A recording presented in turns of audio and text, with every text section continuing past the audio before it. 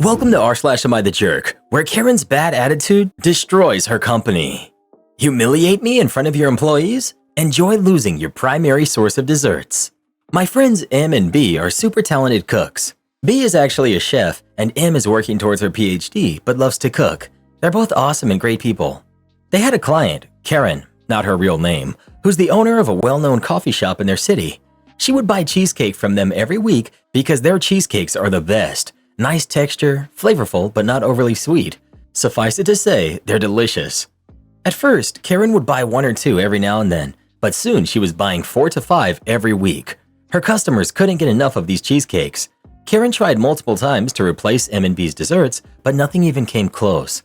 Their recipe is the result of years of experience and talent. They even gave Karen some tips, but she just couldn't replicate it. Now, a normal person would think that maintaining a good relationship with suppliers is mutually beneficial, but not Karen. She would complain about everything, hoping to get a discount or free product. She would get so mad when prices went up, but it was inevitable because the cost of materials to make the cheesecakes increased every year. In my opinion, the price for the cheesecake was more than fair, if not on the lower side, but Karen didn't care. One time, she sent a picture of a cheesecake with all the jam on the side, complaining that they delivered it that way or that it happened overnight with no explanation. M&B always delivered their desserts personally and with a transparent cover, so the only logical explanation was that one of Karen's employees, or Karen herself, tipped it over and wanted it replaced for free. Obviously, my friends didn't replace it because they were sure it wasn't their fault. Another time, she sent M a message complaining about a hair in one of the cheesecakes. My friends are very careful with hygiene and always clean their workplace. B is extremely clean, to the point it could be a different issue. But still, M decided to apologize, thank Karen for the notice, and promised to be more careful about it. Things came to a head when they made their last delivery to the coffee shop. All of Karen's employees were giving M and B dirty looks and whispering that no one was to pay them until Karen got there. They made my friends wait for half an hour until she showed up. Karen then grabbed the hair she supposedly found in the cheesecake and proceeded to lecture M and B in front of everyone, clearly trying to humiliate them. The hair wasn't even theirs. M has long, brown, straight hair, and B has short, thick, curly, dark hair. The hair Karen showed them was blonde, thin, and curly. The worst part was that my friends could see none of Karen's employees were wearing hairnets, and there was a big golden retriever lying in front of the kitchen's doorway. Really cute, but that's no place for a dog. My friends were mortified and stunned. In the moment, they said nothing to Karen and just left after collecting the payment. Usually, they are very confrontational, but they wanted to remain professional. Now, here comes the petty revenge. M and B waited until Karen asked for more cheesecake to tell her, "Business is now closed. Sorry for the inconvenience." Karen freaked out and said they should have warned her beforehand, only to be left on red. Note, this wasn't a formal contract, just a verbal agreement with Karen. Baking desserts is only a side hustle for my friends on top of their regular jobs and studies. It was nice extra money, but not indispensable. Am I the jerk for letting my chronically late wife miss an event she was looking forward to? My wife, 32 female, and I, 31 male, have been together for 5 years. I'm fed up with my wife's chronic lateness to many things. It's really annoying and grates on my nerves. To her, it seems like no big deal, because I always manage to rush her by telling her the time of an event 45 minutes earlier. She's never noticed this because she's too caught up with herself, constantly taking photos. That's the reason she's always late. She has a decent following on Instagram and is looking to grow as a content creator. I find it really silly how she turns everything we do into a photo shoot, and at this point, I've stopped agreeing to take her photos altogether. We've had several conversations about this. I've told her that it's mentally exhausting for me to always have to stay on top of making sure we both get ready according to plan, but she never really does anything to address it. This time, I wanted her to experience the consequences of her actions. This month alone, we've been embarrassingly late to events twice, and this time was the first she realized I hadn't been honest about the timing because I used to give her an ETA 40 minutes earlier. A week ago, I told her I wouldn't be doing that anymore and that I expected her to act like an adult and be more responsible. It was her birthday this weekend, and I got her tickets to an event featuring several performers, including her favorite artists in the first act. This time, as I had already told her before, I didn't give her the extra 40-minute buffer. I expected her to remember our conversation and store that information to plan accordingly. Instead, she did her whole influencer routine, decorating our room, setting up studio lights, dressing up, and taking photos. The whole time, I knew she was missing out on her favorite artist because she didn't take me seriously. It was so ironic that I didn't even feel like reminding her. I'm done with the mental burden of always rushing and planning. We arrived and she realized what had happened. She got upset and started crying, asking how I could do this to her on her birthday. She said it seemed like I was enjoying the rise it got from her and asked why I couldn't set my ego aside for one day. I told her this was on her. I had already made it clear I wasn't going to rush anymore, and she should have listened the first time and expected me to follow through, unlike her. She said the whole point of this event was to see the performances of those artists, who we had already missed. She was incredibly upset and kept crying off and on during the event. The ride home was awkward. I was in the downstairs restroom when she texted me saying I wasn't welcome in the bedroom that night. I ignored her and walked in anyway. She looked furious when I walked in, and I simply told her that her saying I'm not welcome was irrelevant because it's my room too. If she's uncomfortable, she can take the couch. She ended up leaving to visit her mom, and now I'm considering whether I was in the wrong. I get why you're frustrated, but doing that on her birthday might have been a bit much. Holding her accountable is fair, but timing it for her big day wasn't the best move. Probably could have picked a different time to make your point. Not the jerk. She finally realized the consequences of her delays and lateness. Hope the influencer routine was worth it for that evening. She has become dependent on you though, and you're now facing the wrath of having her go cold turkey without a time buffer. If you don't work here, then tell me where you do work so I can get you fired. Last week, I was doing a supply run at the local Costco for our food truck. I still had my hat and hairnet on since I was returning to the truck with a rather small haul. It was a busy day and I ended up picking the slowest line. Instead of standing there watching people count out change, I decided to grab a hot dog and a soda. It took about 3 to 4 minutes, and by the time I got back, the first of 3 older folks had just finished paying and the next person was still scanning items. Then this lady, standing behind where I had left my cart for less than 5 minutes, starts going off. "Do you work here? Why would you just go off like that and leave your cart in line?" I shrugged it off since the line was still barely moving. She threw in a snarky, "It must be nice to have all the time in the world to do whatever you want." Thinking she was joking, I replied, "I'm sure you could grab a hot dog too. This is probably the slowest line here." Apparently, humor was the wrong response. She immediately got irate and said, "Does your supervisor know you were holding up the line? What kind of unprofessional idiot just wanders off and leaves their cart sitting in line?" I looked at her like she was speaking a foreign language. The line hadn't moved an inch in that time it took me to grab the food, some 10 carts away from the food court. There was still another person in front of her with a full cart who hadn't even started unloading. Finally, I said, "No, I don't work here, lady." She snapped back, "Of course not. The employees here aren't idiots who would do such a stupid, thoughtless thing and hold up the line for their own selfishness." By now, the cashier and bagger had taken notice. Watching this lady make a scene was probably more entertaining than counting out exact change. I was still dumbfounded. The line hadn't moved at all, but before I could point that out, she continued, "Where do you work? I want to tell your boss what an idiot you are in public. Whoever you work for, you're making them look bad." What in the world? Obviously, she couldn't even tell where I worked, so how could I be making anyone look bad? Her rant went on, and I tried to ignore it, but it lasted nearly half an hour as we waited to check out. Finally, it was my turn. I only had 2 large items in my cart, so it took me less than 3 minutes to scan and pay, nothing compared to the 30 minutes the 2 ahead of me took. She just couldn't stop though. As I was finishing up, she said, "Why would you do such a thoughtless thing, huh? Why are you so inconsiderate?" At this point, I'd had plenty of time to come up with the perfect comeback, so I leaned over the front of her cart, put on the smuggest look I could manage and said, "Just to ruin your day, Karen.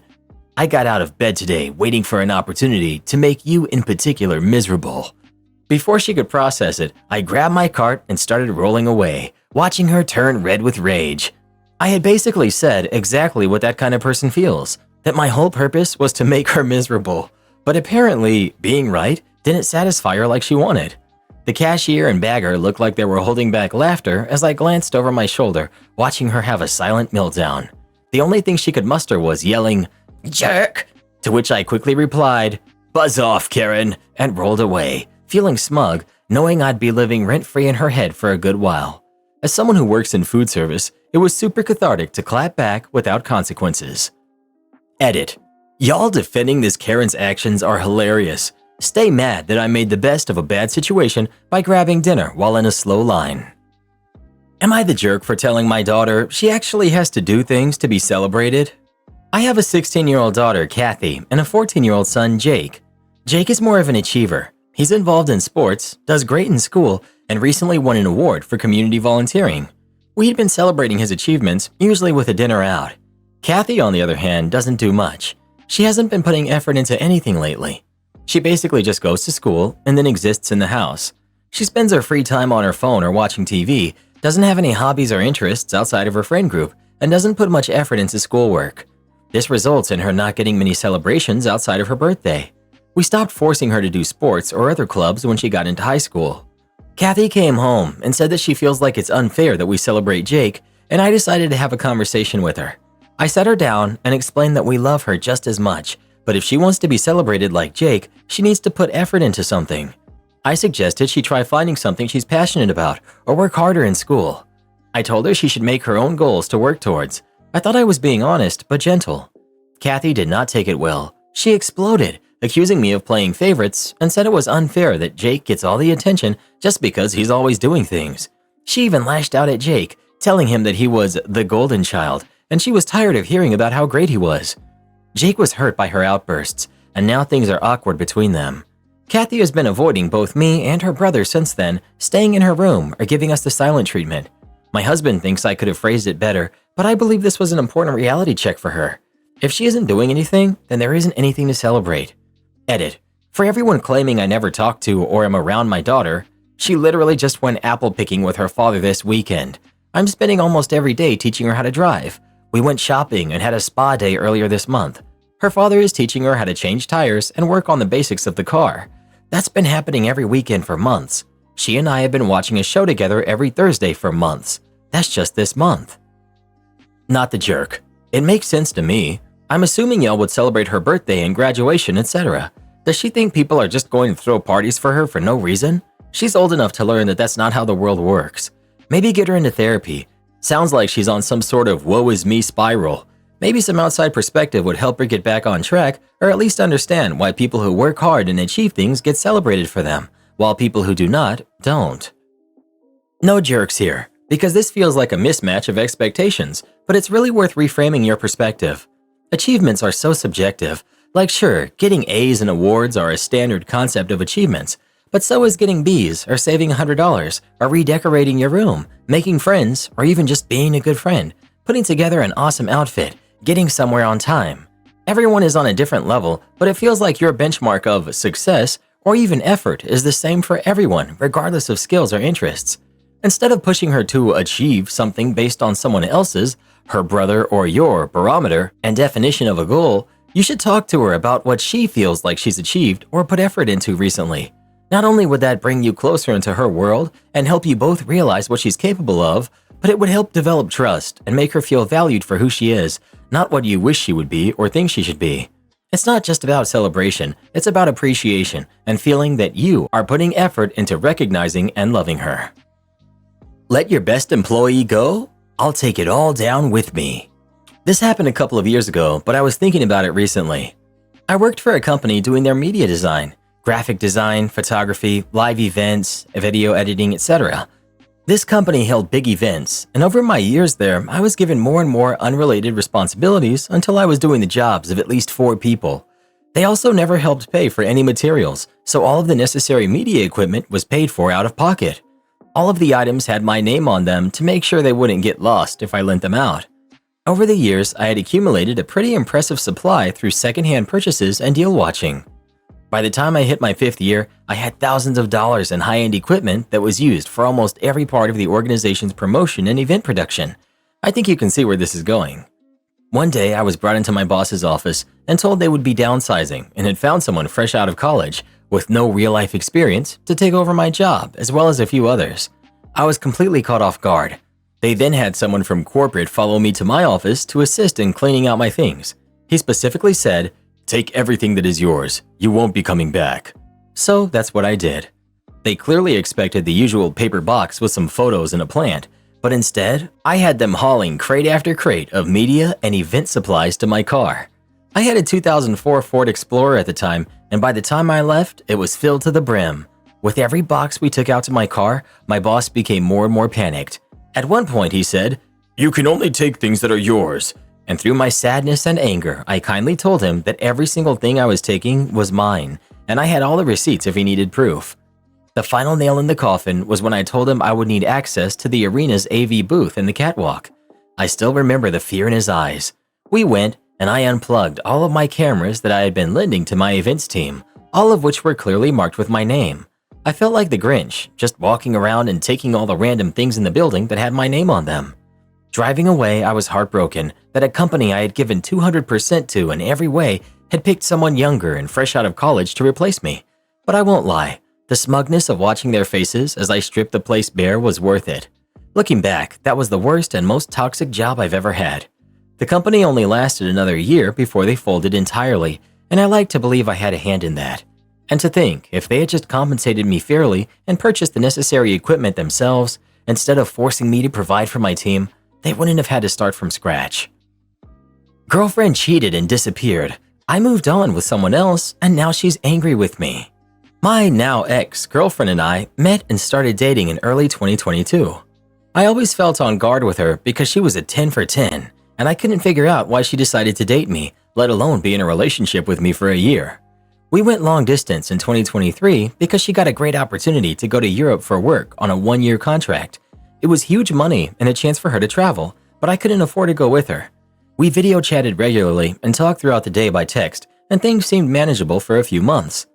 I started feeling anxious because she mentioned a guy she worked with who always hit on her, but she assured me nothing would happen and that she really missed me. One week she didn't answer and left me on red for 2 weeks. I finally asked if she was okay and if something had happened. She eventually answered and admitted that she had made a mistake and didn't know how to tell me. She confessed that she had gone out with that coworker and hooked up with him. She told me their hookup was really crappy, and she gave me details that I wish she hadn't. I told her I was really hurt because she promised nothing would happen and we were still in a relationship. She said she understood that she had hurt me and acknowledged how hard it was for me, but she chose to be honest.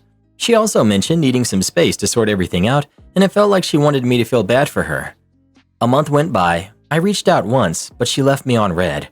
1 month became 2, then 3. I gave up. I started therapy after a few weeks because I was so devastated. I'd gone to this therapist after I got out of college at 18, so it was helpful. Eventually, I wrote off the relationship and decided it was time to move on. At first, I felt angry and even thought about hooking up with a coworker or a friend, but I never did. After 4 months, I asked out the girl who had been my stylist for almost a year. She was super sweet and always subtly flirted with me. We went out, and it was just a breath of fresh air. She was very beautiful and kind, and we talked so easily. We had a great time together. We went on 5 or so dates before we officially started dating. I told her about what happened with my ex and explained that while I considered it over and in the past, I still had some trust issues. She understood. Her ex had cheated on her a few years prior. It's been almost 6 months now since my ex cheated on me. My new girlfriend has met my parents, and I've met her mom. Things have been going very well, and everything has just felt easy, less anxious, and fun. Last weekend, we had a family party at my parents' place. I decided to post some photos to my Instagram of me and her doing some of the games, as well as a photo of us together. The next morning, I woke up to a flood of angry texts from my ex, accusing me of abandoning our relationship and not being man enough to tell her it was over and that I had moved on. I blocked her number, but she continued on Instagram and even emailed me. Finally, I responded, saying she didn't deserve to be mad. She had cheated and turned her back on everything. The relationship was dead to me, and she needed to live with what she did. She also messaged my new girlfriend, saying nasty things about how she looked, our relationship, and how she could never replace her. My girlfriend was upset by the messages, but didn't take them to heart. She also blocked my ex, and we've been trying to move forward as normal. However, my ex's friends have also started messaging me, painting me as the bad guy. I don't feel like this is something I need to answer for. I love how you're the one who's not man enough to end things when she literally ghosted you because she couldn't face the consequences of her own actions and talk about it. Block the ex and her friends. She's had buyer's remorse and wants back in the relationship. This whining and bullying are not going to get her back with you. Am I wrong for getting upset that my partner lied about telling his family I'm a dental assistant? My partner works as a project manager at a well-known company. He's respected in his career and has a massive LinkedIn following, which he always finds a way to brag about in conversation. I've met his immediate family, but this will be my first time meeting his extended family. They're planning to come over next month for the holiday and are just letting us know that they'll be here. This family includes my boyfriend's mother's side, aunts, uncles, and his cousins, who now have kids. Anyways, my boyfriend was talking to his family on FaceTime about their visit next month. He asked my boyfriend, "So, what does she do again?" I heard him from the kitchen respond by saying, "Oh, she's a dental assistant." I'm not a dental assistant. I work front desk at Aspen Dental, scheduling appointments and checking people in for their appointments. The family member responded by saying something like, "Wow, that's so big. Maybe I'll make an appointment at her office and have her assist with my teeth cleaning too. It's been a while." He's not actually going to do that. They live all the way in Memphis. After my boyfriend got off the phone with them, I literally said, "What?" His reasoning for lying is that his mother's side is accomplished, and the family coming over includes lawyers. One of them is a professor at a top university, and I'm not sure what all his cousins do, but they have good money and good careers, basically. He feels embarrassed to be with the receptionist. He said not to take it personally, but he just doesn't want them to judge. He's not that close to them anyway, and they're mostly there to see my mother-in-law. He said it's not a big deal since I still work at the dental office, and it's not like it's a big lie since a dental assistant isn't a very accomplished job. He said that I'll just say that I work alongside the actual doctors and dentists. He explained that it's not like it's a hard job anyway. He acts like I should be grateful he didn't say I was a dentist or an orthodontist. He said all the dental assistants do is clean the dental instruments for the actual doctor anyway, so it's not that big of a deal. It bothers me that he's embarrassed of my career as a front desk receptionist at a dental office, where he really had to lie and say I was working in the back as a dental assistant. Low-key, not going to lie, I kind of felt insecure about my job ever since that comment he made. Now I'm actually looking up vocational schools and considering becoming a dental assistant. I wouldn't mind doing it. I just already have a degree in something completely different. I really don't want to go back to school and get into a lot of debt over university, so that's why I've been looking up trade schools instead. I like that trade school isn't as time-consuming as university because life is already busy with work and kids. I don't have the time, money, or energy to go back to university, so honestly, I've been looking up trade schools now. I really do think he thinks he's better than me because he has a better and more fulfilling career, a real career, than I do. I'm making this claim because of the way he sometimes acts and things he says to me. He can come across as condescending, giving me "I'm better than you" vibes. So he definitely thinks highly of himself. In fact, in Delta Bravo territory, he's no better than you. Him telling his people you're something different than what you are is BS. He just showed you what he thinks about your job. Be sure to correct his people if they ask about your job. That'll be interesting because he loves himself so much. He's probably a narcissist. Fun. Well, who do you think is the jerk? OP or her boyfriend? Please let us know. I can't even call your boyfriend what I want to right now. I don't think I'm allowed to say it, to be honest. My eldest daughter refuses to babysit because she's child-free. Should I kick her out? My wife and I have 3 kids. Tina, who's 19, Jason, who's 15, and Allie, who's 14. Late last year, my sister-in-law passed unexpectedly, leaving our niece, Jenny, who's 4, orphaned. Her father is not in the picture. My wife and I, of course, agreed to take her in. It has been a huge adjustment for all 6 of us. Tina and Allie had to start rooming together. Allie is okay with this, but Tina has complained since we brought our niece home. In fact, whenever Jenny does anything typical of a 4-year-old that Tina dislikes, she will loudly and rudely comment that, "This is why I'm child-free and I will never have kids." A few weeks ago, there were big changes in our childcare coverage, and now we lack coverage for about 2.5 hours Monday through Friday. Jason and Allie both agreed to take 1 day of the week for babysitting duties. When we asked Tina to take on the other 3, she refused, stating that she is child-free and means it. I told Tina that if she won't pitch in to help the family by babysitting, then she was no longer welcome to live in our home rent-free. I told her what we would be charging her for room and board, and she had a meltdown. She did a lot of yelling and screaming, but when she realized I was serious about kicking her out if she didn't pitch in, she agreed to take on the 3 days of babysitting. Our relationship has been tense.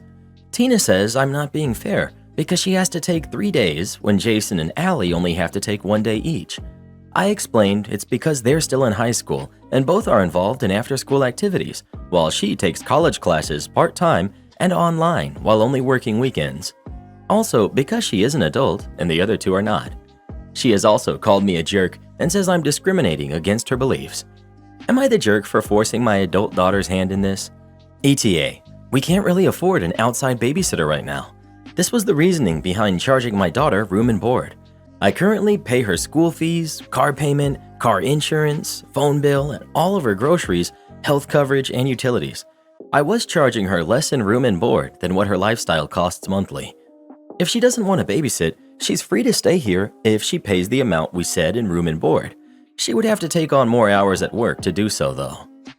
So, 2.5 hours a day for 3 days, a total of 7.5 hours a week, times 15 hours is $112 a week, times 4 weeks is $450 a month. So about $450 a month of babysitting in exchange for free rent, utilities, food, and whatever else you might be covering. That sounds reasonable. Not the jerk. Not the jerk. I think every so often, people have to take one for the team. You're asking an adult for 7.5 hours of work per week in return for free room and board. I think that's fair. Not the jerk. Your daughter is wrong and you know it. I'm sorry, but somewhere along the way, she became a spoiled, entitled brat if this is how she behaves. I mean, the sheer nerve of her to loudly proclaim she will remain child-free in the presence of her cousin? How is that remotely acceptable? If she doesn't want to have kids, that's her choice. It doesn't absolve her of caring for members of her family when they need it. I mean, this girl's mother passed, and your kid is making this about her freedom of thought. Please, let me get my fainting couch. Good for you for telling her to take a hike if she can't help out a reasonable amount. I mean, it's 2.5 hours, 3 times a week. Ugh, she's a jerk. Kudos for taking the kid in, but I have to say, you are the jerk in this regard. Your approach is entirely one-sided. You're deliberately ignoring your daughter's difficulties in becoming adjusted to this drastically different, brand new situation. You acknowledge that it has been a huge adjustment for all 6 of you, but Tina's struggles seem to have lower importance than your own and those of her siblings. Your ultimatum, babysit or you're out of here, was excessively harsh. You're the jerk. Please back off, hire a babysitter. This is a tough situation given your sister-in-law passed, but I'm going with you're the jerk. Your daughter is not a parent. She may be a legal adult, but that doesn't mean she's mature enough to take on a kid 3 out of 7 days of the week. You said she works the weekends and takes part-time classes, so essentially there's only 2 days that she has completely free that she's probably doing college work. It was your decision to take in this kid, and you need to make the proper arrangements. This is a guaranteed way to make sure your daughter never speaks to you after she moves out eventually. Well, who do you think is the jerk? OP or his daughter? Please let us know. Maybe Tina can find a roommate and move out or something. I wouldn't feel safe with her babysitting for me. My husband wants to co-sign on his ex-wife's house. I told him absolutely not. I, 34 female, met Steven, 49 male, 2.5 years ago. It was an unexpected love match, but I found him to be funny and kind and charming, and we had loads in common. We got married about a year ago, and everything's been great between us. Steven was married to Tiffany, who's 49, for 7 years, and they divorced 11 years ago. They share a 12-year-old son, Taylor. Tiffany and Steven both worked in healthcare and met in school. He's a doctor, she was a nurse. Their relationship ended when Tiffany admitted to infidelity and had an affair shortly after Taylor was born. Steven and Tiffany divorced, and she lived with the man she had an affair with for 9 years. She had 1 kid with him, and they have since broken up. She then met another man and had another kid with him. They have also since broken up. This is relevant because several years ago, Tiffany opted to let her nursing license lapse and to stay home with her kids. The 3 fathers of her kids all pay child support, with Steven paying the largest amount due to his income. He has no problem with child support and loves his son. The issue arose after Tiffany's last breakup. She moved into a rental and then tried to get a mortgage approved to buy a house for her and the kids. But because Tiffany doesn't work and only has child support as her income, she cannot qualify to get a mortgage on her own. She has asked Steven to co-sign and is laying on a heavy guilt trip about it being what's best for his son and that his son needs a home with a lake access. I don't know why. We live on a lake and Taylor is rarely in the water when he's with us. The home she's currently renting is lovely, spacious, and she can afford it. Taylor has never expressed unhappiness about where they currently live when he's with us. When Steven told me this, I flat out told him not to do it. Not only do I not trust Tiffany not to destroy his credit, I also don't understand why she can't go out and get her license and start working again. There's a nursing shortage in our area, and they are generously paid. She has family nearby that will happily care for the kids. We'll take Taylor more often, and if she's unwilling to do this, then why not continue renting? Steven told me I was being harsh on her and that it's understandable that she wants to own her own home. He's also said that he doesn't think she would damage his credit by defaulting on the mortgage. I was married before Steven, but I don't have kids. That being said, it cost me thousands to make sure my ex-husband would never have access to my finances again. Am I the jerk for thinking that co-signing a house with his ex is a bad move and that she should go get a job if she wants to own a home? Not the jerk. This is a disaster waiting to happen. Well, what do you think? Should OP's husband co-sign for his ex-wife's house or not? Please let us know. He's considering doing something this dumb and he's a doctor? Yowza. Hope he makes better decisions when it comes to his patients. Am I the jerk for kicking my fiancé and his friends out of the house when they played video games all night? My fiancé, Henry, and I had our firstborn, Dom, 2 months ago. The first month was very complicated, many sleepless nights and stress, nothing unusual. Now Dom is sleeping a little more, but we still wake up at night. Last Wednesday, Henry asked if about 3 of his friends could come over on Friday for them to play, and he could be free of responsibilities for about 2 to 3 hours. I thought it was a reasonable request, because I already asked him for the same one time and he was fine. As I know it gets noisy, I visited my mother with my baby and had dinner with her. It was a good time and I came back. They were still there and my fiancé pulled me aside saying they were having fun and if they could stay another hour. I reluctantly accepted. The noise wasn't too bad. Less competitive game. I put my son to sleep after 30 minutes and I went to bed myself. After 2 hours, I, who am a heavy sleeper, woke up and right after that, Dom woke up. I went into the living room where they were and I gave Henry a hard look and he asked for another 30 minutes. I accepted. I was too tired to think straight. It took longer to get Dom to sleep. He even needed a bottle. I went back to sleep. I didn't even see if they were gone and I woke up again with noise and it was almost 2 a.m. Keep in mind that I went to dinner with my mother at 8 p.m. Just like Dom, who was already stressed since that first time. I stormed out of the room and kind of screamed, asking if they knew what time it was, and they started laughing. I told everyone it was time for them to leave, and they and my husband started saying that another hour wouldn't hurt me, and that Henry deserved a break from being a father. I don't know if my fiancé was drunk, but he kept nodding, saying he was having fun. They started pressuring me to stop being annoying. That's where the part that maybe I'm the jerk begins. I was very annoyed with everyone. I opened the front door and said for everyone to get out. Everyone was embarrassed and Henry was super embarrassed. He tried to retort with me and I completed by saying that since he wants to spend time with his friends so much, he should stay with them tonight. Everyone left, my fiancé too, and I finally had a night's rest after putting my baby to sleep. I got a lot of messages from everyone that it was disrespectful to kick them out of the house. Henry said he had asked for a few hours to rest and I didn't know how to respect his request, besides humiliating him in front of his friends. Am I the jerk? Not the jerk. You agreed to 2 to 3 hours, gracefully acquiesced to an extension, and it went 6 hours before you blew up at them. If Henry wants to play into the wee hours with his buddies, he can do it at their place once in a while, but not where an infant is sleeping. Also, there's no such thing as taking a break from being a father, and Henry needs to understand that now. Agreed completely. While yes, it's good for people to get out every once in a while, that doesn't change the fact that they still have kids.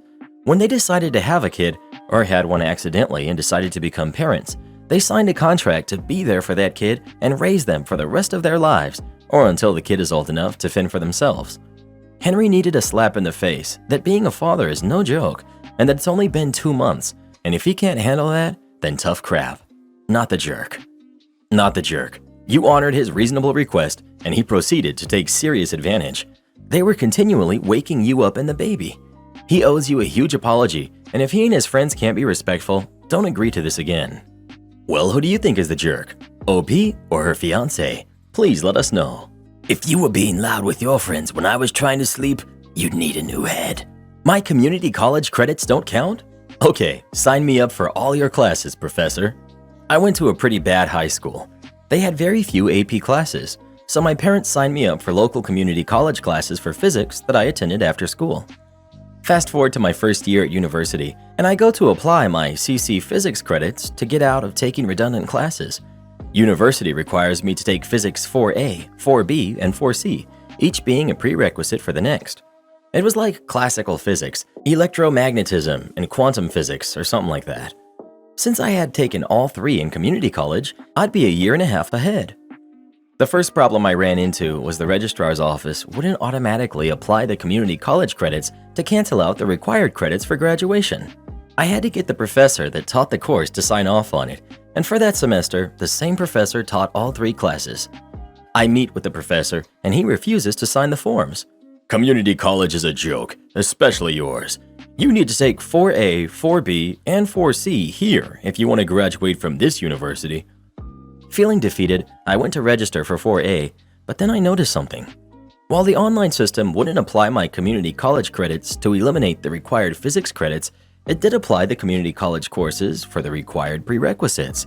So I could register for 4A, 4B, and 4C all in the same semester with the same professor. In fact, because it was the same professor, none of the course times conflicted. He arranged all 3 to be in the same classroom back to back.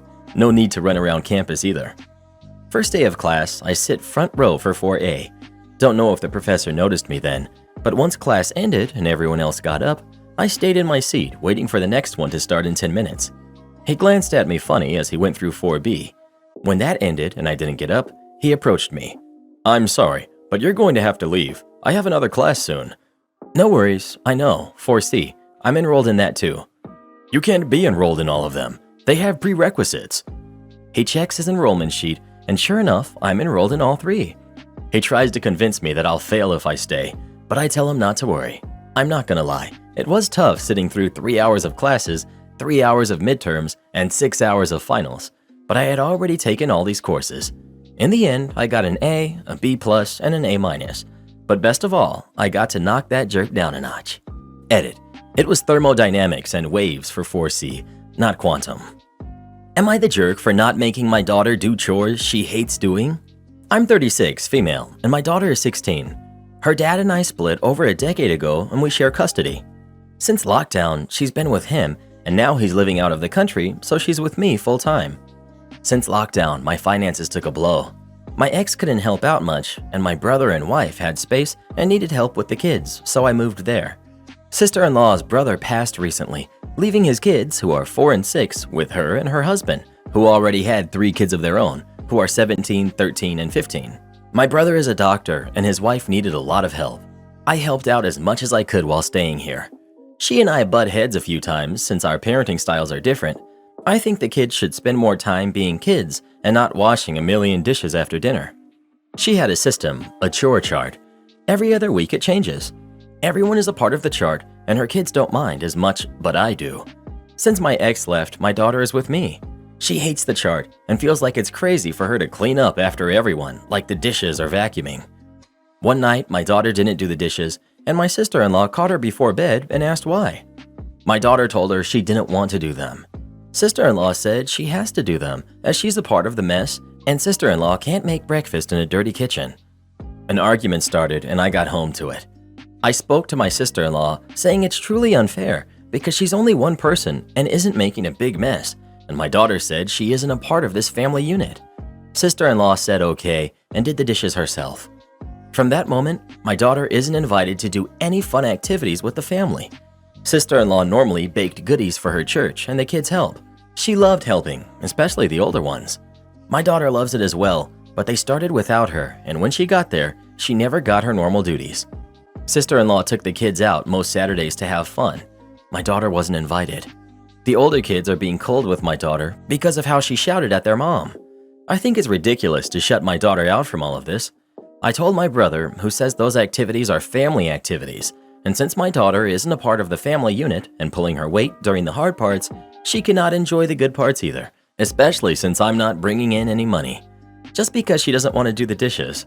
I told sister-in-law to not turn her kids against mine, and her oldest daughter got defensive, saying they aren't stupid and they heard the argument for themselves to pick sides. It's all just stupid. My daughter doesn't want to do chores, and I'm not going to force her. Sister-in-law is the one with 5 kids, because the 2 youngest could stay with her parents. My ex says sister-in-law shouldn't include our daughter since she doesn't want to help. I'm told I'm the jerk for enabling, but I don't think so. Am I? ETA, you guys sound a lot like my ex. Jeez, she doesn't like the dishes. Still unfair to be shut out for a silly comment. Y'all are so mean, my gosh. I'm mostly the jerk, but y'all not seeing it from my side, which is okay. Thanks for the wonderful messages though. You're the jerk. She said she wasn't a part of that family, now they're treating her like it.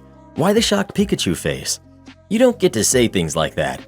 Not do a chore because you don't want to and expect you get some kind of special treatment. Sister-in-law's kids sound really well behaved, grounded, older, and intelligent enough to not be affected by OP's kid behavior. You're the jerk and so is your daughter. Pull your weight and tell the daughter to as well. You are literally one step away from being homeless and you're already walking down the path of being a bad parent. You do make the kids do chores they don't want to do because she lives there. She uses dishes, she uses their electricity and water, and enjoys the advantages of indoor living. Your daughter was rude and petty about not being a part of the family, and your in-laws have every right not to include her in family special events since she was outrageously rude. You and your ex don't have your crap together and are raising a spoiled brat. When my own son complains about doing a chore, I remind him, you live here, you help. And he does it because he knows I'll follow through and make him do it. You apparently haven't impressed upon your daughter that other people deserve consideration and respect. She's going to be as much of an insufferable, exhausting nightmare as you are, continuing to fail her as a parent. You should be grateful that you are still housed because I would have thrown you both out and made you someone else's problem. You say you helped as much as you could. That means getting your and your daughter's attitudes in line and backing your sister-in-law up, as she is the female head of that household. Am I the jerk for rubbing it in my boyfriend's face how much I make in front of our friends? We've been together for 2 years, living together for 1. When we were on our first date, he asked me if I pursued a higher education after school, which I didn't. I explained that I failed high school, and he couldn't believe it. He was a high achiever and couldn't possibly understand how somebody could fail high school. He finds it amusing to tease me about it, and truthfully, it doesn't bother me. I have a good job and I've done great things despite not having a traditional education. At the very worst, it's a little annoying, but I refuse to lose sleep over it. Tonight we had friends over and the conversation turns towards high school and what subjects we did. I listed off what I studied in my final year and he began to laugh, saying that it didn't matter because I failed anyway. Then, since he had had too much to drink, he took it a little further and started poking fun at how only idiots fail high school. I tried to play it off, but the alcohol got the better of me as well, and I snapped, responding, "That's why I earned $48 per hour and you earned $26, right? Because you did so well in high school and that set you up for success?" Him and one of his friends said that I had ruined the night, but a couple of my friends said he had it coming. Not the jerk. He did have it coming. Not to be the leave him person so early, but if he did that on the first date and has been a jerk about it ever since, why stick around? You can find someone who doesn't find it funny to demean you as fun. Am I the jerk for walking out of a co-parenting meeting I planned? I, 22 female, broke up with my ex, Tyler, 26 male, after I caught him cheating with Tina, 19, 7 months ago. Tyler and I have a 3-year-old baby together. When we broke up, we sat down and discussed custody of our kid. He's supposed to have our kid every other weekend, but he visits every few days and takes our kid out after work. Overall, that part has been okay. Crappy boyfriend, great parent. After Tyler and I broke up, he immediately started dating Tina. She has been the only issue with us co-parenting. She's convinced I'm trying to get back with him, and she's constantly saying she's going to adopt my kid and that I'd never see them again. I have talked to Tyler about this, but he won't have any of it and thinks I'm just trying to start crap with Tina. I'm not. I don't want him back, hence why I left him. Here recently, like in the past 3 months, she's been trying to lay down ground rules with our kid, aka baby can't have sweets, baby isn't allowed to have a babysitter without her approval, baby's bedtime, what he eats, what he watches, what he plays with, who the doctors are, etc. It's been miserable arguing that she's not the baby's parent and she needs to back off. Anytime Tyler and I get together to discuss anything to do with our kid, she's there talking over me and acting like her word is law. Now the big problem. I called Tyler and asked to meet up at the park to discuss preschool while our kid played. I told him I did not want Tina there as this is a discussion for us as our kid's parents and I didn't want her input. He agreed and we planned to meet yesterday. Baby and I got there first and he was playing on the playground when Tyler showed up. Guess who was with him? Tina. I tried to grin and bear it and just have the discussion, but Tina started in. She didn't want baby to attend a public preschool and she wanted to homeschool him as it would be better for his development. Anytime I tried to give my thoughts, she would talk over me. I finally had enough. I told her to shut her mouth that she was not the parent and this wasn't her decision. Tyler got mad and said she should have a say. I got baby packed up, told him to give daddy a hug, and we left, all while Tina was yelling and insulting me. I called Tyler later in the day to discuss what had happened, and he told me I was being a jerk. He said I should have heard Tina out as she was only thinking about the baby. I told him no, she was thinking about herself, and I'm done talking about things if she was there. He got angry and hung up. I called my mom to rant about it all, and she said I should have just ignored Tina as I was the one who asked Tyler to come out. She says Tina might one day become baby's stepmom, so I needed to learn how to work with her. But I don't know. None of this feels right. Am I the jerk? Hi, family law paralegal here. You need to lawyer up immediately and get a formal parenting plan in place with provisions that only the biological parents can make decisions. Also, put in place that if there are co-parenting conversations happening, again, it's only between the two biological parents. Then, when Tina starts on her BS and shows up, ask your attorney to file a notice of non-compliance.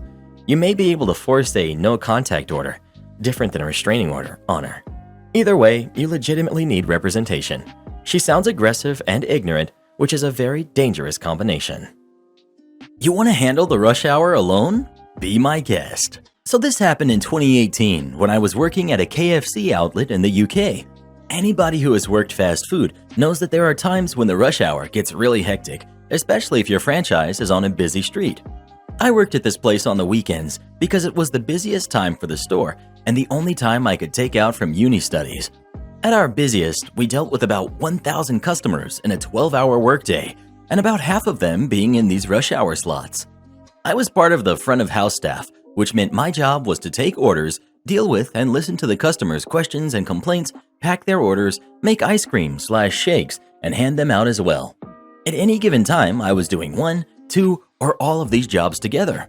Since we would get so busy, we had always aimed to have about 2 people on the registers, 2 people packing, and 1 person specifically for handing out the orders by calling out the order number on the receipt.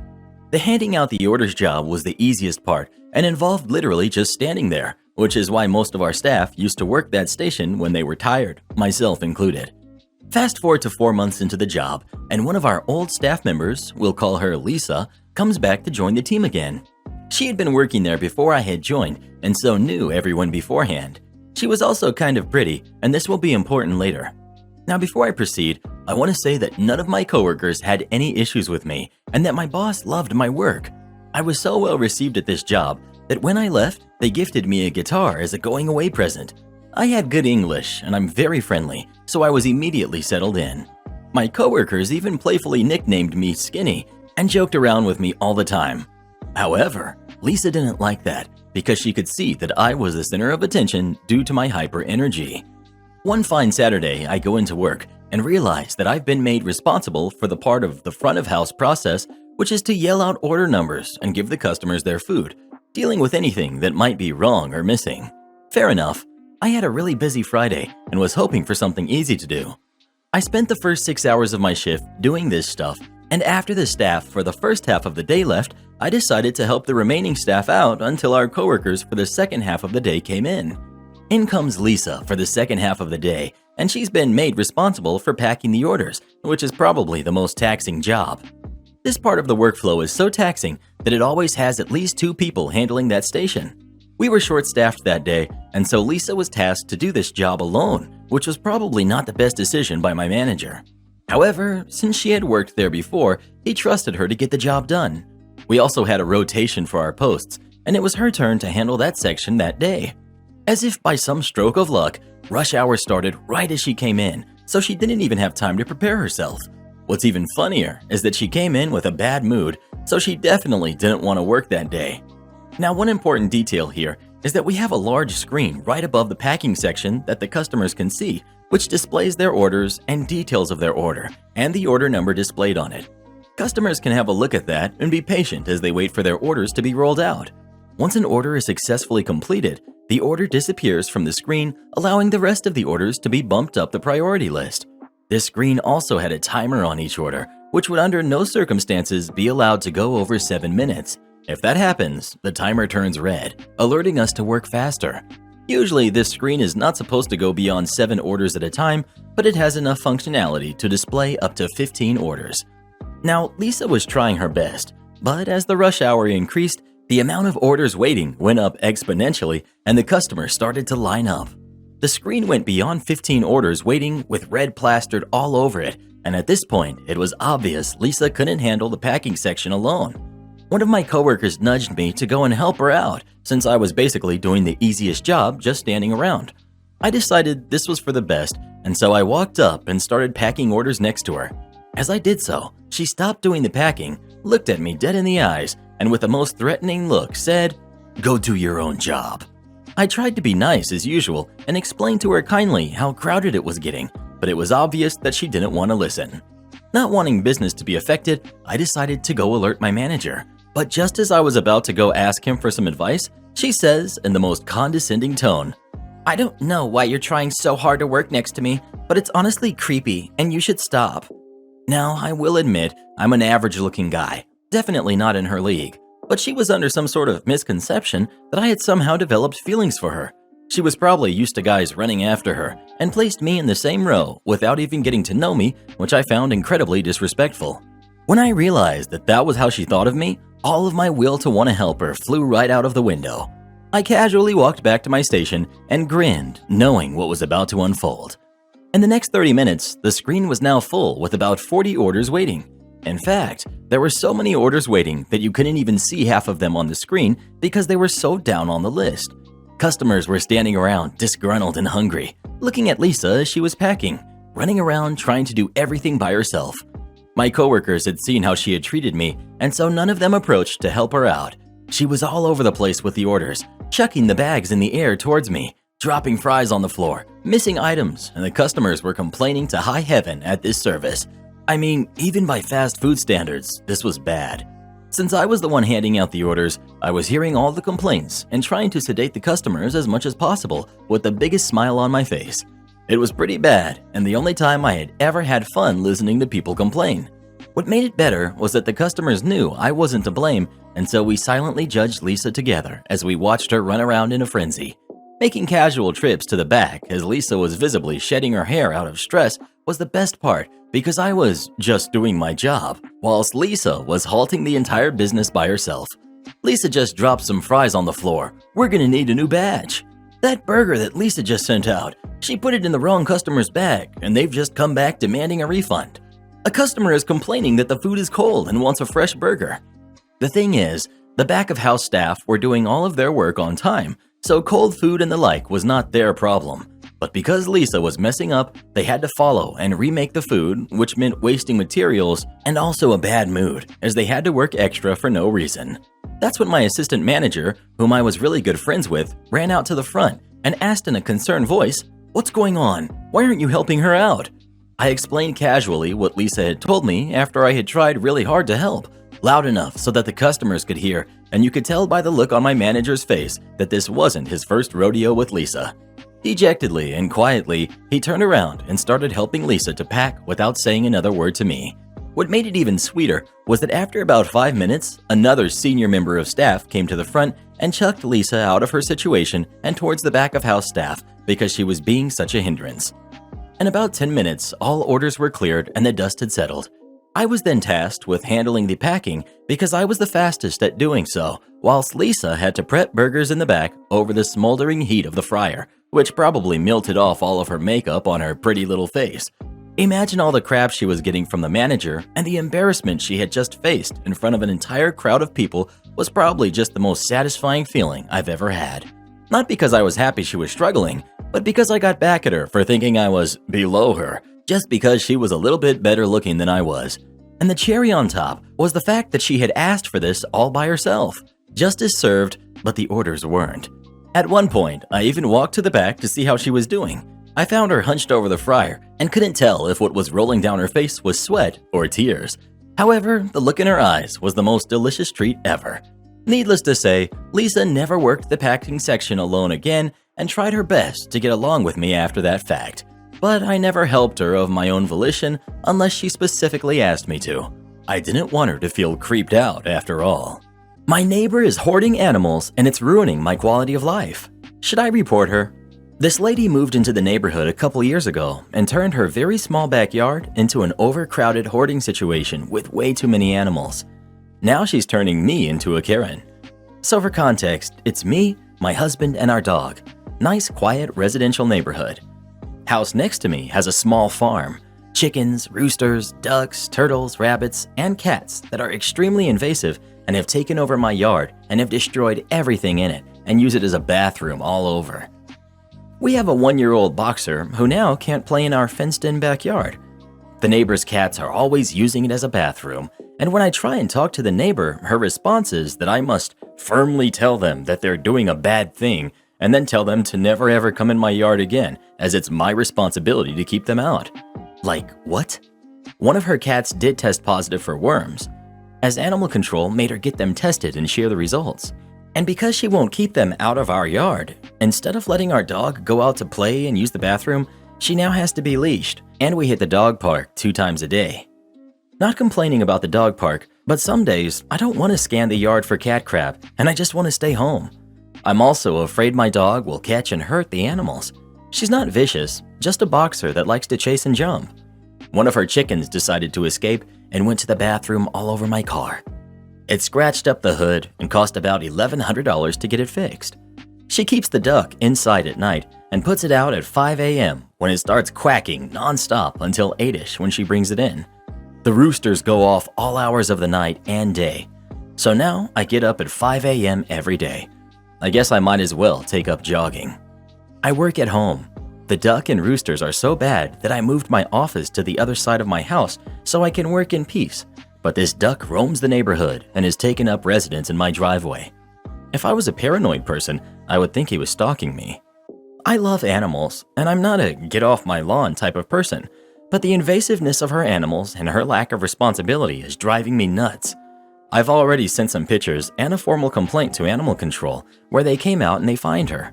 Code enforcement handles the other animals, and they also came out and made her get rid of the roosters and said she can only have a total of 6 birds, so she had to get rid of chickens too. Today my husband gets home and there's a turtle in the driveway. I ask her if it's hers, and sure enough, she said yes. And so are the 4 in your backyard. Totally not mad about the turtles, just that every day it's something new that escapes her house. I'm ready to call animal control and code enforcement again, and a real estate lawyer. We can't use our yard. I can't open windows on the very few nice days we have. I can't sleep in on my days off. My dog can't play in her yard. I can't talk to her anymore because of the nonsense coming out of her mouth. Even animal control said she has issues and code enforcement is tired of her, but also not willing to do anything. Set up cameras outside. If you had video or pictures of the chickens on your car, take her to small claims court for that $1,100. She doesn't lose sleep making your life heck. Return the favor. Call animal control, call zoning, call a lawyer. You have a right to enjoy your yard, and she has an obligation to keep her animals under control. I'd review city ordinances regarding noise in animals. In many areas, you can't have roosters in the city and have to keep noise at a minimum. Also, the turtle might be illegal. It is illegal to trap and keep them in some states.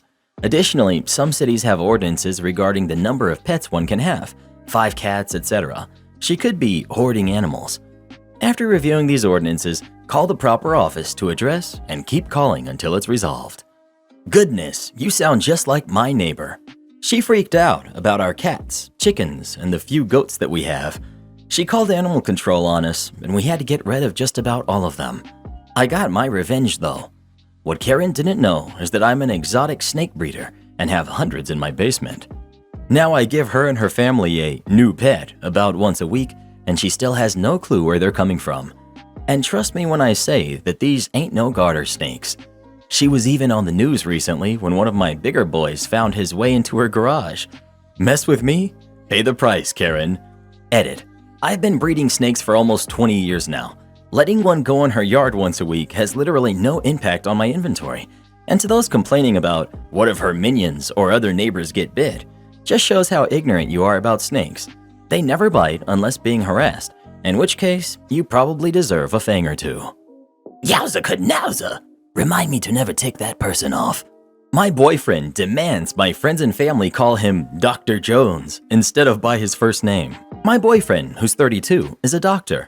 I met him through my dad back when we were traveling, and after we started dating, he started coming over to my hometown to visit.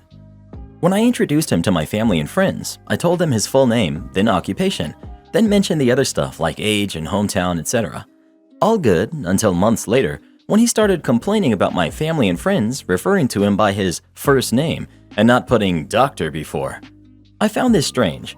I told him that's his professional title, but as a society, we use first names, nicknames, etc.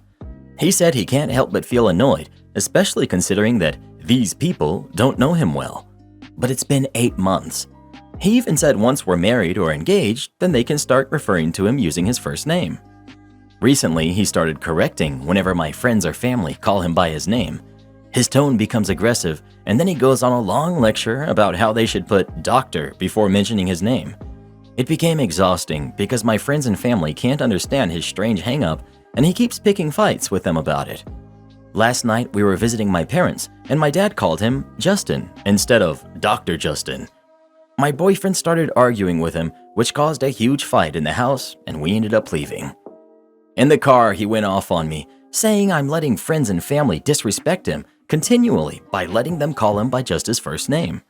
I told him he was at fault here, and he was being unreasonable because what he's expecting is bizarre.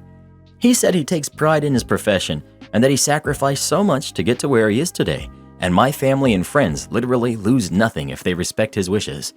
He called me an enabler and said that siding with them paints me in a bad light and advised me to step up and take a stand. But again, I thought he was overreacting and being hostile for no reason. We got home and he shut me down and refused to speak to me. Mom called me later and we talked a bit. Today he's gone completely radio silence, but the look on his face is telling. Am I the jerk? Edit. We don't have anyone who's a doctor in the family or friend groups, but we know for certain that we don't use people's professional titles all the time when addressing them, especially not people we have a relationship with. I don't understand how me and my family are offending him. He is choosing this hill to die on, apparently. I smell a narcissist, not the jerk. He has a God complex, which is not an uncommon trait in doctors. Not saying they all have it, but it's not uncommon either. He's super full of himself. I can't imagine dating someone or even being friends or acquaintances with someone who insisted on being called doctor in a social setting. This is actually very true and real. The divorce rate in doctors is extremely high because they develop a God complex and treat everyone as beneath them. In my opinion, you should save some time and heartache. He's showing you his true colors. Just walk away. Not the jerk. I work with doctors for a living. If you aren't in a medical setting, it's a very formal way to interact. Most all the doctors I work with prefer I call them by their name. The ones that insist on being called doctor are all basically giant jerks. Not the jerk. I don't work in the medical field, but I work with a lot of PhDs who I report directly to. I was introduced to them by their first name and have never referred to any of them by doctor. Even PhDs from other offices, if I have communicated with them enough, if I email them, it's attention, Dr. John Smith, Dear John, and these people are all over the world. Wow. I'm on this subreddit a lot, and I don't often say wow, but this needs a wow. Your boyfriend's ego is the size of a hospital. I'm sure he has some nice things about him, despite that sounding unlikely by this post. But this issue alone is a huge red flag. Huge. This is telling you exactly who he is, and it's not a pretty picture. Not the jerk, but you need to leave this egotistical person who sounds more like a villain in a Marvel movie than an actual person. Well, who do you think is the jerk? OP or her boyfriend? Please let us know. Sounds like boyfriend forgot to take Humility 101 when he went to med school. Am I the jerk for telling my husband's nurse that she doesn't get to dictate who is and isn't allowed in my home? My husband, who's 36, has been in the hospital for weeks. He just got discharged, but he needs home care. We got him a nurse to be able to monitor his medical devices. His nurse comes over to handle stuff like catheter, cannula insertions, and medication intake. I've noticed she's been acting a bit rude and overstepping by trying to tell me when to enter my bedroom where my husband is staying, or when the kids get to come in. I already told her how I felt about her attitude, and she claimed she was just doing her job, making sure that my husband is getting enough rest. Yesterday, my parents came over to visit my husband since they had been planning to come for a while but couldn't find time. I opened the door for them and led them towards the bedroom. The minute we walked in, the nurse started redirecting us outside. I was confused. I asked what was she doing, and she told me she was in the middle of removing my husband's catheter, and this wasn't a time for a visit. I nearly laughed, but she forced us out and shut the door. I was fuming. I had my parents go into the living room, then came back and started arguing with her. She told me that my husband was in a vulnerable state and needed privacy, and she, as his nurse, simply provided it to him and had my visitors go wait outside. I told her this is my home, my bedroom, and those were my parents coming over to see my husband and check in on him, so they were his visitors as well. She told me it wasn't the right time for a visit, but I told her that she's in my home, and she was overstepping by trying to dictate who is and who isn't allowed in to see my husband. I told her I'd report her for this attitude, and she kept saying that she was just trying to do her job and told me to go ask my husband about how he felt about having people see him in such a state. I asked her to leave. Then after my parents were done with their visit, I tried to talk to my husband. He told me he did feel like his privacy was being violated and that I was being too harsh on the nurse. I told him that my parents were worried sick and wanted to see him. He said this wasn't the right time and basically backed the nurse up. We got into an argument over this, and then he told me to let it go and let the nurse do her job. But I said that she keeps acting aggressively and like I was some outsider in my own home. Am I the jerk in this situation, or is she really overstepping? You're the jerk. Her job is to provide care and to advocate for your husband. The fact that he sided with her should tell you that you are out of line. Having a catheter replaced is always done behind closed doors. They kick you and your folks out of the hospital room for that, so her insisting on his privacy is normal. And you're acting like it was some huge inconvenience and waited ages. It was a few minutes, so chill. Your folks will understand. She may be abrupt with what she's doing, or she may be having to be forceful because you're not listening. If the nurse says, now isn't a good time for the kids or whoever to visit, don't say, whatever, this is my home. Listen to her. It's not just your bedroom, it's his convalescence room too. He needs time, space, and privacy, and a good nurse will ensure he gets those even if a wife is being a little too entitled. And your husband agrees with her. Then why are you even asking? You're the jerk. The nurse is being the bad guy, so your husband doesn't have to be. Any half-decent nurse will take the fall by throwing out anyone the patient doesn't want to see. You're the jerk, OP, and calm down. As a nurse, I can 100% confirm this is the case. She's asking you to leave to protect the privacy of her patient. That is her job. No man wants to go through a painful procedure like this in front of their in-laws. Get a grip. This isn't about you. Drop your attitude and be there for him. You're the jerk. Medical professional here. The job of the nurse is to take care of her patient's needs, not yours. So yeah, you're the jerk. She wasn't dictating who could see your husband, but when they could see him. Also, if the nurse is telling you your husband needs more rest, it's probably because he said something to her. If he was in the hospital for weeks and still needs a catheter, etc., he probably does need a ton of rest. Maybe you do too. Having a husband who's sick and you having to take care of your kids alone is a lot of stress.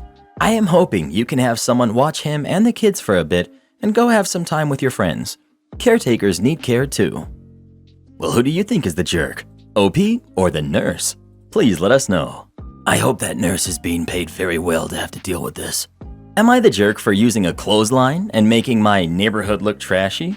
I began line drying during lockdown and changed our laundry routine while bored at home. Our house has a large clothesline setup. A previous owner had metal posts set into concrete in the backyard, and I bought some new line to string between them.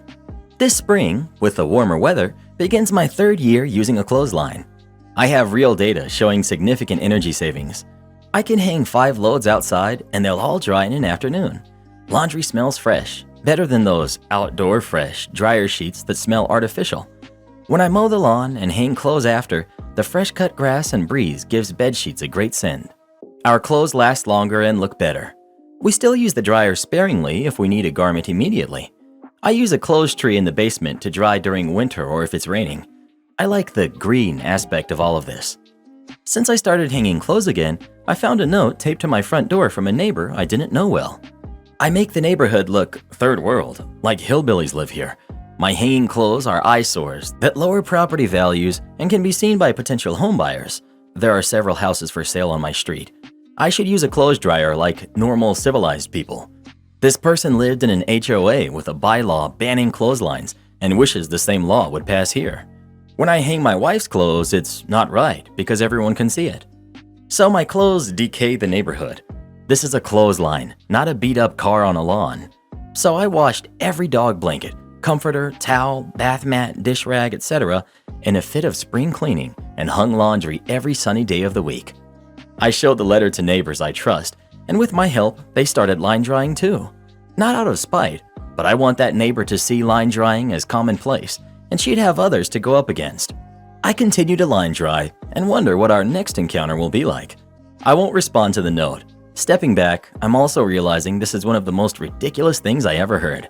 How could somebody accuse clotheslines of these things? Attracting crime. I'm also looking for judgment. Who's the jerk? Not the jerk. Having a clothesline and being able to line dry your clothes is a luxury to some people, so they can all shut up about it, making the neighborhood seem third world. Absolutely not the jerk. I'm assuming you're American. I'm not, and line drying is plan A in most households in my country, with some people having a dryer, mainly if they have too much washing to line dry or for months with wetter weather. The amount of energy Americans waste is unbelievable and is literally taking a huge toll on the planet, and therefore all of us. And your neighbor is worried about aesthetics? Not the jerk. I would start line drying in the front yard if he really wants to amp this up. Well, who do you think is the jerk? OP or the neighbor? Please let us know. If neighbor likes strict HOAs so much, he needs to live somewhere where they have one. Well, I'm your mother, and you need to call me every holiday. On April 19th, my mom asked me to drive her to work. So after work, I stopped by a little early and we talked for a bit. Until, Mom, why didn't you call me on Easter? What did you do? For context, my mom is very Roman Catholic and takes the holidays of her religion very seriously. And she also knows I've not been religious since I was in middle school. I don't really see the point of celebrating something I don't believe in, so these holidays just aren't on my radar, even during those days. Me. You told me that you and Dad were working that day and not to do anything. Besides, you know I don't celebrate it. Mom. Well, what about when you and your fiancé went out with her family? Me. They invited us to lunch on Easter 2 weeks ago, and we don't get to see everyone together all that often. It didn't make a difference to us that it was on Easter. We would have went anyway. Mom. I'm your mother, and I should always be your priority. Were you thinking of me when you were out to lunch? Me. Of course you're my priority, but seeing as you weren't there, no, I wasn't specifically thinking about you. But everyone asked how you and Dad were, what you two were up to, you know. I don't think of my fiance's family all the time when I'm with you and Dad. I pay attention to the people I'm with at the moment. Would you like it if I was thinking of someone else constantly when I'm with you? Mom. Well, okay, fine. But you know how much the holidays mean to me. You could have at least called. Me. Mom, I was here on Friday. Good Friday. You know I don't celebrate like you do. These holidays just aren't as important to me. I was with my fiance's family. Besides, you told me you were busy all day and didn't want me to do anything, so I didn't. Mom. You need to call me more. Me. I call or stop by every weekend. You can just as easily call me. Your schedule changes so much that it's hard to get a hold of you. Mom. I called you every week. Me. Pulling out my phone. You last called me over a month ago. I've called or visited you every week. Mom, getting a bit flustered. Well, I'm your mother, and you need to call me every holiday. Me. Every holiday? Mom. Every holiday. You got it, Mom. So the next day, April 20th, I called and left a voicemail. Me. Hey, Mom, I remembered what you said yesterday, so I'm calling to wish you a very happy National Cheddar Fries Day, National Pumpkin Upside Down Cake Day, National Lookalike Day, Chinese Language Day, National Banana Day, and it's April 20th, so let me know when you're done celebrating and give me a call back. Love you. Bye. I had the next week planned out with all the nationally recognized holidays. There's hundreds each month that I'd wish her happy, merry, whatever. Later that night, I see a missed call from Mom, so I call her back. Mom. So, I wasn't expecting that, but it was funny. Me. You told me to call you every holiday. Mom. You're a real smarty pants. You know that. Lord knows where you get it from. Me. Well, I got it from you and Dad. You two can fight for the credit. Mom. Just call me on the holidays that we celebrated when you were younger. Me. No problem, Mom. She gets her phone calls, and I got my malicious compliance. Your mother thinks she should always be your priority? Wow, I'm a father of sons in their mid to late 20s. I love my sons. I do not think I should be their priority always. Their girlfriends or wives would be their priority, not their mother or father. Wrote the above before reading other replies. I see that others have addressed the issue too. I just suggest keeping an eye on how she treats your girlfriend or wife, especially when you're not in the room. OP, thanks for the concern. My mom was brought up in a strict family is life household, like the typical nuclear family from the 50s or 60s, etc., and tried to raise my brother and I the same.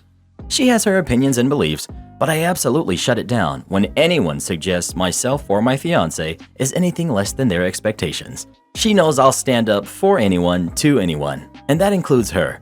We have a good relationship and rarely have any conflict these days. Am I the jerk for telling my friend she's not entitled to other people's money? I, 20 female, am now dealing with a problem concerning a friend of mine. I'm a college student with a large social circle. Because of this, there are a few people in my circle that I don't know well enough. One of them is this girl named Talia. Talia happens to be very rich, which we did not find out until recently. We didn't realize it because she never presented herself as wealthier than those around her. She didn't wear expensive clothes, she didn't overspend, and she seemed to live her life as a middle-class person at best. My best friend, Jada, was scrolling through Talia's Instagram when she came upon her brother.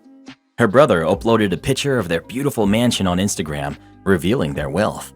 To me, this was just an odd thing to discover, but Jada was visibly unhappy. When our friend group goes out to places like restaurants or clubs, we always share the bill evenly. Jada was outraged to find that Talia was rich, since she felt Talia had enough money to cover everyone, but decided to keep this information hidden. When I told her she wasn't entitled to Talia's money, Jada became enraged. She said it was the principal, and Talia was wrong for pretending to be poor. She then confronted Talia in our group chat. Talia has not answered since.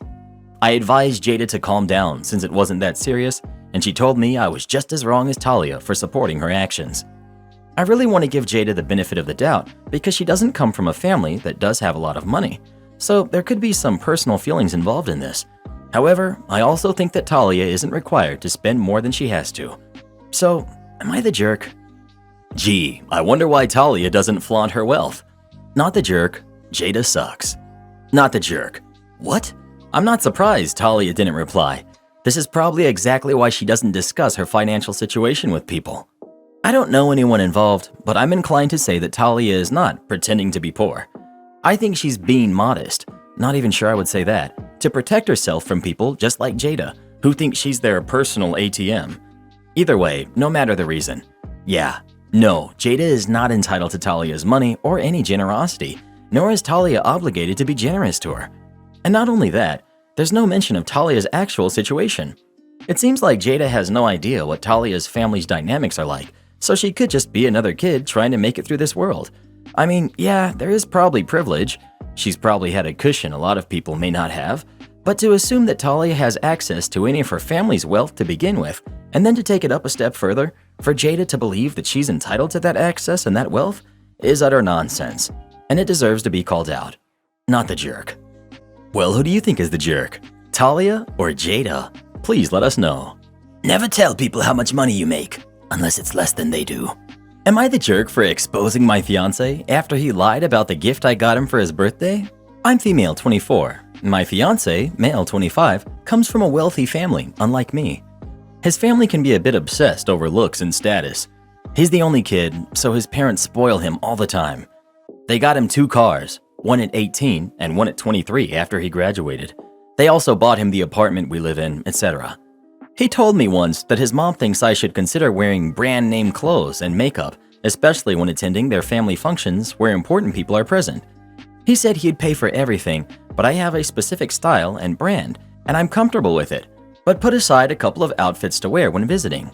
For his birthdays, they do exaggerate with their celebration, and for his 25th birthday, they reserved a restaurant for the occasion and sent out invitations. I heard that inside their invitations, they included a list of acceptable and expensive gifts to bring. His mom sent me one, which had me like, what? I called her and she apologetically said, well, he really wants this. He will be disappointed if he doesn't get this. I told her, really, it's between him and I. I decided to gift him a handmade gift, which was a floral frame for our future wedding photo to put on the counter. He said his parents won't be happy and will think I'm being cheap. He offered to get a pair of expensive Nike shoes, and all I had to do is act like I got it for him in front of his parents to get them off our back. I refused and said that this is my gift and I won't pretend. At the party, and when he was opening gifts, I found out that he opened some box and pulled out Nike shoes and acted thrilled while thanking me for getting them for him. I was confused. I said this wasn't my gift and started looking for it among the other gifts. I asked where he put the floral frame and he acted dumb. I got so mad, I told him in front of his parents that he shouldn't have lied about what I originally gifted him, and that if he was ashamed of it, then I will be keeping it. His family and friends were staring silently. His mom tried to follow me outside, but I got into an Uber and left. He texted me and was livid, saying he was just trying to protect me from his family's criticism about the homemade gift I was planning to give him, and said I could have played along and got this over with. Instead, I exposed him when he was just trying to get his family to understand that I'm not being cheap. I went to stay with a friend and haven't spoken to him yet after this.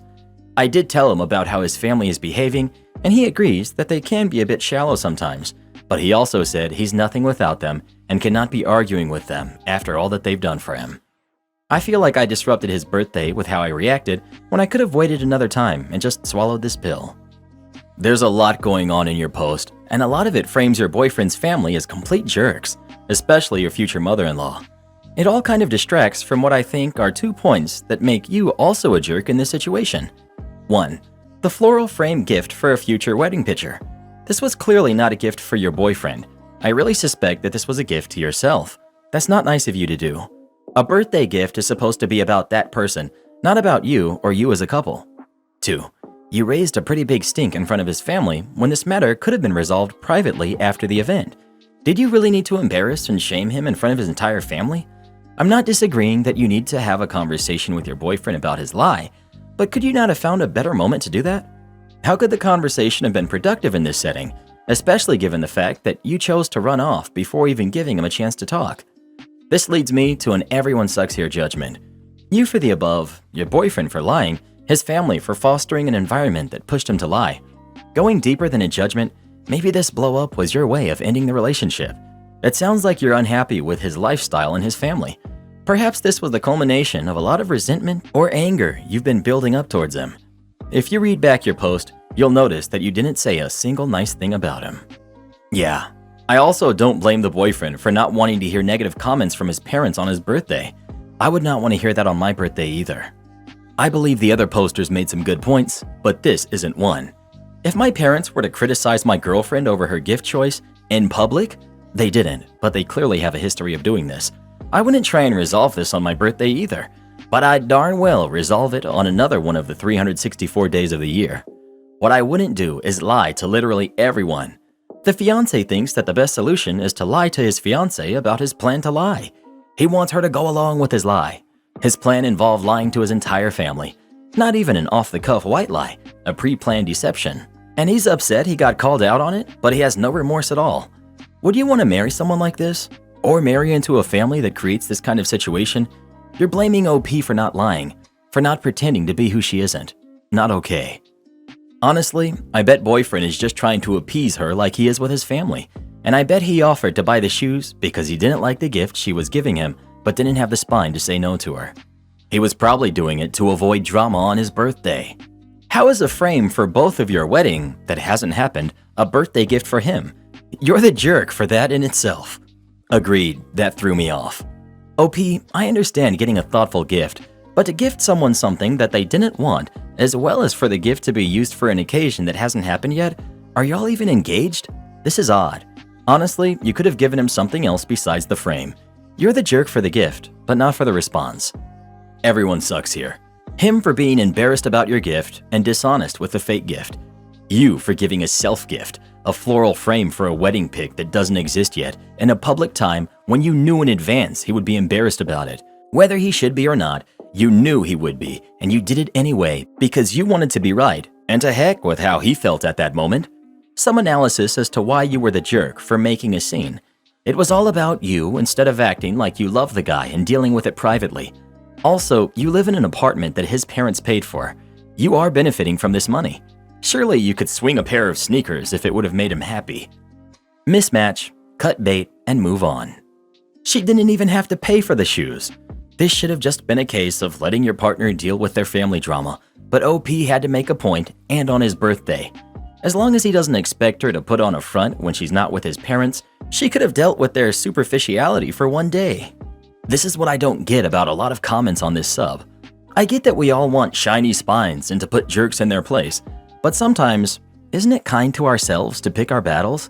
Especially where our partner's comfort or happiness is at stake. Sometimes we have family we can't cut off. Sometimes we just need to know that our family is there, even if flawed. If no one is being actively harmed, why start crap? Let him enjoy his birthday and unpack his issues with his parents tomorrow. Maybe when y'all aren't living in his free apartment and driving his free car. Like, if the worst thing your mother-in-law does is throw exaggerated parties and gift ideas, count yourself lucky. And if your mother-in-law knows more about what your fiancé wants as a gift than you do, you have a problem. Well, what do you think? Is OP a jerk for how she reacted or not? Please let us know. You marry this man, and you could end up dealing with his mother and his inability to stand up to her for a long time. Neighbors demand my parking space so their kids can play in it. I, 27 female, am currently single. I purchased a nice big apartment in a quiet neighborhood a few years ago, and along with it, I also got 3 parking spaces, each for about $25,000.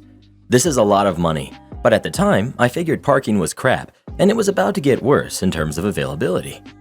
That turned out to be true. I have 2 cars, and my ex used to have 1, so we used all 3 spaces. Recently, we broke up, and I started traveling a lot. I let my baby cousin use one of the cars, so I had 2 free parking spots. I offered them to my only neighbor, which I like. She's engaged but has no kids. I rented them both to her for $100, even though realistically rent should be $700 to $800. I checked prices and they're going crazy. One space rents for $300 to $400. The rest of our neighbors were not a favorite choice of mine because honestly, they suck. One of my parking spaces is kind of small, and I have a big BMW which I parked in that spot one night. The next day, they had parked in such a way that I was unable to move without crashing into someone. When I asked them to move their cars and promised to just switch around parking spots so issues don't repeat, I got the answer. You are smart enough to leave your car there. You should be smart enough to get it out. Don't you have a million cars? Go drive somewhere else. I got them towed and they screamed at me, so that was fun. Suffice to say, we are not friends with the 4 families involved in this fiasco, which is why my lovely neighbor, Sky, that even defended me, got my parking spots. People noticed Sky's cars, and only a few days later, they made a building association meeting, something I haven't been invited to in a year, and sat me down and let me know that the parking situation is unfair. They said I have to put the parking spots up for the whole building and have a rent auction for who will pay the most. They said they feel I was being unfair as they had kids and Sky doesn't. I felt bad and talked it over with Sky. She agreed her and her fiancé can manage with one of the bigger spaces, which barely fits 2 cars, the second blocking the first. Well, they weren't happy. Apparently, they all wanted this big parking space because it is in the shade and they can put slides and other contraptions for their kids to play in. I let them know this makes me uncomfortable as I will be back at some point and I do not want anyone to invest in anything. They called me selfish and a jerk. I got upset and told one of the moms who was on my case that kids are a choice and that does not make her special. She kept saying, "No wonder you are single. No wonder you don't have kids." She called me a rich, spoiled brat. No one except Sky speaks with me anymore. Should I just give them the parking spot they want?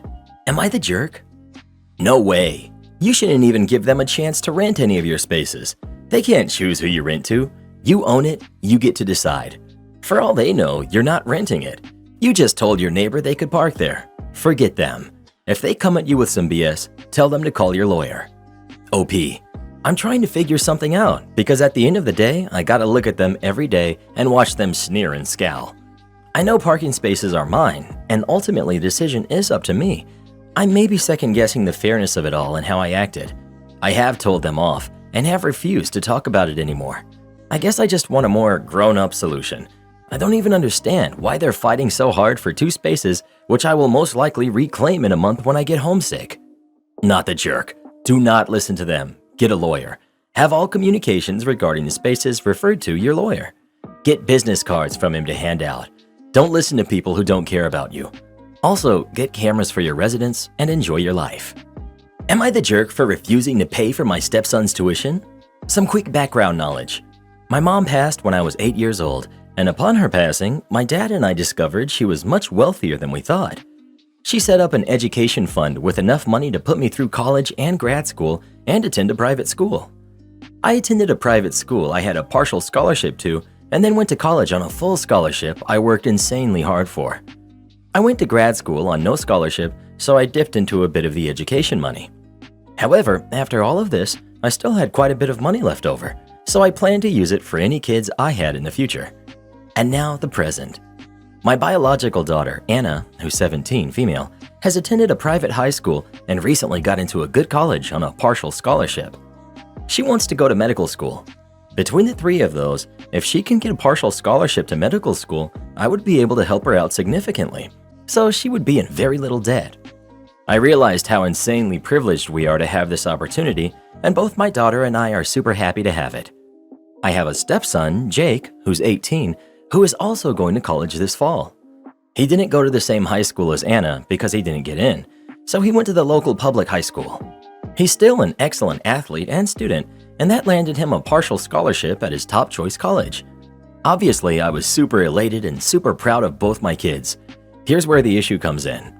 My husband and I, who have been married for 3 years now, came up with a plan for parenting/financing and all that stuff. We planned to keep most of the money separate when it comes to kids. Obviously, we'd both contribute to buying them presents and stuff, but we left cars, college, etc. up to the other one, and it's worked out pretty well.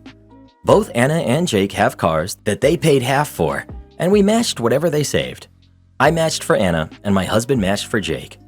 So for college, it was obviously decided my husband had Jake's stuff under control, and I'd be dealing with Anna's. However, my husband finds it very unfair that Anna will be in no debt and Jake will be in debt, since I'm covering Anna's college costs but not Jake's. My husband says it's unfair that Anna will have an easier life than Jake, and called both of us spoiled and entitled kids for not sharing the money. My mother-in-law also dropped by yesterday and told me I was being unfair and I should help Jake out, and that I clearly loved him less. I explained to both of them that this was the agreement my husband agreed to, and he only has a problem because Anna will end up doing better now. Mother-in-law and husband are both giving me and Anna the silent treatment. Am I the jerk? Edit. Jake's mother is out of the picture. She left years ago, and neither Jake nor my husband are in contact with her or know where she is, as far as I'm aware at least. Anna's father passed soon after she was born. Not the jerk. Each agreed to take care of your own kids. How is it suddenly unfair? Your hubby is the jerk, and if Granny wants to join in, tell her to crack open her purse and chip in since she's so insulted. OP, what a great suggestion. Definitely using that against my mother-in-law. You've only been married for 3 years. That money long predates him. You should ask him if he enjoyed growing up with a mother, then tell mother-in-law if she's so concerned about her kids' and grandkids' education, maybe she can go off and pass like your mother did. They need a reality check of how privileged they are, and that this money didn't just manifest itself out of nowhere. You suffered a major loss, and this is what's left. Your daughter will always be your daughter, but if things don't work out for you or your hubby, statistically speaking, Jake will no longer be your stepson, and you will never see the money again, and your daughter will be further in debt because of it. It might not sound like it, but I'm very sorry for the loss of your mother. Not the jerk. The two of you had an agreement, which he had no problem with until now. What does Jake think about this situation? It sounds like your husband is just unhappy that his biological son isn't doing as well as your biological daughter. OP. I think Jake wishes he had the money, but he's not blowing it out of proportion and is currently asking his grandmother and dad to drop it. He's being very nice to both Anna and I. It's his father who's dragging this out. Well, what do you think? Should OP pay for her stepson's college or not? Please let us know. Absolutely not, but I hope she considers leaving this guy. He sounds like a real trip. Don't want me to work during my notice? Okay, I won't. This happened almost 5 years ago. Some details are intentionally vague. I was working in an organization that was super toxic, so much so that we were a revolving door. Most employees stayed only a few months. To counter this, our management put 3 months' notice into everyone's contract, including existing employees. It's not strictly illegal where this happened, but very unusual. I believe the idea was to make it harder for employees to find a job outside, as employers didn't usually want to wait for 3 months. However, this didn't work as people simply quit and waited for a month or two before starting their job hunt. I was there almost 4 years. I needed the money, so I put up with whatever crap was thrown at me. My boss was a guy we'll call Vince, not his actual name. Now, Vince was not particularly good, but he sometimes respected the fact that I was the most tenured grunt in the organization. Do note that after about 2 years, I was doing a lot of additional work in addition to my official responsibilities, primarily because I was the only one who knew how to do those. Everyone else had already left. This will become important later. Enter Rajesh, not actual name. Rajesh was poached from a somewhat infamous company and was literally flown in from a different continent. He was brought in for strategically improving our division. This was quite strange given our division generated most profits. Within months, Rajesh made the environment even more toxic.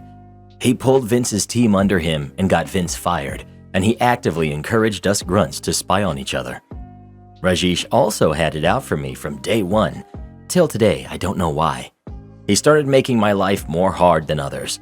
This culminated in him taking me aside and telling me that I was not pulling my weight.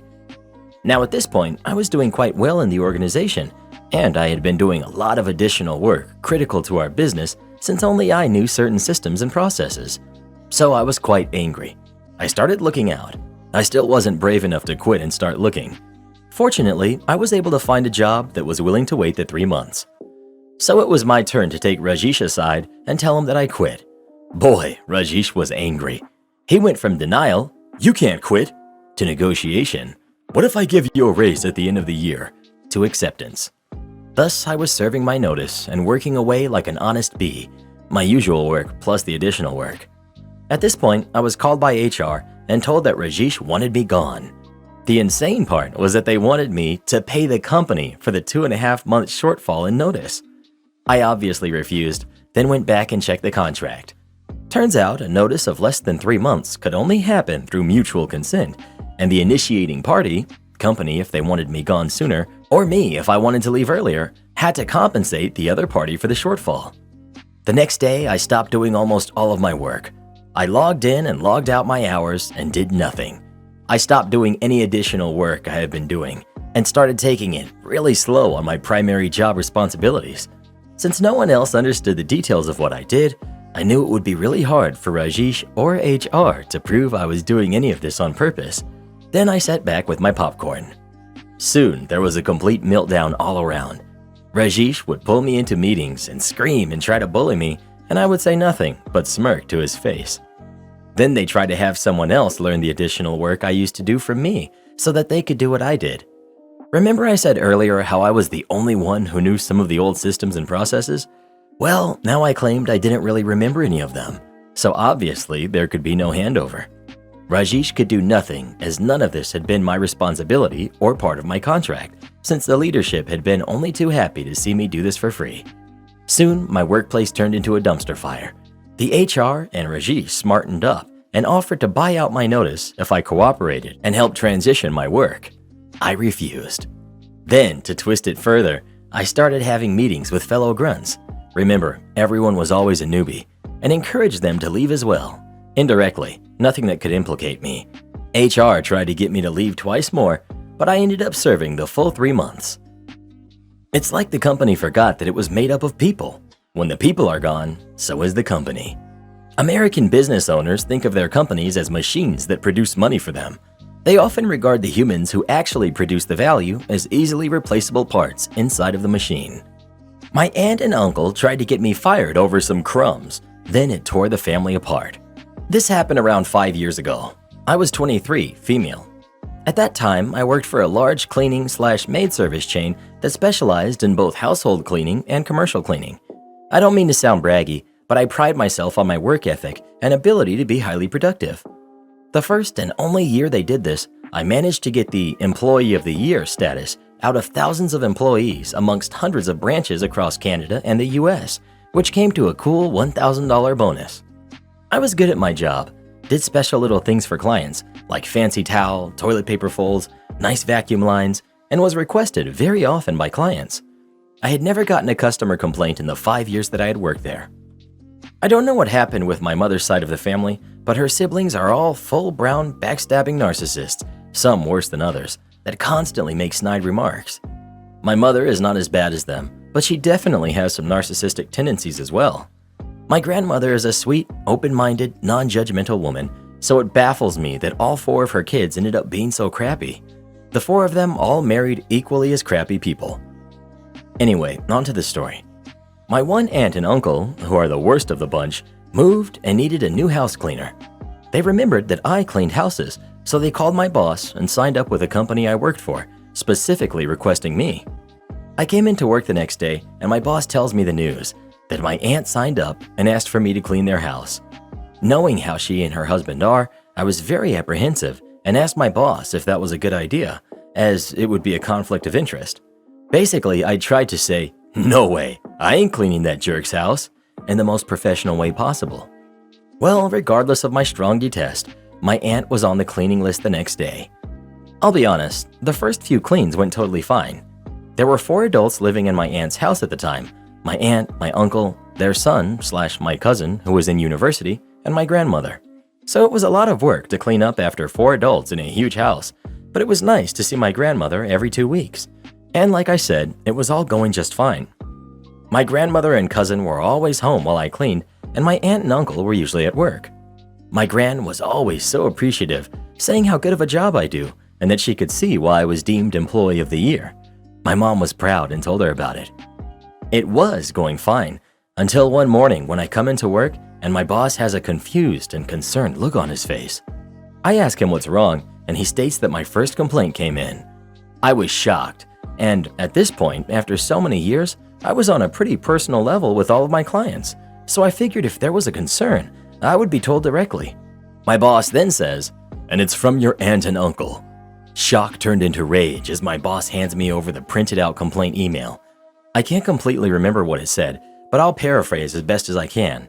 I just remember it being extremely cold, and I was being referred to as your staff.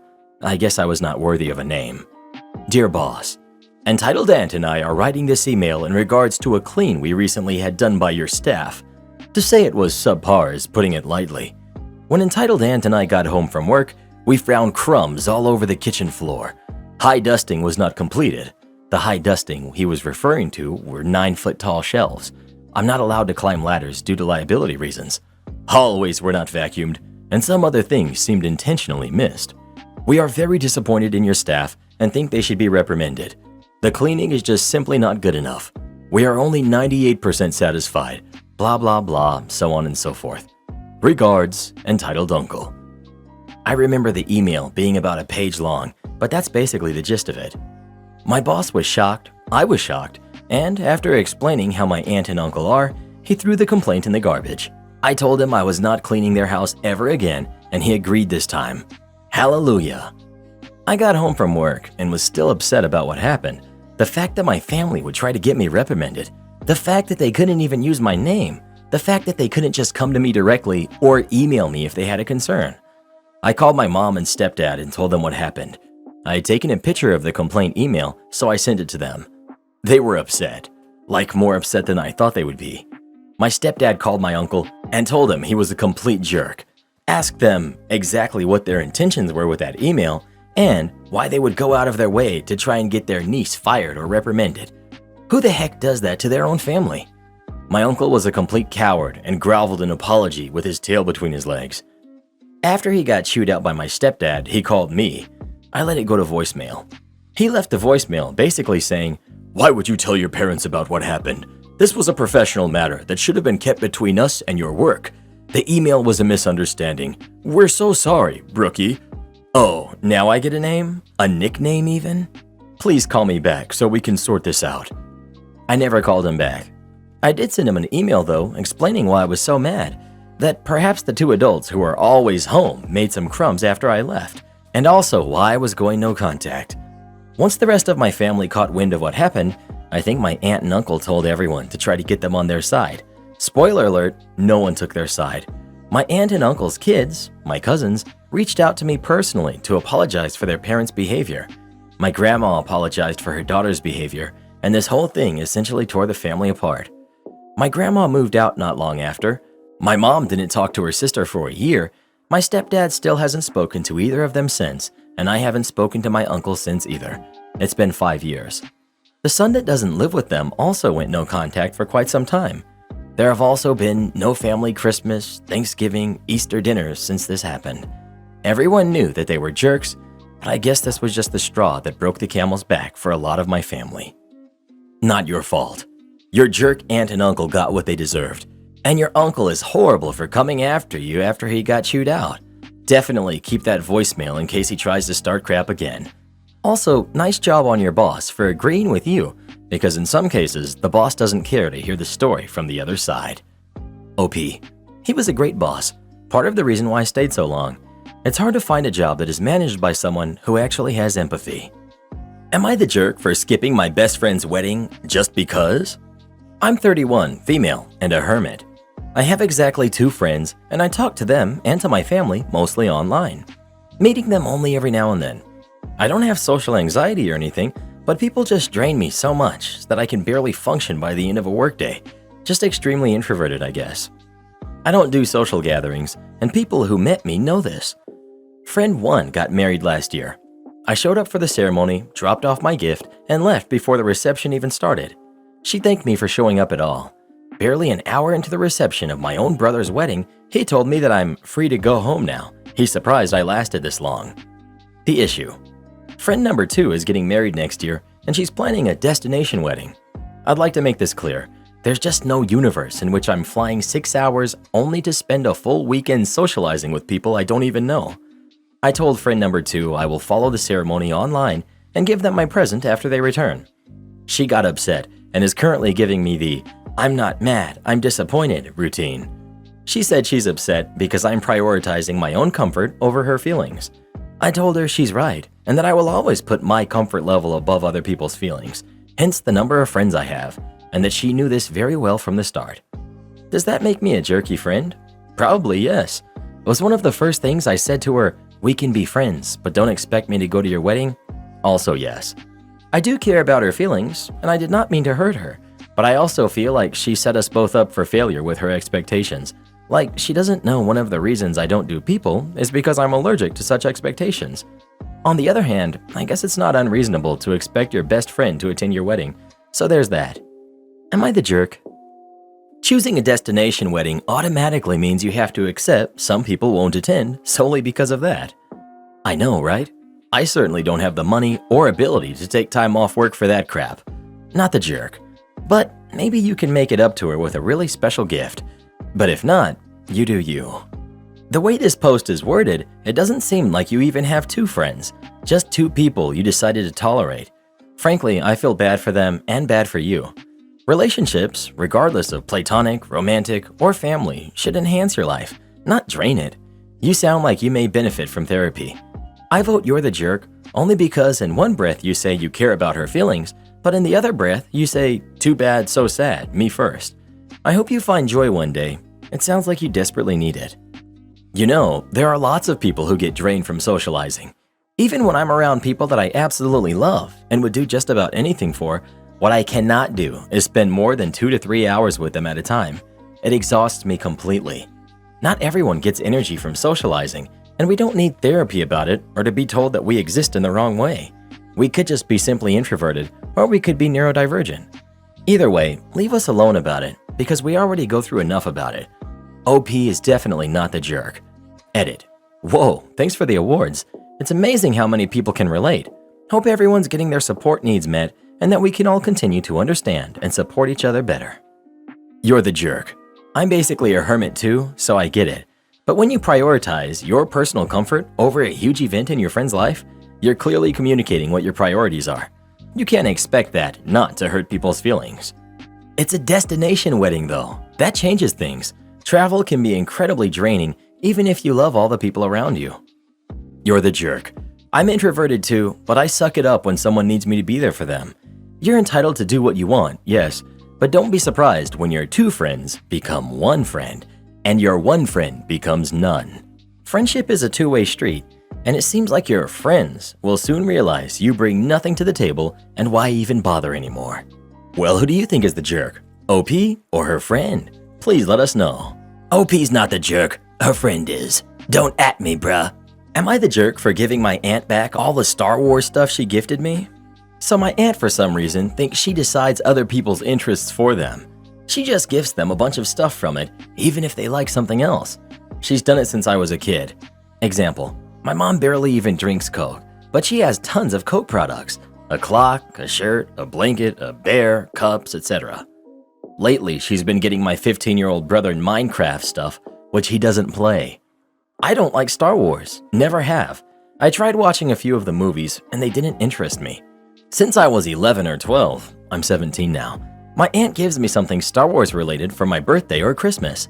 I literally have a shelf in my closet I put the stuff on because I won't wear it, and I have no use for it. But every so often, she'll bring it up to my mom, so it's nice to have just in case.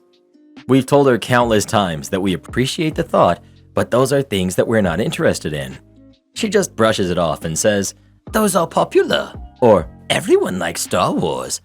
I've tried telling her not to buy me anything, but she still does. Well, yesterday she came over for dinner, and my mom said something about going shopping the next day. Then my aunt started with, "Well, he has a bunch of shirts I've given him over the years that I never see him in, so he definitely doesn't need shirts." I just sort of sat there. Then she looked at me and said, "Why don't you wear the stuff I give you?" I said, "Because it's in my room." She got up and barged into my room, uninvited, then said, "I don't see it." So I opened my closet. She said, "You have it hidden in your closet?" I was like, "Yeah, I don't like Star Wars, as I've told you a million times, so I stick it in the closet." She said, "You might not like Star Wars, but you should at least use it and appreciate the gift." I just stood there. She said, "Either start using it or give it back, and I'll just give it to someone that's not ungrateful." So I grabbed a box and put it in there and gave it to her. She said, "I can't believe you're being so inconsiderate and hurtful," and left. My mom said she can't believe I would do that. She said I should have just put one of the shirts on, or some of the stuff out on a shelf in my room, and then put it back when my aunt left. I'm just sick of my aunt acting like she can force us to like certain things. She asked for it back, so I gave it back. Am I the jerk? Not the jerk. Your mom is a jerk for backing up the aunt instead of backing you up and enforcing your boundaries. Not to say how much of a jerk your aunt is. Next time you receive a gift you don't like, sell it or refund it and buy yourself something that you like.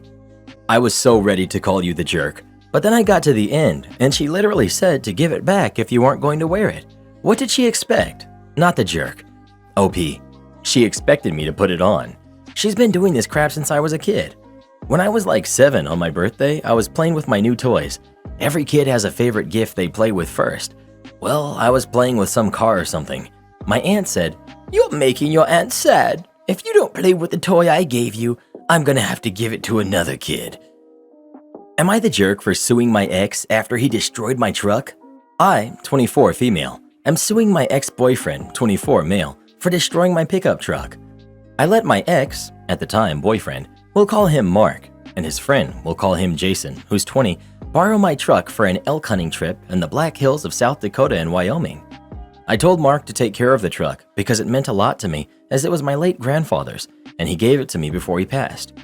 Well, Mark and Jason came back from the trip, and my truck was in rough shape. The passenger side had an enormous scratch on it. The passenger side CV shaft was dragging on the ground, barely seated in the axle tube. The 1.5-inch bolts holding the axle tube to the frame were sheared off. My plastic snow gliders on the door were broken. The gas lines had been lacerated. The weather stripping was torn off both doors. The dash was torn apart and wires were hanging. My stereo plate was missing. The horn cover was missing. There were dents and scratches everywhere. Considering this truck was in pristine condition with no rust, dents, or scratches previously for an early 80s model Chevy, I was absolutely livid. Not to mention the caked-on dirt, grass, mud, and clay everywhere. They didn't bother to wash it or even fill it with gas. It was bone dry. The damage to just fix the truck to make it drivable again cost me around $4,000 in parts. I needed a new front differential because all the fluid leaked out and wrecked the gears. The scratches and dents and cosmetic work are going to cost me a lot more. I also had to replace the gas lines, pump, and fuel tank because they ran it dry and burnt out the pump. At first, when I asked Mark and Jason what happened, they lied to me and said it was rough terrain and things like this happen, Parts get worn down and break. I knew this was BS as it was far from wear and tear damage. Well, Mark's brother, Dayton, 23, came in clutch with the actual story of what happened. Apparently, Mark was driving and Jason wanted to drive, in which I specifically said only Mark is allowed to drive. Jason grabbed the wheel, jumped a ditch, sideswiped a tree, and landed in a bush. I was furious with Mark as he lied to me, and I knew with him living paycheck to paycheck, he wouldn't be able to fix the truck. Shortly later, he broke up with me, and I was forced to move out of the townhouse that we were sharing. I'm sure this was to avoid paying me and/or talking to me. So, to pay for all the damages, I'm suing him. His family has come after me on social media, stating I let him borrow the truck and I'm responsible for what happened to it, not him. I, of course, blocked all of them as I don't need their negativity. Not the jerk. Sue him for the damages. The truck was in his care when it sustained the damage, therefore he is responsible for paying for it. Fist pounder boss. I'm a retired former investigator and can now share some insane stories. In my personal experience, 60% of the people were outstanding, 20% were pretty good, 15 were mediocre, and 5 were downright awful.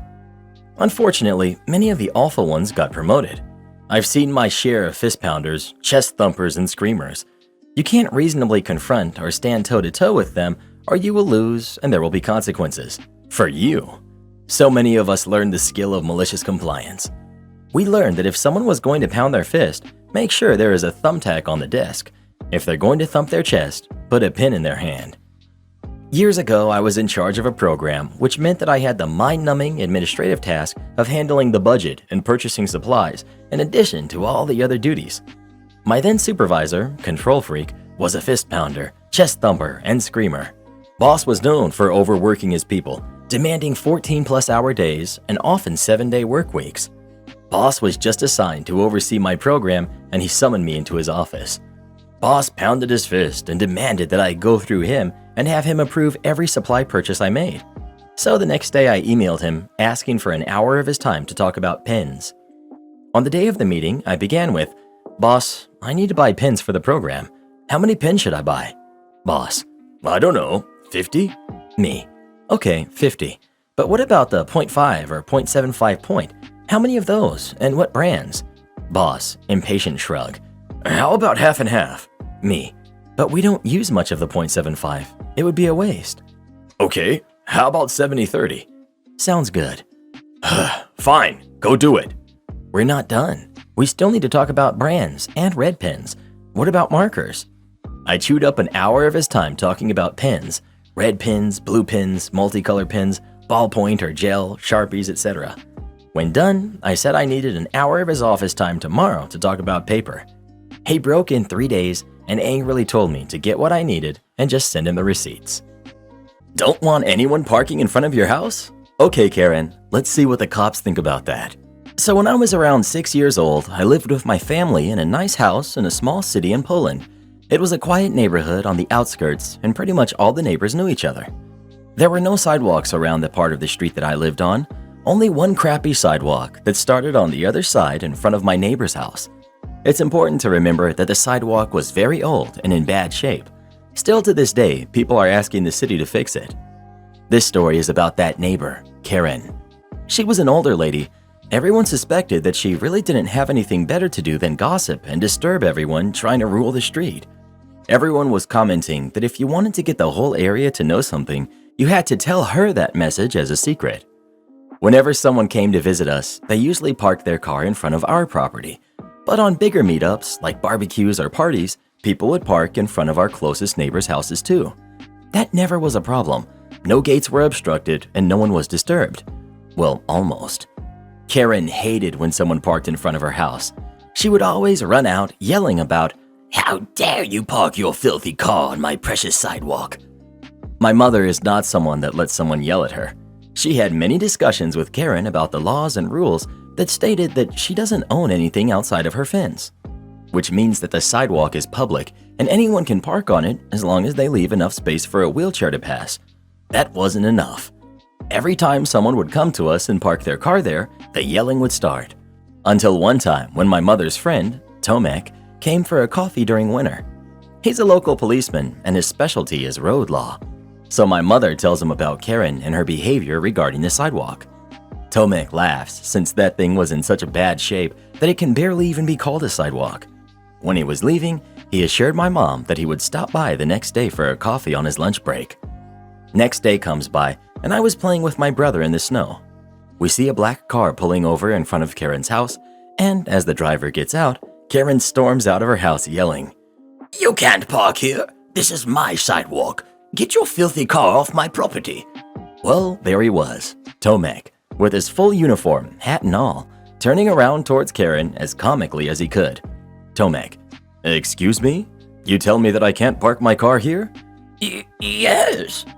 "But this is a sidewalk open to the public." Yes, this is my sidewalk. "So let me get this right. This is your sidewalk? Yes. And you are the one responsible for taking care of it?"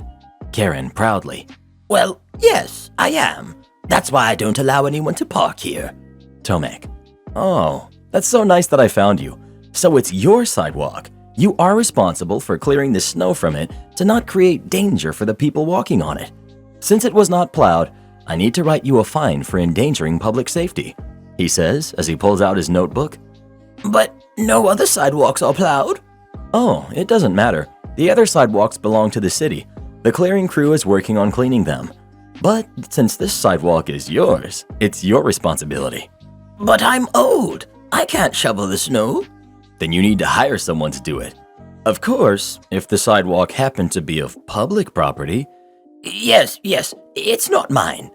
"But a moment ago you were yelling at me that it was. So what is it? Is it yours or not? Because I don't know if I should fine you now." No, it's not. "All right, seems like we cleared that up. Now if you ever harass anyone like you did with me, it could result in a fine. So I recommend you watching out on what you claim to be yours." And then he proceeded to cross the street and enjoy a coffee in our house. Karen never disturbed anyone for parking in front of her house again. She would only stare at people trying to burn holes in their skulls with her sight. My sister doesn't want to free her live-in unpaid maid, so I got her fired. Backstory. Many of you have probably heard stories of families with strong hierarchy structure, normally with the eldest in the family having the most influence. My family is one of them, except that my parents are deadbeats, so my eldest sister, who's 31, our entitled mother, raised all 5 of us.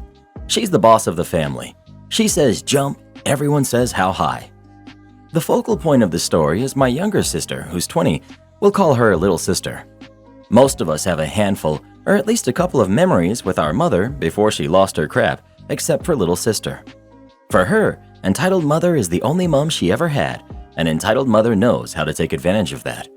All of us noped out of our parents' house as soon as we turned 18, except for entitled mother, who waited until little sister and our brother were raised and in their mid-teens to move across the country, and soon found jobs and accommodations for all of us to move to the same state as her. Little sister begged for years to move in with her, but entitled mother always denied, saying that somebody had to take care of our father, and because she and her new husband needed privacy and space. That was until entitled mother got pregnant. She got little sister to move in with her, and she's been there for the past 2.5 years, helping out. Now to the story. Entitled father's family wanted to visit for a couple of weeks, so little sister had to stay with me for that time so they could use her room. It's worth noting that entitled mother didn't ask or let me know about it. She just dropped little sister off.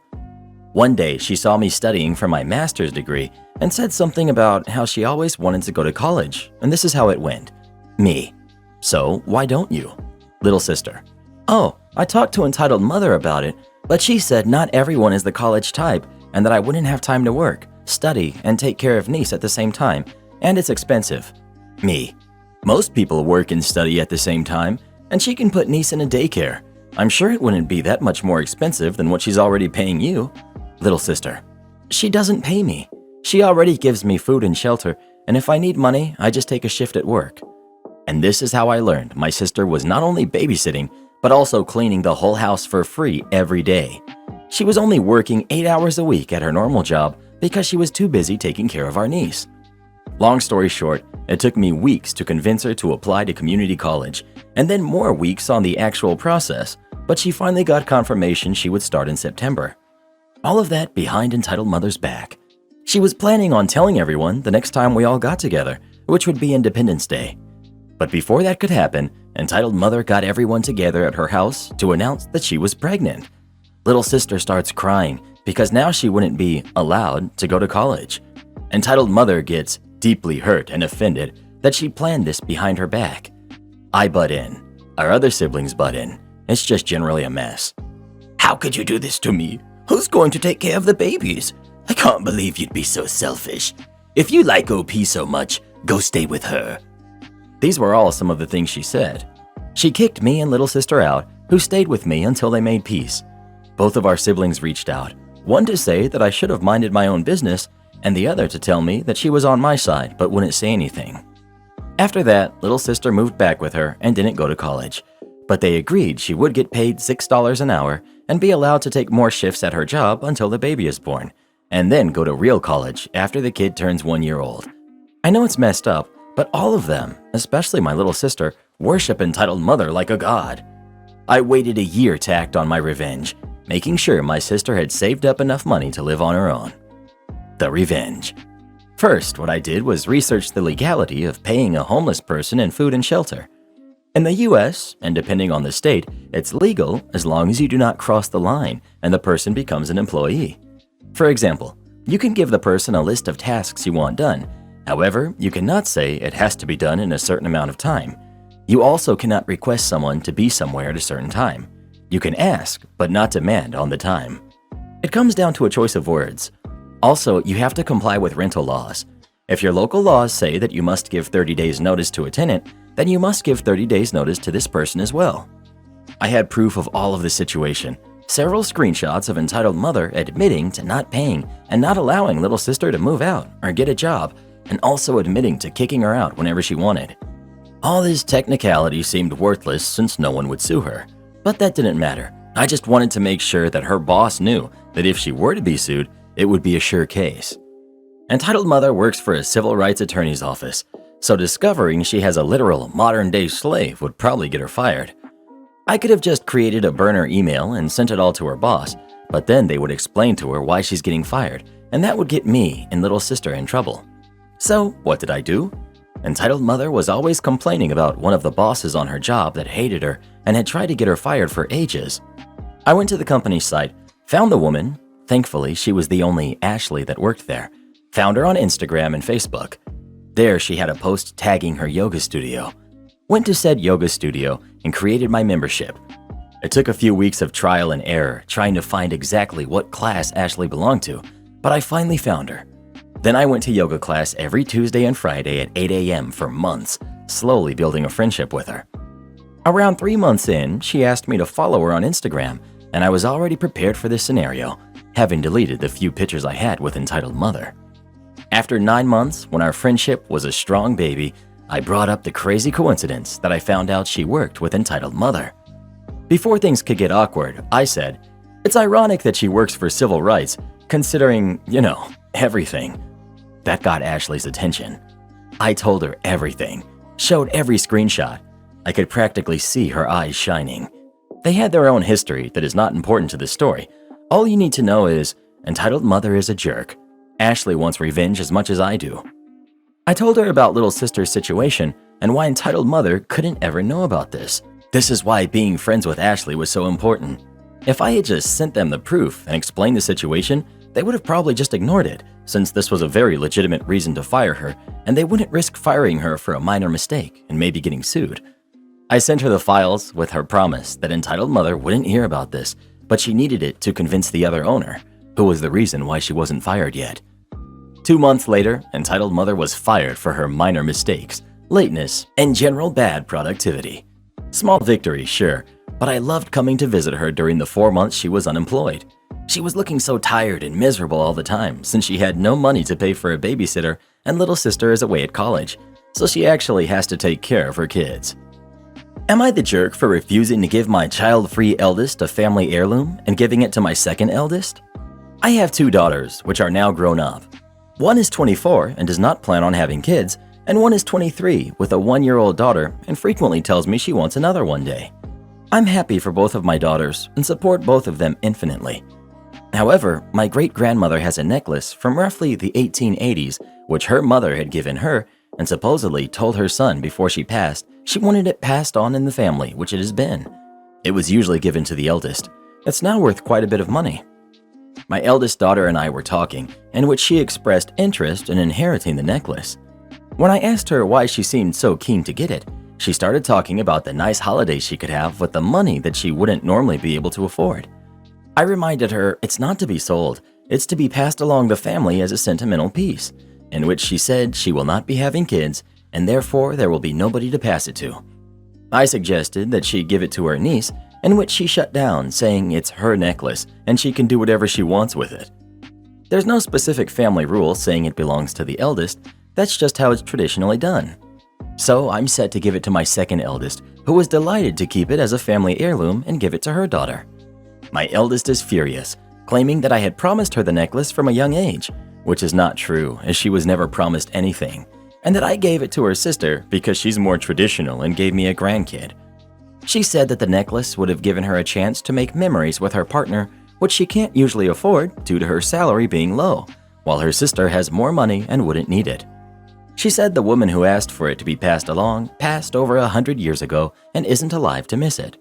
She's refusing to speak to me and her sister for accepting it. The only choice of hers I take issue to is selling the necklace that was supposed to be passed along. I love my daughter, but I believe she's being entitled, but I do not want to lose her over this. Am I the jerk? Not the jerk. You're not giving it to your older daughter because she's child-free. You're not giving it to her because she's planning to sell it. Very different things. This. And if the person who started it passed a long time ago and their wishes don't matter anymore, the unspoken rule of passing it to the eldest daughter doesn't matter either. So you, as the current owner of the necklace, get to decide what to do with it. She can't have it both ways. If she wants to dismiss the tradition of passing it along, she can't invoke the same tradition to demand it. And you're still alive, so according to her logic, your wish for it to be passed along generations should be respected. Who looks at a 100-year-old family heirloom that's been passed down for generations and thinks, this would make a mighty fine vacation to some far-off locale that I can't normally afford? Not the jerk. Plus, she's likely wrong. Old jewelry is usually not worth that much. I have several antique pieces with diamonds and had them appraised for insurance value.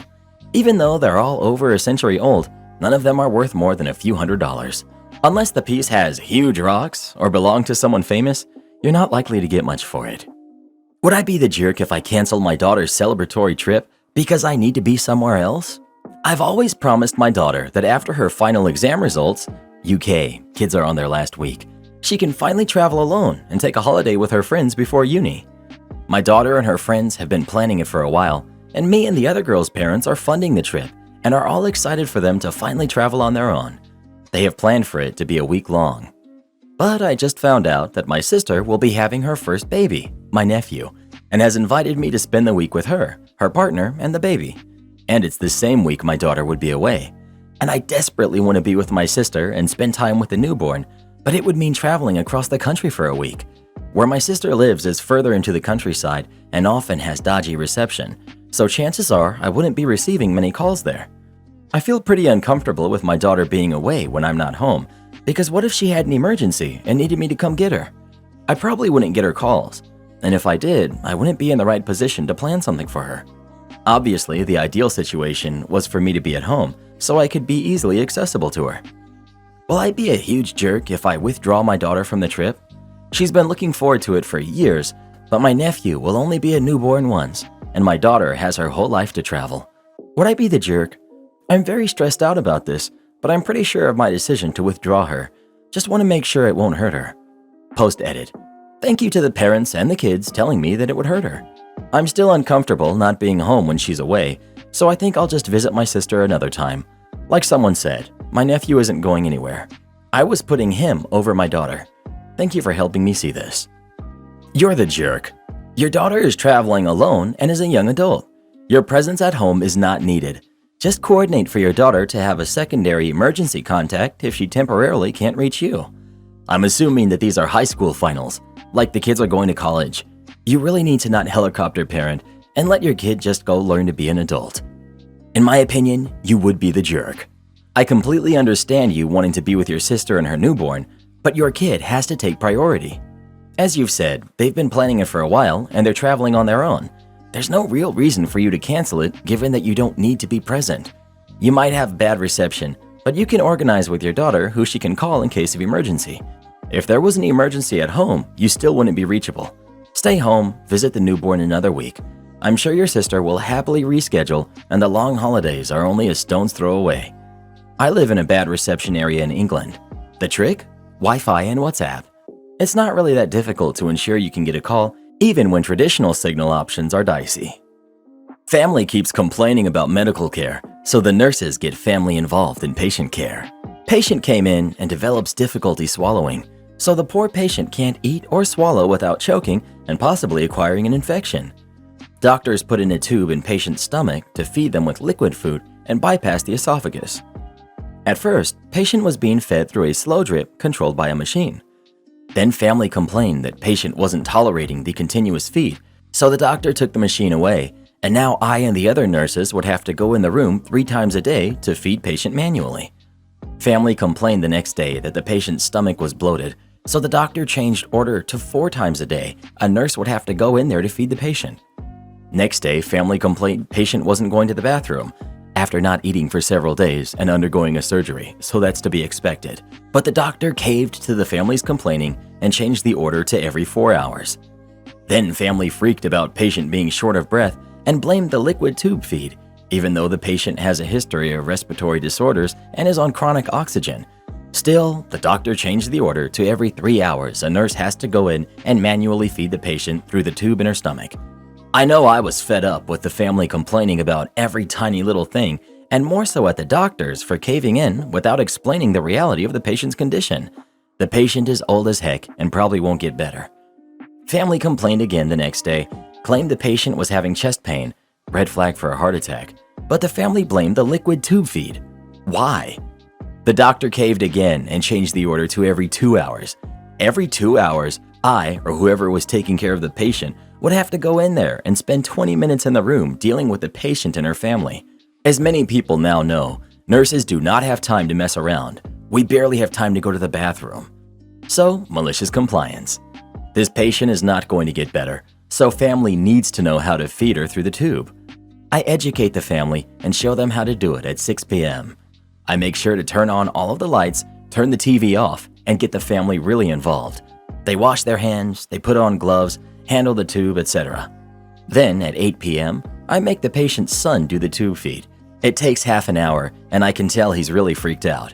Then I go back in at 10 p.m., midnight, 2 a.m. By 4 a.m., the son was complaining that I should be the one doing the tube feedings because it's so often. He looks exhausted and terrible.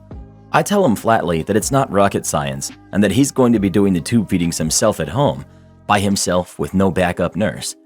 He takes forever to do the 4 a.m. tube feed because he's so tired. Afterwards, while he's watching me clean up the patient, he comments that the patient seems to be tolerating the tube feeds better, and maybe we can go back to doing it every 3 to 4 hours instead of every 2 hours. I look him dead in his bloodshot eyes and say that when the doctor orders something, then there's no wiggle room. It's literally the law.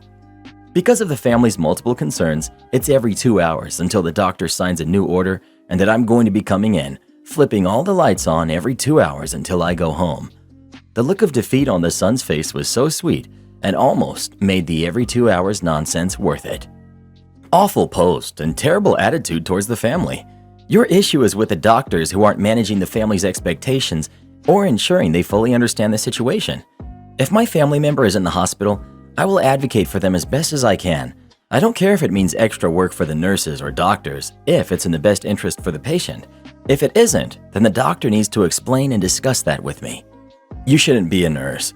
Imagine bragging on Reddit for karma that you did this to a family dealing with a terrible illness of a loved one. You are literally a jerk. Do your job with empathy. This ticks me off. How is this the family's fault? They have no education on this, and now a burnt-out nurse gets upset, so takes it out on the family when it's the issue of the doctor. Yes, you are overworked. Why not educate the family about the reality of it instead of doing this to her son? Good on you. As a Paul Care and aged care nurse, I feel your frustration so much. It's so messed up when doctors fail to have realistic conversations with family and let them make ridiculous choices like this. You handled it perfectly. I find it crazy when it's even an option to put a feeding tube in someone at the end of their days. It's cruel and just prolonging the inevitable. Well, what do you think? Is OP a jerk for how she handled this or not? Please let us know. Am I the jerk for effectively making my sister homeless? So I know how that sounds bad, but hear me out. My sister lived with my aunt for 6 years. When my aunt passed 2 years ago, she left the house to my mother instead of my sister, because my sister's never been able to hold down a job and has been evicted 3 times for failure to pay. My mom told her she could continue living in the house, but that she would have to pay the taxes and the homeowner's insurance, about $190 a month, plus the electric bill. Well, about midway through last year, she's yet to pay anything during the month, and came to find out she'd never put the electric bill in her name and had rang up almost $3,000 on my aunt's account. So having had enough, my mother gave her 30 days to be out last July. When November rolled around and she still hadn't left, me and my mother went down there. She admitted that she had never told her boyfriend that they were being kicked out and that they hadn't even looked for anywhere to go. Around this time, I offered to buy the house for my mother and that I would just start the process to evict them through the courts. My mother volunteered to just give me the house so I could raise my family in it. It's about 3 times bigger than my current home. It's 3,600 square feet. Well, last month, I filed the unlawful detainer. 2 weeks ago, we had court, and she cried and cried in front of the judge, who ultimately told her that I had the deed, so she has no lease, and upon seeing all of the bills my mother has had to pay to keep the house from being seized, told her to get out within 10 days. Well, yesterday was day 10, and they still haven't packed a single thing, so I filed to have the sheriff's department remove her by force.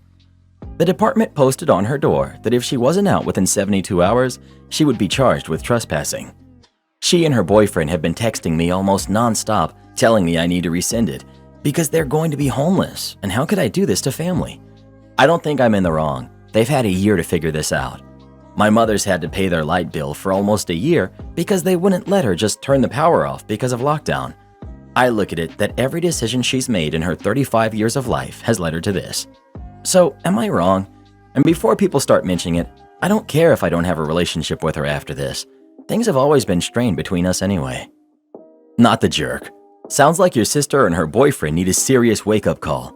Sucks that it has to be you to provide it, but honestly, you're doing something that in the long run might end up doing good for her. Not the jerk. There's a very thin line between loving and enabling. It sounds like your sister, who's a grown woman, has been blurring that line and taking advantage of your family's willingness to provide for her for a very long time. She had ample warning. You and your mom gave her every opportunity and plenty of time to find a new place. Every single time, your sister chose instead to continue to test the boundary and see how much longer she could squat. It eventually blew back on her, and she's got no one to blame but herself. I imagine she's had some struggles in her life if this is how she functions, or fails to, as an adult. As sad or unfair as those outside circumstances may be, it's definitely not your problem, and no longer your mom's problem either, to go out of your way to fend for her. Am I the jerk for rejecting my mom's request for my fiancé/wife and I to share our home with a stranger? Hope everything's well on your side. I, 30 male, live in the highest COL place in the world. To give some context, everything in New York City looks affordable by comparison. I was gifted the down payment for a home after I proposed to my girlfriend of 6 years, a portion of which I will repay over time. In most families, this would be regular visits, physical labor, helping the family to cover large purchases, etc. Now my mom is angry that I don't want to share my house with a stranger. I'm eternally grateful for the opportunities from my parents and grandparents, great education, steady shelter, and skipping the regular Asian parents' income tax, because my income has been pretty low the past few years. That said, I do cover large purchases at home. My parents can also be incredibly difficult. Both have zero sense of personal boundaries and are hugely controlling. Also, my father has anger issues and plays favorites, to the point he admits it openly, while my mother is the classic type A, demanding, ambitious, often emotional, anxious.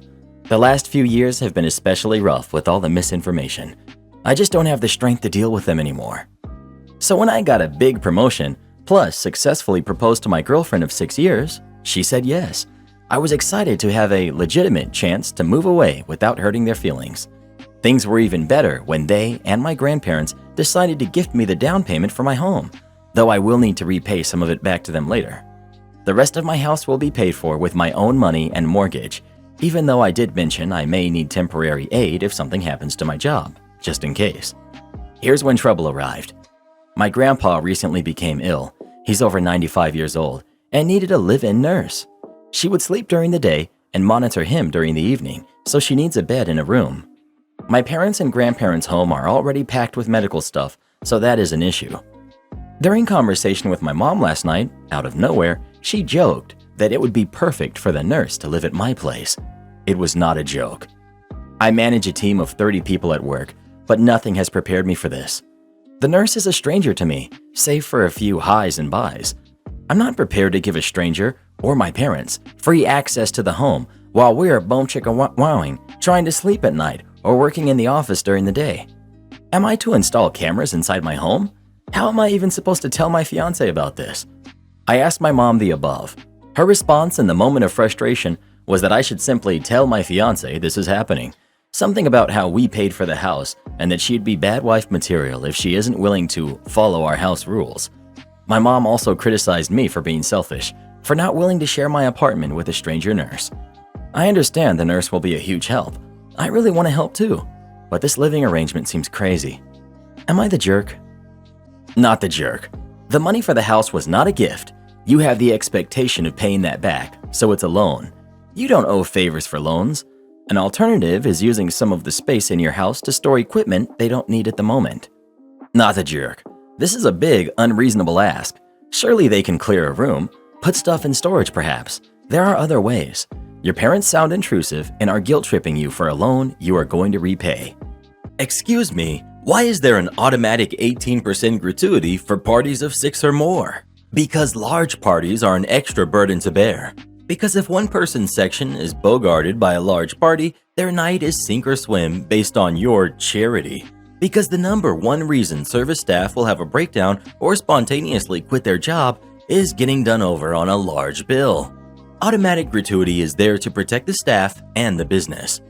Cue this one high-maintenance sort and his family of 12. Despite their best efforts to run me ragged, everything went super smooth and genial.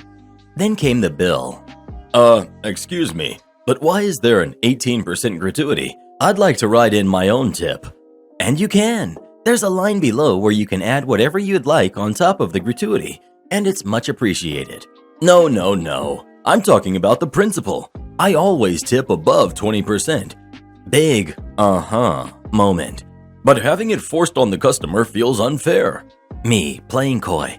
Well, if you wanted to tip above 20%, you can just add the 2% or whatever on the tip line underneath. It's the principle. I just thanked him and walked away. He sat there stewing for 15 minutes while his family was polishing off desserts and gathering their things to leave. A situation best ignored until they leave.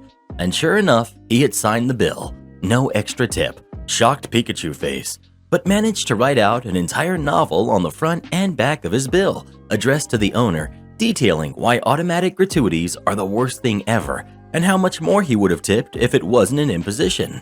Basically could have just written underneath, too long didn't read, I'm a cheap jerk. One of my first service jobs was at a corporate place where the gratuity was conditional on large parties, and at best you could only ask the party for permission to apply it. Most said sure, fine, but of course. So one night, my entire section is cordoned off for a large party of 20, mostly teenagers, and they did that obnoxious crap like ordering steaks well done, eating half of it, then complaining they want a new one, or asking for extra drinks when I was explicit about no free refills, but still complaining when the bill came, etc. I was gutted because I knew what was coming with the $400 bill. Hey, you guys cool if we add a gratuity? What's that? It's an 18% tip added to the bill to ensure staff, nah, it's cool, we got you. Long sigh and head down in shame. They left me $15. My tip out on the party was $20, and I would never do over the rest of the staff, so I took a net loss of $5 for the night. I was shaking and ready to quit. Managers were all, bummer, but it's like that. See you tomorrow. I worked the slow lunch shift the next morning, and as soon as the rush was starting to hit, the general manager comes up to me. Hey, I'm gonna cut you and send you on break for a couple of hours. I'm gonna need you to come back in tonight. I was so checked out. No, I'm not scheduled and already have plans. Sorry. His eyes got big. The next morning, I tried clocking in, and the point of sale didn't recognize my number. GM had decided to can me on some trumped-up BS, but it was clearly because I had been insubordinate. Good riddance. I caught Karen, my dad's girlfriend, snooping through his bank account on his computer, so I exposed her as a gold digger. I'm 16, female. My dad, who's 36, male, has been dating Delia, who's 42, female, for a year. He introduced us 3 months ago, and to keep it short, I don't like her. When my dad's not around, she's super passive-aggressive, and I feel like she's constantly trying to compete with me and be like his favorite or the better one. I honestly don't know how to explain it. I can't really discuss it with someone because it's not like I have any proof or anything. Yesterday, she came here at 8 a.m. because the three of us were supposed to spend the day together. But my dad got called in for an emergency and said he'll be back by 2 p.m. No problem. I sat at the kitchen where you have full view of the living room, not because I was watching her, but because I've always sat there to do homework. If I looked at her, all I could see was her back, so I thought she was on her phone. I had to go to my room to get some papers, and when I walked behind her to go to the stairs, I saw what she was doing. She was using my dad's laptop. He's an architect, so his laptop is really, really important, and he doesn't let anyone use it. I thought to myself, what? But couples are weird, and guessed that she was the exception. She's also in the field. She saw me, smiled, and I went upstairs, got my thing and came back down. I guess she thought I was going to my room for a while, because when I walked behind her again, she didn't notice me. She was seeing my dad's bank account, his Facebook, and his Instagram. She really had 3 things open at once, and I said, hey, you shouldn't be seeing that, and I took his laptop. She got red in the face and tried to make excuses like, I was trying to close them. It's not what you think. Until she got mad and said that she was his partner, and I had no right to snatch things from her hands, and that I was being a jealous brat because daddy wasn't all mine anymore. She demanded an apology, and I told her to get out until my dad came back because I wasn't comfortable having her around anymore. She did leave, but called my dad crying and made a fake version of what happened. He came back mad, but after I explained what had happened, and he saw the living room footage, he knew I was telling the truth, apologized, and thanked me.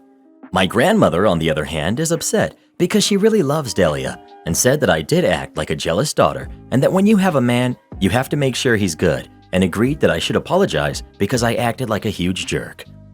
You're not the jerk, and it's amazing your dad has your back. Let your other family members be mad. You did the right thing for your father. Simple. Not the jerk. Delia was crossing a boundary of your dad's, his rule that no one should touch his laptop, and on top of that, she was clearly invading his privacy by going into his online accounts. You defended his boundary because you knew she was crossing it and her behavior wasn't okay. Well, who do you think is the jerk? OP or Delia? Please let us know. Dad sides with his daughter over his girlfriend? Now that's a pleasant surprise. Husband wrongly accused me of stealing from him, so I returned the shoes that I bought for him. I'm 29, and my husband, who's 36, is the breadwinner of the family. I stay home with the kids who are preschool age. He pays for the mortgage, bills, household needs, food, kids' needs, etc. He has set a monthly budget for each category and handles getting everything done.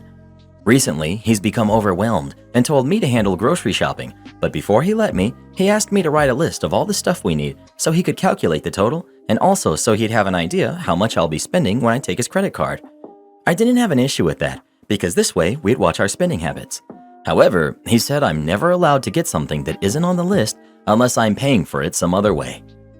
On Friday, I was doing some grocery shopping as usual and saw that the store had some nice shoes on sale. The price was insanely low for this brand, and so I decided to grab a pair for my husband, thinking that he'd be happy with them since he needed new sneakers anyway. I bought them, and when I showed them to him, he flipped out on me, saying I made a huge mistake by buying something that wasn't on the list. I agreed with him, but I thought that since the shoes were for him, then it would be different. He said I messed up and shouldn't have bought those sneakers without even telling him. But in my defense, I said that the price was low, so it's not like I spent $100 on shoes. And also, I saw this as a great deal and wanted him to have those nice sneakers. He plainly said that what I did is considered stealing since he never consented to have those sneakers purchased and said that I'm being irresponsible with money. That is why I no longer have an income and my spending habits need a grip. I felt hurt by what he said. We argued about it for hours and he avoided speaking to me for the rest of the day. The next day, I went and returned the sneakers and took the money back. He got home in the evening and lost it when he found out I returned them. He said he couldn't believe how petty and childish I was to actually do this. I explained I was just correcting my mistake. He tried to contact the store and was told the sneakers were already sold. He even got angry with me, but I told him that he accused me of stealing from him when I was just trying to do a nice gesture for him. He yelled that I had a lot of nerve, calling what I did a nice gesture, while using his money to do it. I told him he had no right to yell at me after I corrected my mistake and gave back the money he accused me of stealing. He threw a fit, then went out with his friends and came home late at night still not talking to me. Did I mess up? Maybe I shouldn't have purchased them knowing they weren't on the list, but I just wanted him to have those sneakers and thought I was doing a nice gesture. Not the jerk. His money? Charge him for cooking, cleaning, laundry, general housekeeping, and childcare then. If you're a stay-at-home mom, he earns family income. This is not right. As for the argument that you stole his money to buy him a gift, it's beyond messed up. If you decide to stay with him, surely you should stop buying him birthday and Christmas presents. By his own logic, you are stealing from him. My mom took some time off work when my sister and I were very little and my dad worked. I was talking to him about it the other day, and he said, I may have been earning the money, but there's no way I could have dedicated that much time to my job if your mom hadn't been doing so much at home. She earned it just as much as I did. We're a team. You're supposed to be working together, OP. Ask yourself how often your husband acts like you're on opposite sides. Not the jerk. Not the jerk, but I'm seriously concerned for you. Almost all couples in your same situation with only one breadwinner share finances, so you should have your own credit card and be able to make reasonable purchases without discussion. Well, who do you think is the jerk? OP or her husband? Please let us know. Yowza knowza. I'm concerned for her too, to be honest. Am I the jerk for refusing to work from home, so now people can no longer bring their dogs to the office? Hi, I'm 32, female. Here it goes. When everyone was working in the office, dogs were never even an option. Lockdown, shutdown, working from home. People trickled back in, and they're allowed to bring their dogs to ease the transition. My group stays back for another year. Everyone's finally called back to the office. I'm allergic to dogs, and the smell gives me migraines. Huge bummer, because I do like dogs, but it explains why in one foster home I was always feeling sick. Boss says we'll figure something out. People with their own offices are not willing to give them up. Boss tells me that maybe it's best if I work from home. I live in a tiny studio that barely fits my bed, and I have to sit on it or on my floor to have a workspace. I have one window. It's suffocating, and I was starting to go crazy living there during lockdown and working from home. So I say that if I can negotiate a raise that will be enough to help me move to a larger place, I will consider working from home. Boss takes that to their boss, comes back, and says unfortunately it's not in the budget. I say I'm not going back to working from home. Boss insists it couldn't be as bad as I'm saying, and that everyone has to make adjustments. Mind you, boss and most of my other coworkers live in houses that they own. Most have huge backyards, entire rooms to dedicate as an office, etc. So of course they don't think it's a big deal. I stand firm and remind them that someone can give me an office, but no one would. So unfortunately, everyone has to stop bringing the dogs to the office. Coworkers and other people in the building are saying I'm being selfish for not just taking the deal and going back to working from home because they'd all love to be allowed to. When I've told people about the tiny apartment and how I can't afford more, they say things like, just move back in with your parents, or stop buying Starbucks, and start doing Uber and Uber Eats after work, and move to the suburbs, as if I'm choosing to be in this position just to spite them. Others have been like, why can't you just take a Claritin, and tell me I'm making up the smell causing migraines? Each of them has a suggestion about how I should just go out of my way to make all these changes, some of which I can't even do, just because people want to bring their dogs to the office. Am I really the jerk for this? Thanks for the responses so far. I appreciate the judgments, and they're giving me a lot to think about. Just as a note, due to circumstances I'd prefer to not get into too much, I cannot just go find a new job or a new place to live.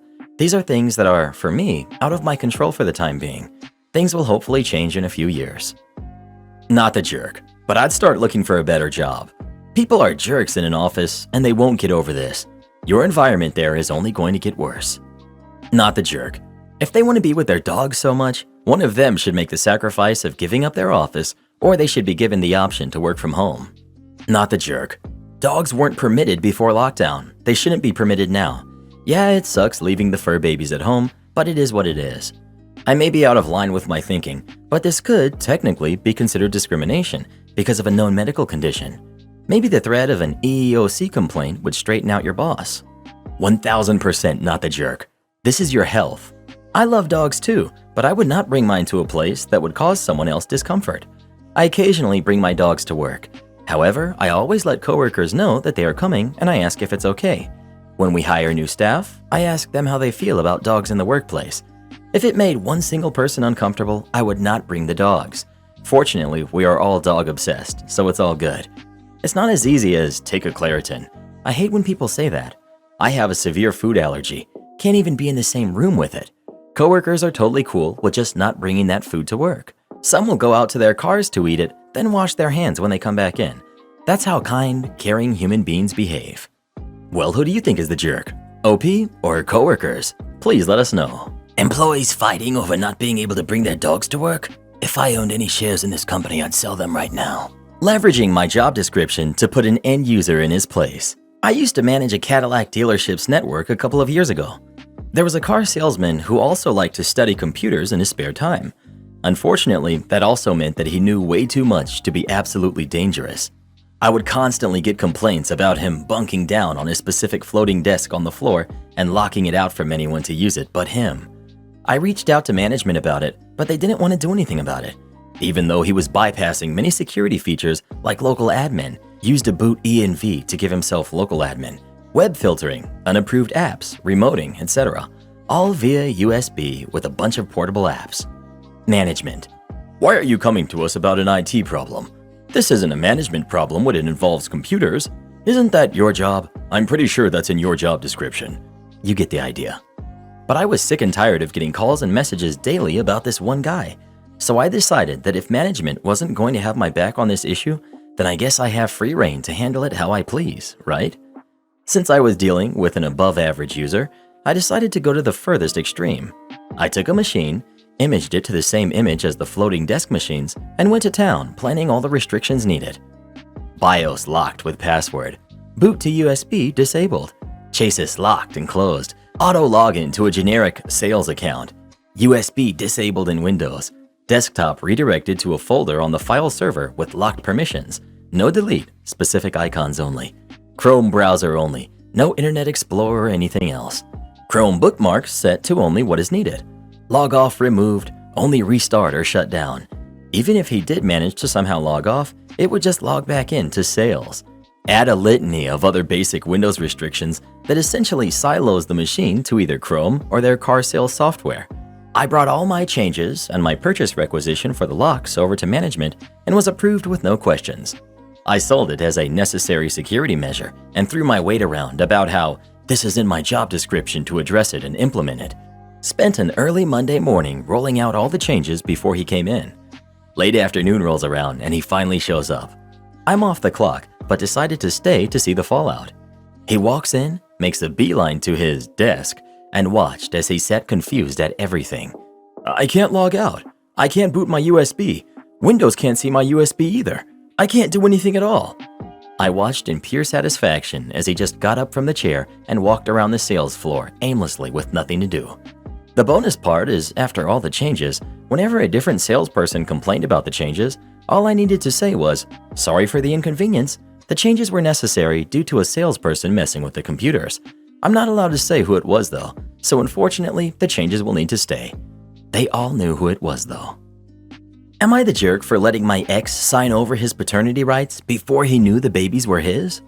Me, female 42, and my boyfriend, male 57, of 4 years split recently.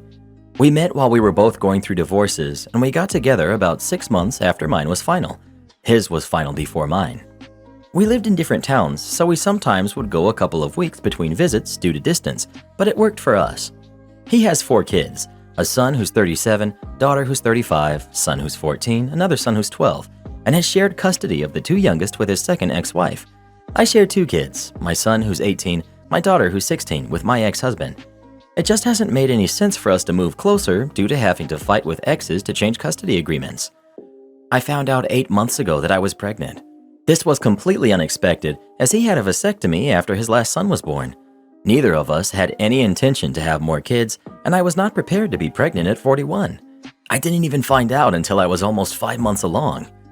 I went to see him, and his reaction was, well, he broke things off with me and had some very choice words to call me. He refused to believe anything other than that I was seeing someone else and trying to pin this pregnancy on him.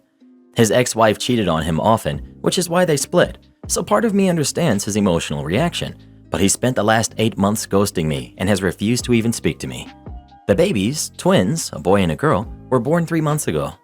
I do not need his financial help, but I decided to file for child support so he would do a paternity test.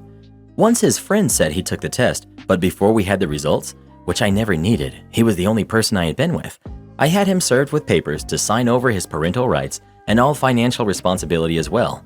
Unsurprisingly, he signed the papers without hesitation.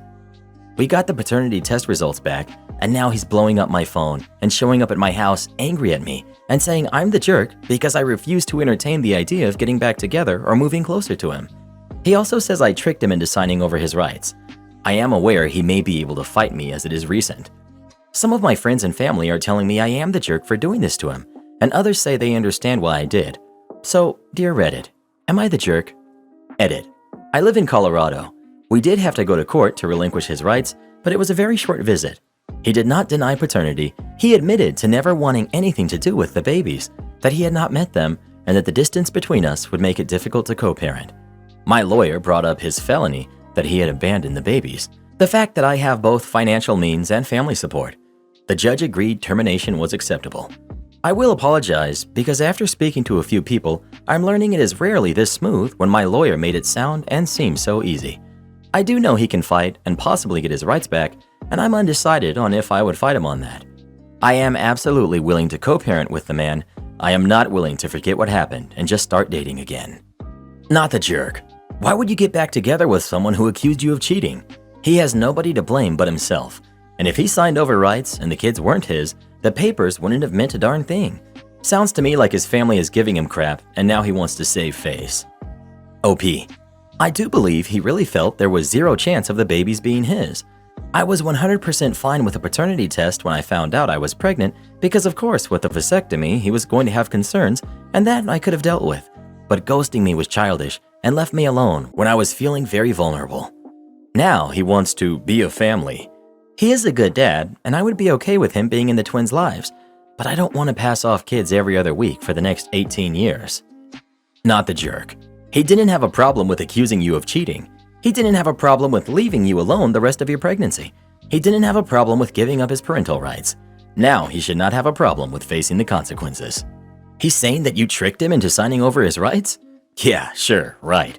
Unless you presented a stack of mundane papers awaiting his signature and hid the paternity docs in the middle, he knowingly signed away his rights. There was no trickery. Your ex needs a wake-up call on reality and personal responsibility. Not the jerk. Well, who do you think is the jerk? OP or her ex? Please let us know. Don't want to heed my warning about giving deep discounts to wealthy clients? I work for a company that does commissions for clients. I'm the manager of my department. This comes with a number of responsibilities. One of them is bidding on work. Last fall, I evaluated the current global situation and how it would be affecting the costs of our supplies and possible shortages as well as inflation. As a result, I priced a few of our pieces of work to help prepare us for the price increases I had predicted, giving us an 8 to 10% profit upon completion. A well-known client came in and contracted us to do a rather large and time-intensive project. This individual is very well off and is in no way in any danger to be going broke anytime soon. However, this client complained about the new prices. He had contracted us in the past on certain items and wanted the same work done again, but seeing the new price, he complained to the boss and threatened to go somewhere else.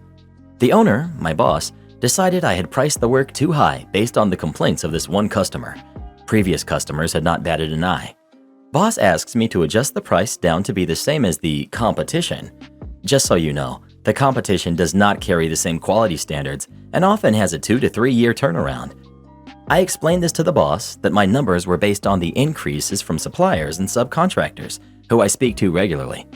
These companies we work with warned me beforehand about what was coming, and I took it all to heart. I had passed the warning on to the boss at the time, but it appeared he blew it off or forgot about it, and at the time of making the new price list, he didn't complain. It wasn't until this one, somewhat well-known local client rose a stink that he decided to bring the issue up with me. So boss insisted that we should be pricing lower to keep up with the competition or we would lose this customer. Of course, I argued that it wouldn't hurt us in the long run, and all we would be doing is attracting tire kickers. He stood his ground though, and I didn't have the energy to fight him on it. So in the end, he's the boss and got what he wanted. So the time came to order the supplies and pay the subcontractors. The cost of these materials, as well as the work done on them, were 90% of the price boss had agreed to for the customer. This is before my own labor costs were factored in. Boss sees the bill and gets really upset and asks me what the customer was paying to have the work done. I gently reminded him that this was for rich tire kicker customer, and I had warned him well beforehand, but because he wanted to retain rich tire kicker customer, he got what he wanted, but the company did the work at cost, and perhaps more with my labor factored in. Boss later came to me and asked me to make up a new price list. I told him I didn't need to. I did that last fall, and as long as no one gives deep discounts, we will be in the green. He's listening to me now. I'm the chief inspector of a helicopter maintenance facility. We have a few high net worth individuals, billionaires, not multimillionaires, multi-billionaires, whose helicopters we perform annual inspections on. One of them has over-the-top documentation requirements, well above and beyond the FAA minimum requirements, which already aren't anything to scoff at, due to their management company's policies. For the last 2 years, I've been telling our sales and contracts folks to bid higher on that particular customer to help recover the cost of the man-hours associated with all their additional documentation. Sales and contracts. Oh no, we can't do that. We could lose the customer that way. For the last 2 annual inspections, our profit margin on this customer was negative once and almost made 1% once, because we refused to charge the billionaire's flight department a little extra over an irrational fear of losing them as a customer. Karen mother demands the password to see my grades. Little bit of backstory. The story revolves around me, 17 female, and my mom, 36 female, who I will call Entitled Mom. Entitled Mom and my dad went their separate ways when I was very little. They weren't married, and I went to live with my grandparents on my dad's side. Entitled Mom would sometimes spend a few days with us and then go who knows where. Around 2 years ago, she left and didn't come back. I see her maybe once a month. In my country, we have a website that shows your grades, exams, and stuff like that. You have your email and a password. I never gave Entitled Mom my password because she never asked for it, and I didn't think that she'd even need to see my grades. No one except me has my password. So I was doing my homework, and I got a call from Entitled Mom. That's rare, so I picked it up. This is approximately the conversation. Entitled Mom. Hey, OP, how are you? Me. Good, how about you? A little bit tired, but fine. Me. Good to hear. Do you need anything? Entitled Mom. Well, I just wanted to know how you are and ask you to give me your password to your grades.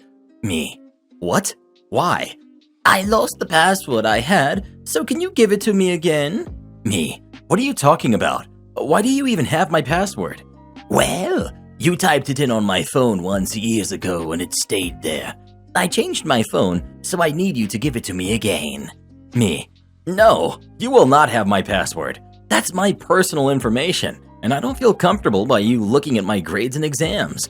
Oh, come on. It's just grades. And besides, I am your mom.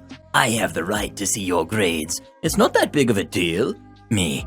It is. You can't look at my grades. It's my personal information, and I don't want you anywhere near it. And besides, you aren't really a good mom to begin with.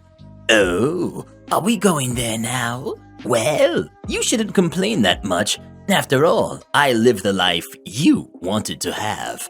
A life I wanted? Are you nuts? I can't believe you would say that to a minor.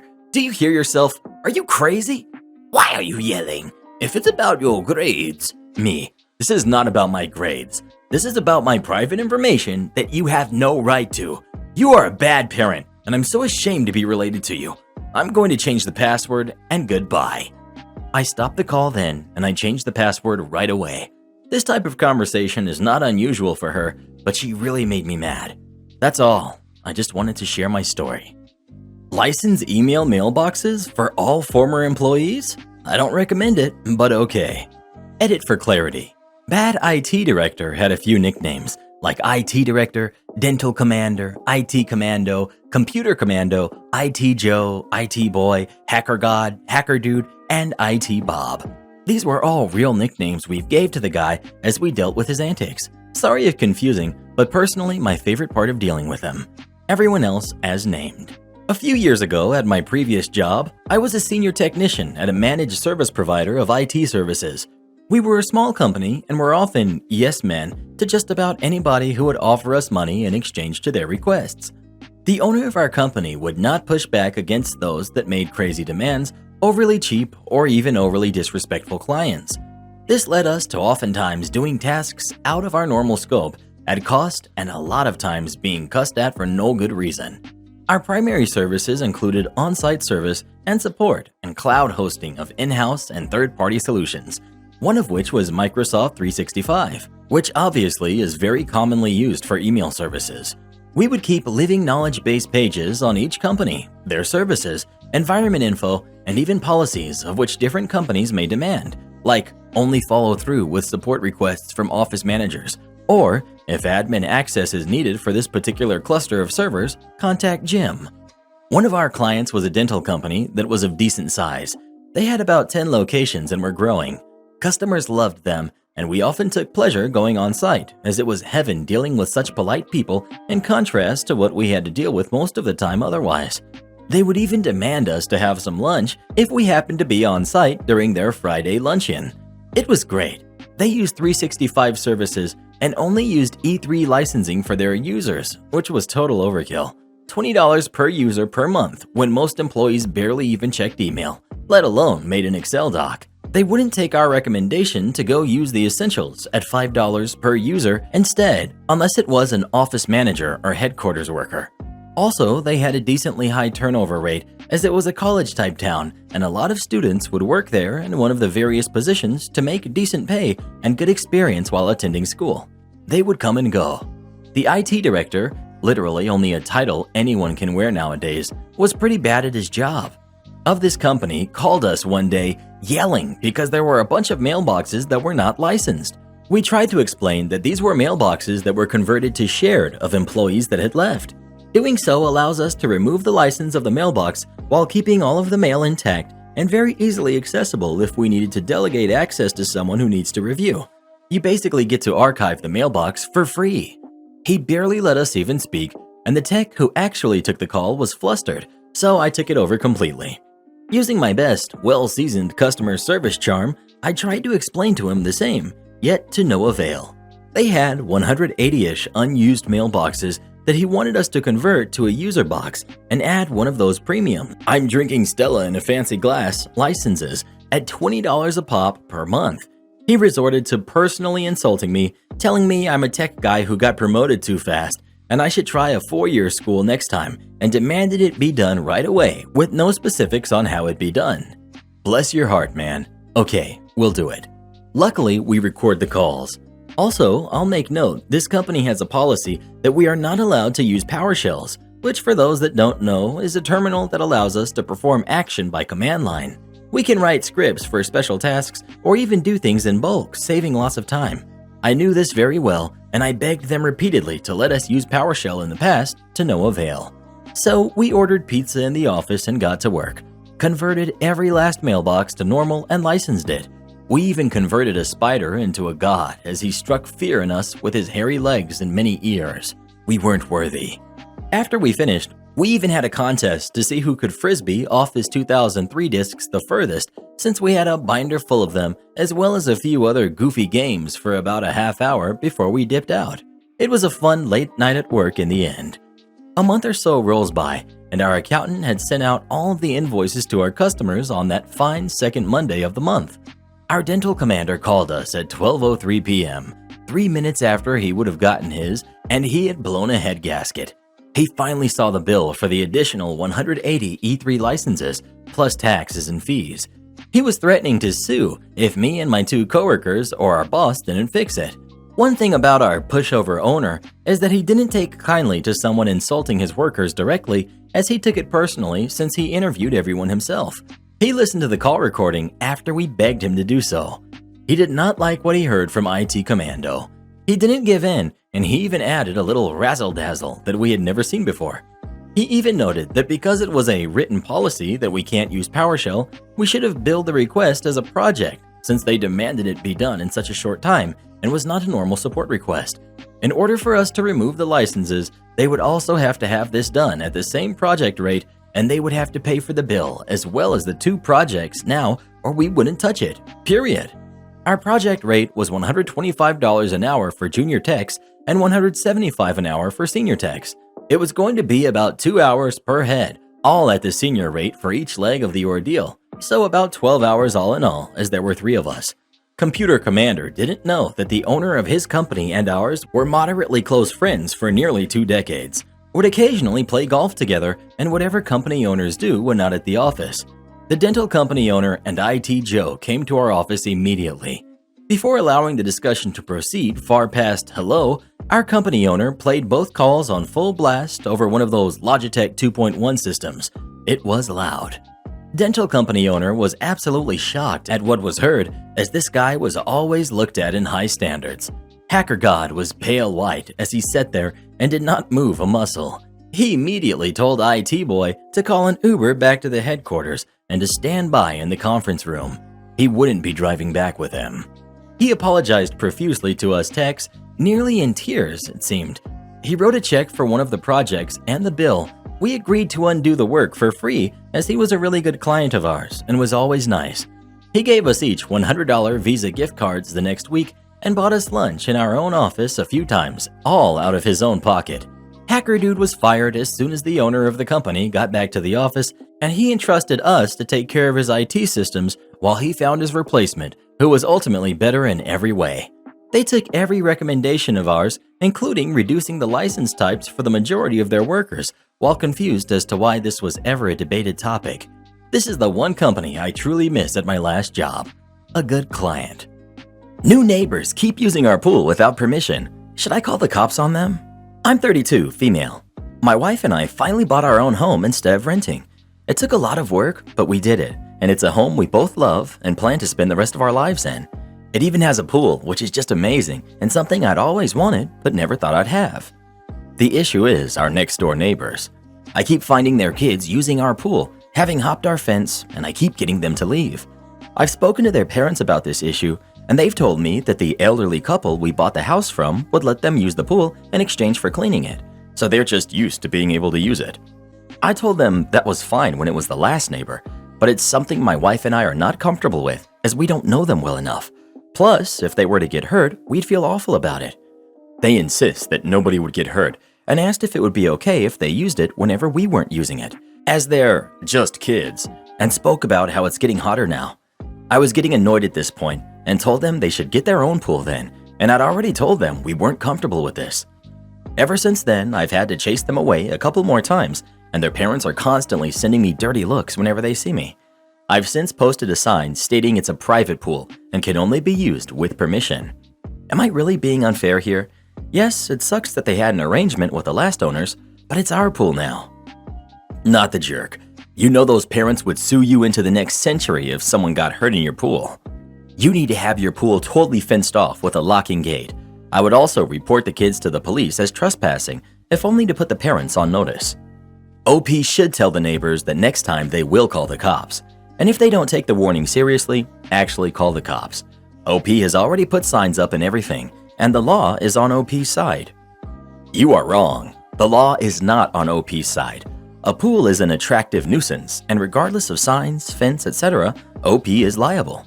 I had all this stuff, fence, alarm, etc., and lost a lawsuit when a known neighborhood nuisance hopped the fence, was drunk, and ended up passing. Well, what would you do in this situation? Would you let them use your pool or not? Please let us know. Absolutely not. It's a lawsuit waiting to happen. Am I the jerk for not wanting to exclude my wife and kids from a trip? I, 28 male, have 5 kids with my wife, who's 32. Please don't come after us for how many kids we have. I work roughly 50 hours a week, 10-hour days Monday through Friday, and my wife is a stay-at-home mom. She does the majority of everything, cleaning, cooking, everything minus the shopping, which my wife orders online and I pick up at the store. So here's the am I the jerk scenario. My work schedules a work bonding fishing trip from Friday night to Sunday over the summer. I say no way I'm going, for the following reasons, despite my wife telling me to go and have fun. First of all, every Saturday I schedule my wife for some type of treat-yourself appointment, and send her on a mini shopping spree / kiddo-free morning to do whatever she wants with one rule: the kids stay at home. It's about her and her only. Second, I'm not leaving my wife for 2 nights and a day for fishing and drinking. If I want to go fishing, I'll take the 5-year-old twins with me to give my wife less to juggle and create some memories. Third, the ladies that work at the office feel excluded because they don't like fishing. Fourth, they call it a stag weekend, despite no one getting married. And I don't trust that phrasing, especially since they're going fishing near a very popular college-age vacation spot known for the bars and the wasted weekend shenanigans. So my coworkers have been calling me whipped since I said no, and saying it'll give them a chance to know me better since I don't go out with them on Wednesday when they go to the bar and have always missed the trip. All my coworkers all have wives, kids, or significant others, so I recommended we do a family camp out during the planning meeting, which would cost the same amount, and do those blow-up things on the lake, boating if you have one, skis, etc., and do a cookout kind of deal with family activities with my work renting small cabins for families to use. My regional manager, who was at the meeting, loved it even more than the fishing trip, gave me a yearly bonus to plan this family event every year instead of my coworker who gets one to plan the fishing trip. Now my coworkers are calling me whipped and more stupid names, and they're mad because their wives are happy about my idea. Their wives have even emailed me about a Mom Saturday morning idea, like my wife has, and I added it into the plan, and are mad that their stag weekend is canceled and, quote, spend a work-paid trip babysitting. So Reddit, am I the jerk for getting a work trip canceled and replaced with a family-friendly event? Edit for clarity. I also included the child-free coworkers of mine in the planning and said if they need a break or are getting overwhelmed, they're more than welcome to borrow my boat for relaxing without the kids or for more extreme water sports. It's not babysitting if it's your own kids. You're being considerate to your wife, and it sounds like you're a good husband. You're not the jerk. Yeah, how dare OP want to not exclude his wife, coworkers' wives, and the kids to go on a stag weekend where you know questionable things will happen, and instead make it a fun experience for everyone instead of letting the guys run off to do who knows what for a weekend and leave their wives and kids at home. It sounds like a lot of fun, and the guys are the ones with the problem, thinking spending time with their own kids is babysitting. Not the jerk. Not the jerk. You came up with an idea that would benefit everyone and not leave anyone out. I find it weird that a workplace would even have such an exclusive fishing trip to begin with. I'd bet the women have been trying to get the trip changed for years, but no one would listen to them. It definitely sounds like they felt left out. If the fishing trip is that important to them, they can still go and pay for it themselves. Literally nothing is stopping them from doing so. The fact that they see having to spend a weekend with their kids as babysitting tells me all I need to know about them. Well, what do you think? Is OP the jerk for getting the trip changed or not? Please let us know. OP sounds delightful. He also sounds like you'll have quite a few enemies at the office from now on.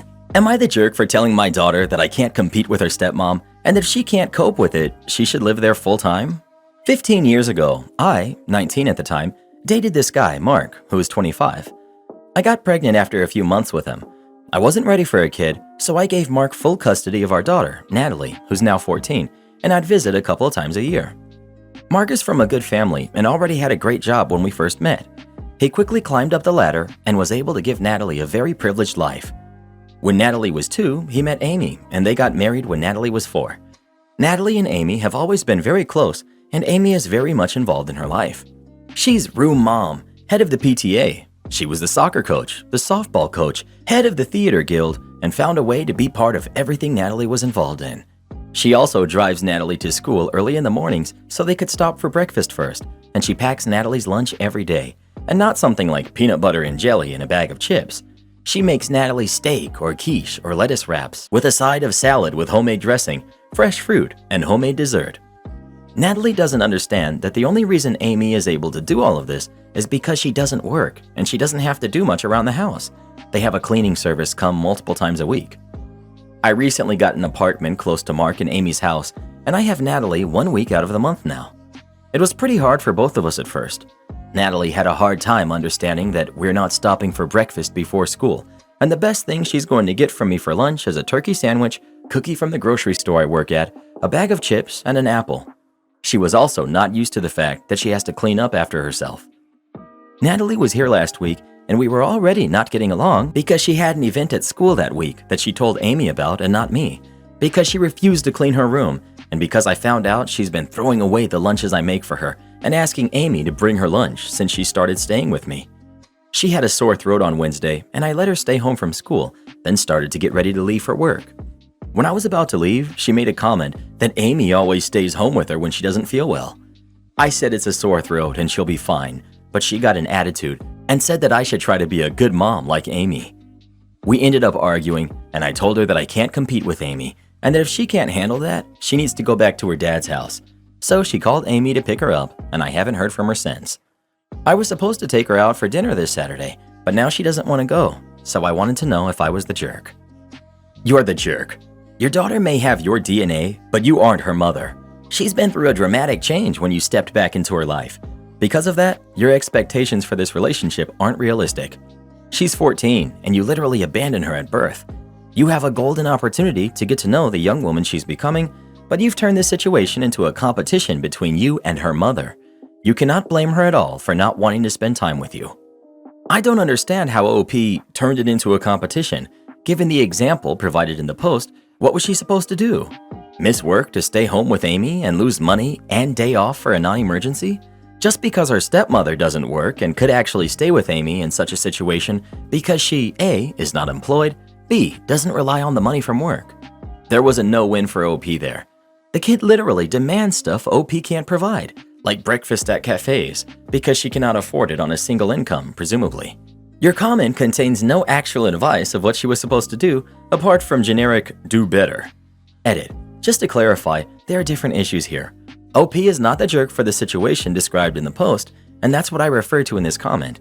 However, she appears to be the jerk for forcefully inserting herself into the life of this teenager by fighting Natalie's parents in court for custody, instead of simply agreeing to visitation rights. All this presumably in response to Amy wanting to adopt. Not the jerk. I think you need a full stop and try to imagine how you'd feel if you were your daughter. She's been given a very nice life by her father and stepmom. You were rarely in the picture, and that's when it suited you. Now you decided to become a mom, and you think this human whom you birthed should be so happy to have you in her life. I wouldn't. I'd be upset if I had to leave the comfort of my home to go stay with a stranger for a week every month, simply because she decides to move close enough that it's convenient for her. You've uprooted her. You're not helping her to adapt. You expect her to be happy you're around, and you're mad because she isn't. You pull her away from her comfort for an entire week and take her to a place that's clearly less than she's accustomed to, and you're mad because she's not happy? She's 14. 14-year-olds aren't happy anyway, and you're giving her way more reasons to be unhappy. From here, all I see is a teenage daughter that wants to connect more with you and is constantly being met with, "I'm not willing to try. Go get your needs met elsewhere." Then she does, by asking Amy to bring her lunch, and you also get angry. She was not feeling well and needed someone to take care of her. She asked you, as another way to connect, and you dismissed her once again. She doesn't want you to compete with Amy. She wants her mother to make her feel like she is a priority. Most people just can't take time off of work that easily. And let's be honest, a 14-year-old with a sore throat can stay home alone. My 11-year-old stays home alone when she's not feeling well. Honestly, the kid sounds very spoiled and privileged. Going out to breakfast every morning? Getting fancy lunches? That's great, but she's old enough to understand that not everyone can afford that. OP and kids should consider therapy together to talk about this stuff with an unbiased party. Well, who do you think is the jerk? OP or her daughter? Please let us know. This plot would have made for such a good movie back in the 90s. Am I the jerk for publicly calling out my fiancé at our party after he made a dig at my previous homelessness? Going to go straight to it. Last Sunday, I organized a small barbecue party with my work friends, my fiancé's family, as well as other acquaintances to celebrate my promotion at work. I know it might come off as arrogant to celebrate a promotion, but the reason why I held it was because this was one of the first times in my life I felt settled and at peace. I was homeless for a while and had to work really hard and rely on my one kind relative who supported me to get to where I am. The party was also held to express my gratitude towards my uncle and my friends who helped me push through. However, not everything went smoothly. My fiancé was introducing me to some of his friends and colleagues after we set up the food. He kept introducing me to them in a condescending way, saying that the promotion didn't really mean a huge pay raise and his salary is still higher than mine, even though he started work much earlier than me, and that the only reason I made it was because of my relative. That is somewhat true. But the thing that struck me the most was him saying jokingly to his friends that he played a huge role in where I am today, even though I literally met him after I landed my job, and that my homelessness was not a big deal because I only spent 6 months being homeless before my relative helped. It just felt humiliating and invalidating, so I also jokingly retorted back, saying, "At least I'm not a trust fund baby who was handed everything in life and had his parents pay part of his mortgage." His colleagues laughed at that, and I could see my fiance was not pleased. He stopped mocking me after, thank goodness. But after everyone left, he mentioned that what I said really ruined his image. I told him I was merely imitating his actions because he could clearly see I was uncomfortable and carried on, and then he denied it and proceeded to call me sensitive. Now I'm confused. I know what I did was wrong. I was not behaving or communicating like an adult. And yes, I shouldn't have divulged the fact that his parents paid part of the down payment, but I was hurt and had no way to pull myself out mid-convo without embarrassing myself. That's why I require judgment. If I am the jerk, I'm willing to apologize. Why is this not your ex-fiance? Not the jerk. You ruined his image? What about how he ruined yours? He's not always like this. In fact, the very reason we got together was because he admired my grit, and then for him to turn around and do this, quite disappointed. I wouldn't say my image is ruined or something, because my friends and uncle don't care about all that. But yeah, towards his friends, it made me feel small and stupid. He admired your grit for as long as he feels you were not a threat to his ego, for as long as you remained beneath him. This is a party to celebrate your achievement, but he chose to highlight that you didn't get to where you are via your own hard work, that you had to be helped by others, thereby undermining your success. Also, the fact that he was saying that it doesn't mean anything because OP's salary is not higher than his? Big red flag. Not the jerk. You say he admired your grit and isn't normally like this. Well, you were never at risk of upstaging him before. You were never at risk to his ego before. He admired you when he considered himself better than you. He then, instead of apologizing for his behavior, knuckled down and called you sensitive. This is downright disgusting. You're sensitive because you voiced how he embarrassed you? You're sensitive because you told him that you were uncomfortable? He then denies his treatment of you being bad and denies knowing how you felt about the situation. I'm sorry. Who goes around telling others about their partner's homelessness and how they wouldn't be anywhere without XYZ handout, then try and claim that their partner is only where they are today because of them, when they did nothing? And I'm sorry. Was his parents paying part of his mortgage some big secret? He just wants to look better in the eyes of his coworkers and will trample on anyone to do so, it seems. You should be proud of your accomplishments. If he does not come and apologize to you for this, then boot him to the curb. Welcome to your future of him embarrassing you as you threaten his fragile ego. Well, who do you think is the jerk? OP or her fiancé? Please let us know. I'd run from him faster than Usain Bolt. I went out with people who didn't tip, and I feel horrible. My boyfriend's mom and I were celebrating our birthday, April 30th and April 28th, at a seafood restaurant with my boyfriend's sister and my boyfriend. The service was cool. It wasn't slow and the waitress wasn't rude or anything. When it was time to pay, me and my boyfriend's bill was about $68. I put in $70 and was going to add $5, thinking everyone, 4 of us, was also going to add a similar amount. My boyfriend took the $5 and said that the leftover change was enough. That change was like $1 and some cents. I tried to explain to him that that wasn't enough, thinking that his mom would speak up, but his mom and his sister both said that they weren't leaving a tip because the waitress, husband/family, owned the place and they had money. Imagine my horror when I heard that. She gave us good service, kept our drinks refilled, and y'all just aren't gonna tip? Then when his sister paid, her leftover change was like $3, and the waitress didn't give her the change back, and the sister literally waited for her to speak to her so she could give it back. I went to the bathroom so they could leave so I could give a bigger tip, but when I came out, I didn't see the waitress and everyone was in the car waiting. I feel so bad. I can't believe they just refused. I went to a restaurant with my mom and my family the following day, and my mom paid for 3 meals and I left a $10 tip for us 3, and still my mom left a few extra dollars. Your values are different. This should key you in. I feel like this comes up on other subreddits all the time. The question, what's a red flag or a deal breaker on a first date? And I always think, being rude to a server. I haven't served in over 10 years, and I don't think I could be with someone who was a bad tipper. Think of how many times over the course of the relationship the issue will keep coming up. That's just a fundamental incompatibility. You are 100% on point. I've always totally judged a person and how they treat a server. It shows how they will be to someone in a lesser position of power, which is a good insight into character. We have a pretty high-powered lawyer who comes into our joint a couple times a week. Dude bills at $1,450 an hour and treats the cashier, or the guy doing street sweeping, or me, the owner, the same at all times. And one of my favorite tricks when meeting new people who ask what I do is to tell them lots of dishwashing and hauling trash and see how they respond. It is very telling. Insist on ordering food despite having the wrong number? Fine by me. This happened when I still lived with my parents over 20 years ago in a small town just outside a small city. As a teenager with a bit of social anxiety, I would spend most Friday and Saturday nights at home watching movies, playing Legos or computer games. Often, my parents would go out in the city as there was nothing to do in the town, so I would be home alone until late at night. Our landline phone number was very similar to that of a local Chinese takeaway and taxi company. I won't give the exact numbers, but to give an idea, our number was 12222, the Chinese takeaway was 12221, and the taxi firm was 122122.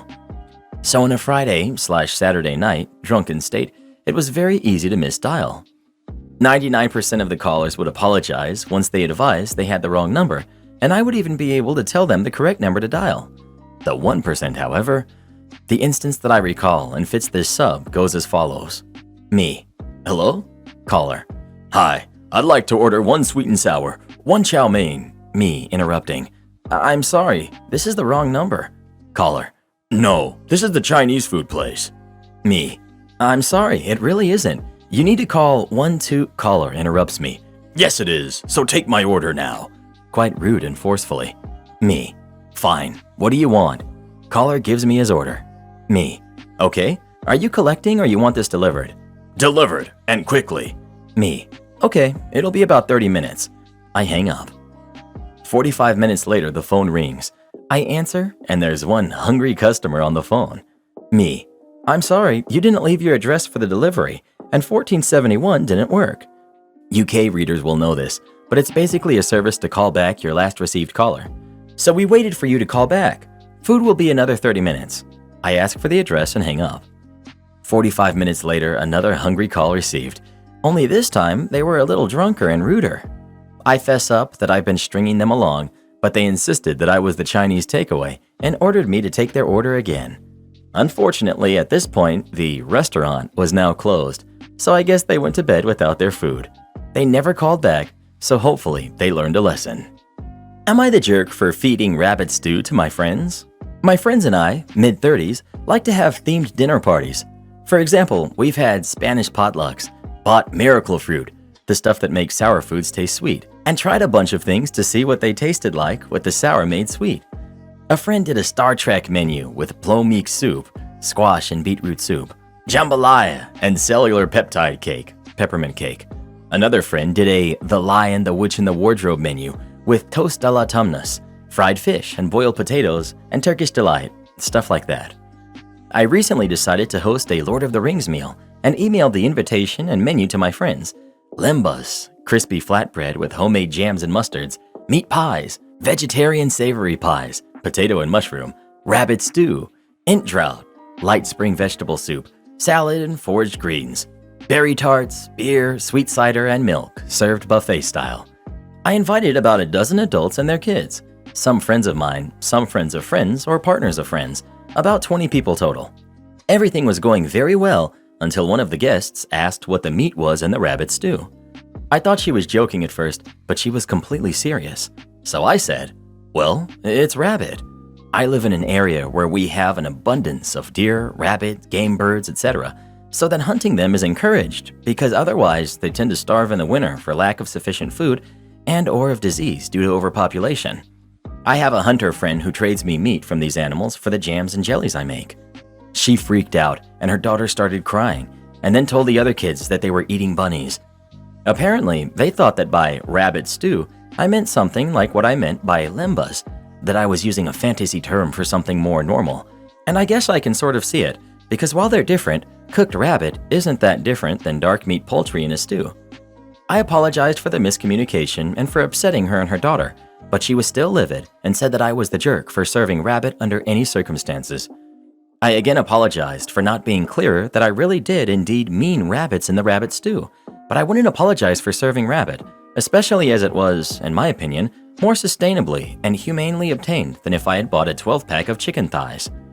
She and a few other people think I'm the jerk. Obviously, mostly people with kids were upset by the cooked a bunny thing, though until it was framed to them that way, they seemed fine.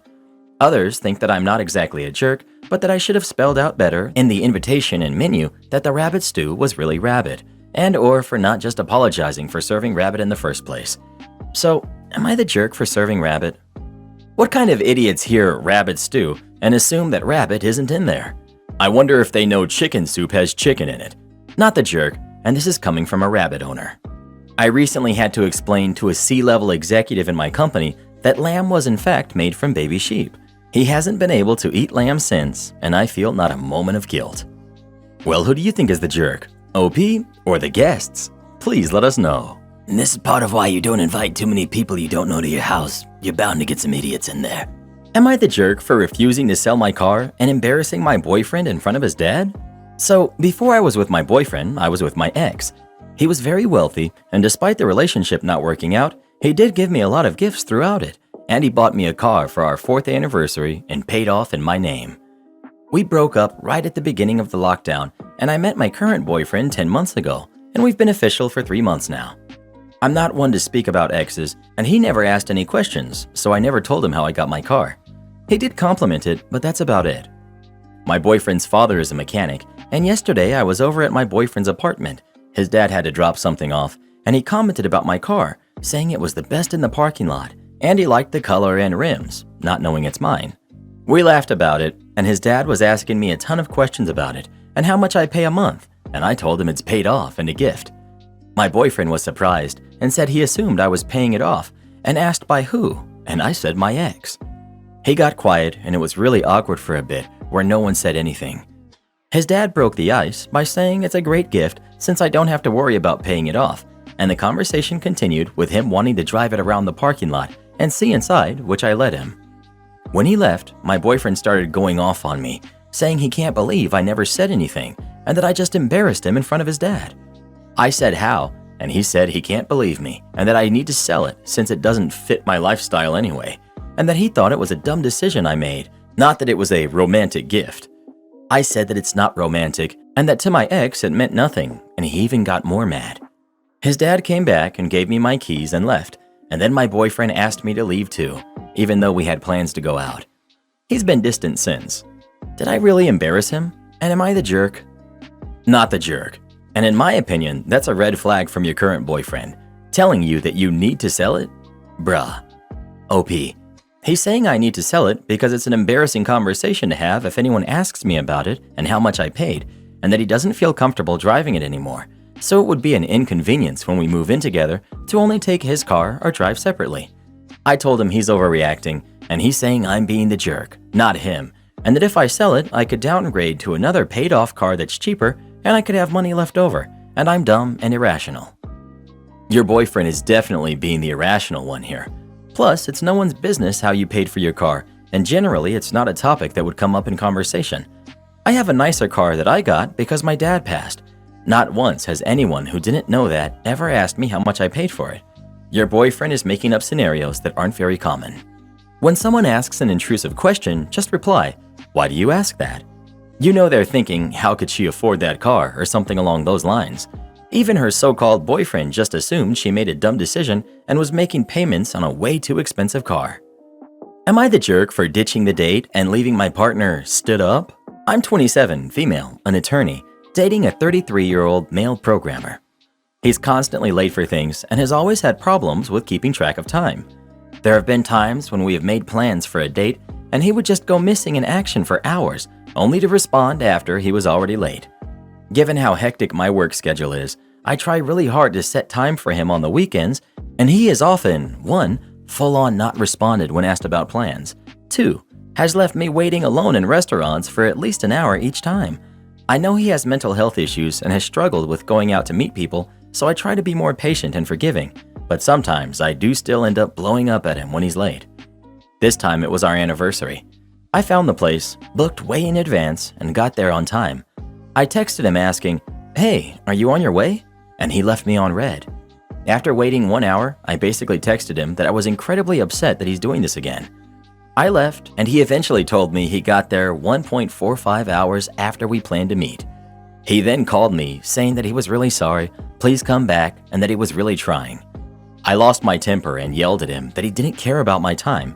He always leaves me waiting like a dog for hours when it suits him, and that the least he could do was at least warn me when he was going to be late. He said that I didn't respect him for trying / his mental health and how difficult it was for him to even meet me. He admitted that sometimes, once he's late, he even procrastinates more because he doesn't want to deal with the consequences of it. I admit that I am a stickler for time. Time is very important to me, and now with work, it literally means I can't do other things because I just spend so much time waiting for him. I'm so upset because it just feels like irresponsibility. Am I the jerk for expecting him to be on time or at least tell me if he's going to be late? I'm a programmer. I have mental health issues. I don't enjoy being around strangers. I still have the respect required to tell my partner if I'm running late and to make sure that it is a very rare occurrence. Disrespecting you like that and then blaming it on mental health means that he needs to focus on improving his mental health. Until he does, I suggest maybe you shouldn't subject yourself to this. Don't set yourself on fire to keep someone else warm. Well, who do you think is the jerk? OP or her boyfriend? Please let us know. When someone constantly shows up late, it shows that you're not a priority to them. Don't date people like that. You'll only regret it. My wife is demanding to name our son Frodo. My wife and I are expecting our firstborn together. We haven't discussed names until we found out the gender. It's a boy, and when the family found out, we received many name suggestions and ideas from both families. Some were pretty cool and modern boy names. However, when I asked my wife when we were going to discuss the name of our son and talk about the cool ideas our families sent, she told me not to bother because she's already had a name in mind and felt strongly about it. I was upset, obviously, since she said she already decided, so that was selfish in my opinion. I asked what the name was, and she told me Frodo. The name immediately rang a bell. My wife is a huge fan of Lord of the Rings, and her favorite character is Frodo. She went on about how cool and unique the name is, but I really didn't think she was being serious. She said I should watch the movie and see how the name sounds and I'd love it. I said no way. She asked why not. The movie is popular and so is the name. To me, that's the problem. Don't get me wrong, but it's not a name we should go with. I mean, I already looked up the name and its meaning, but was mentioned that it will always be attached to that character from Lord of the Rings. To me, that was an instant no. My wife said I was being narrow-minded and called me controlling only because I told her this name is my hill to die on. Our son deserves a reasonable name and not to be attached to a character from a movie. I snapped and told her she could love the character all she wants, but choosing a name for our son is a serious matter and we both should get a say. She had a meltdown, gets mad, and claims I'm treating her as an incubator. She then went to tell my parents about how unreasonable I was being, and they got mad only because we haven't considered the name suggestions they sent. So now I find myself arguing with my wife and my family. Her sister told me that my wife gets 80% say since she's the mother, and I needed to stop stressing her out like that. My brother suggested I stop arguing with my wife about it and go behind her back and put the name I want on the birth certificate, but I wouldn't do that. That's not going to solve anything. The argument continues, and I think I might be the jerk for still arguing about it, knowing that my wife is stressed out, but I just don't think it's fair. Am I the jerk here? Am I overreacting? My best friend blames me for her husband's cheating. I'm a 31-year-old woman, and I've been best friends with my friend, who is 34, since I was 15. She's been married to her husband for 5 years. I've never been his biggest fan. Something about him seemed off to me, but I never brought it up or told her my feelings on the matter, as I had no reason to suspect he wasn't above board. Sometimes you just don't like people. It doesn't make them a bad person, and I figured it was just that. Due to our connection through her, we do sometimes talk on social media. Not often, but he is on my friend list.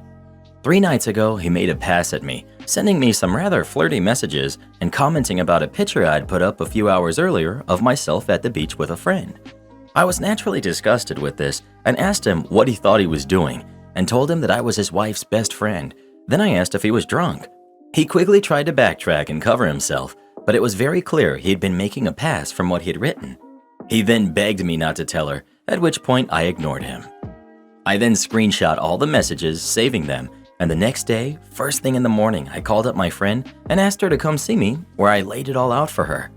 I had wanted to tell her in person, as it would be easier to soften the blow, rather than immediately sending all the screenshots to her with no easing into it. I expected her to be upset, but I was surprised when she got upset with me. She told me I must have led him on in some way to make him think that kind of message was okay, that he'd never do something like this without being tempted first. I told her I'd never do that to anyone, last of all my best friend, and pointed out how clearly disgusted I was by what he'd written. I then told her I was worried because if he'd do this to her best friend, what was he doing with women who didn't know her? She left angry with me and hasn't spoken to me since we met up that day. I've sent her a few messages since then, but haven't gotten a reply. I hope it's just misplaced anger and she needs time to come to terms with this. I don't know what else I was supposed to do. Surely sitting on this and not telling her would have been worse. Not the jerk. You did the right thing. She's just in denial at the moment. Yep, absolutely, you did the right thing. Give her space and be supportive.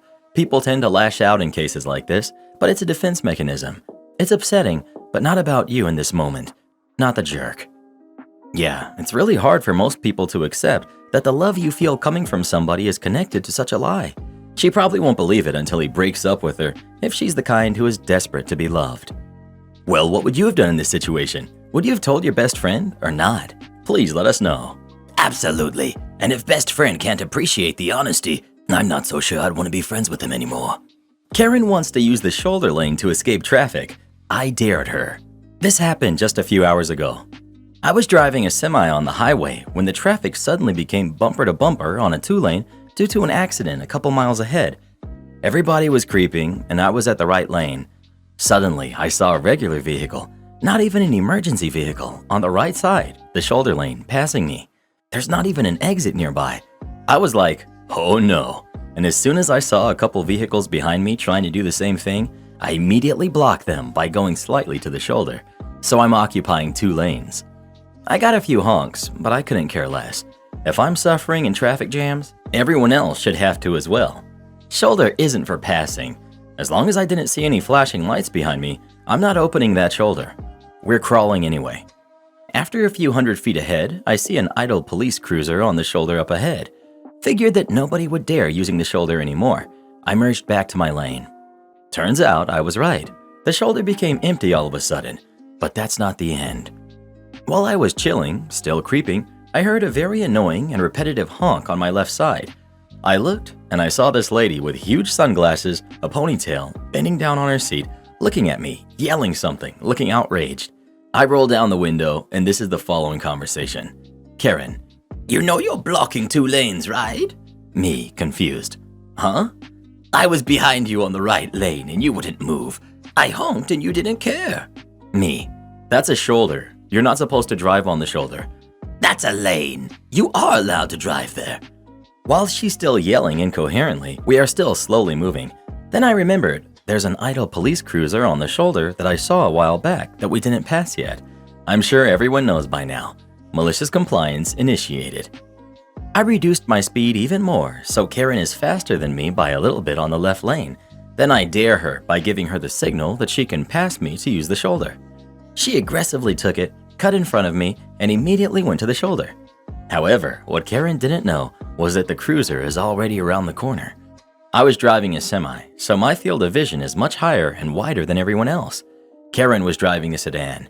Her field of vision is much lower and limited. What I didn't take into account was how aggressive Karen was driving. She cut the corner so quick without looking and ended up hitting the cruiser. Sorry, officer. It was so abrupt that I can hear the crash pretty loudly. I can also tell that the driver in front of me was gasping in shock as well. I've never seen an officer get out of the cruiser so fast before. This dude practically jumped out of the cruiser in less than 1 second. Then, this is what I witnessed and heard when I'm creeping slowly with the traffic. Not wanting to miss anything, I roll down my passenger window. Officer: Get out of the vehicle. Karen, still inside her car, full fluster mode. Officer: Get out, now!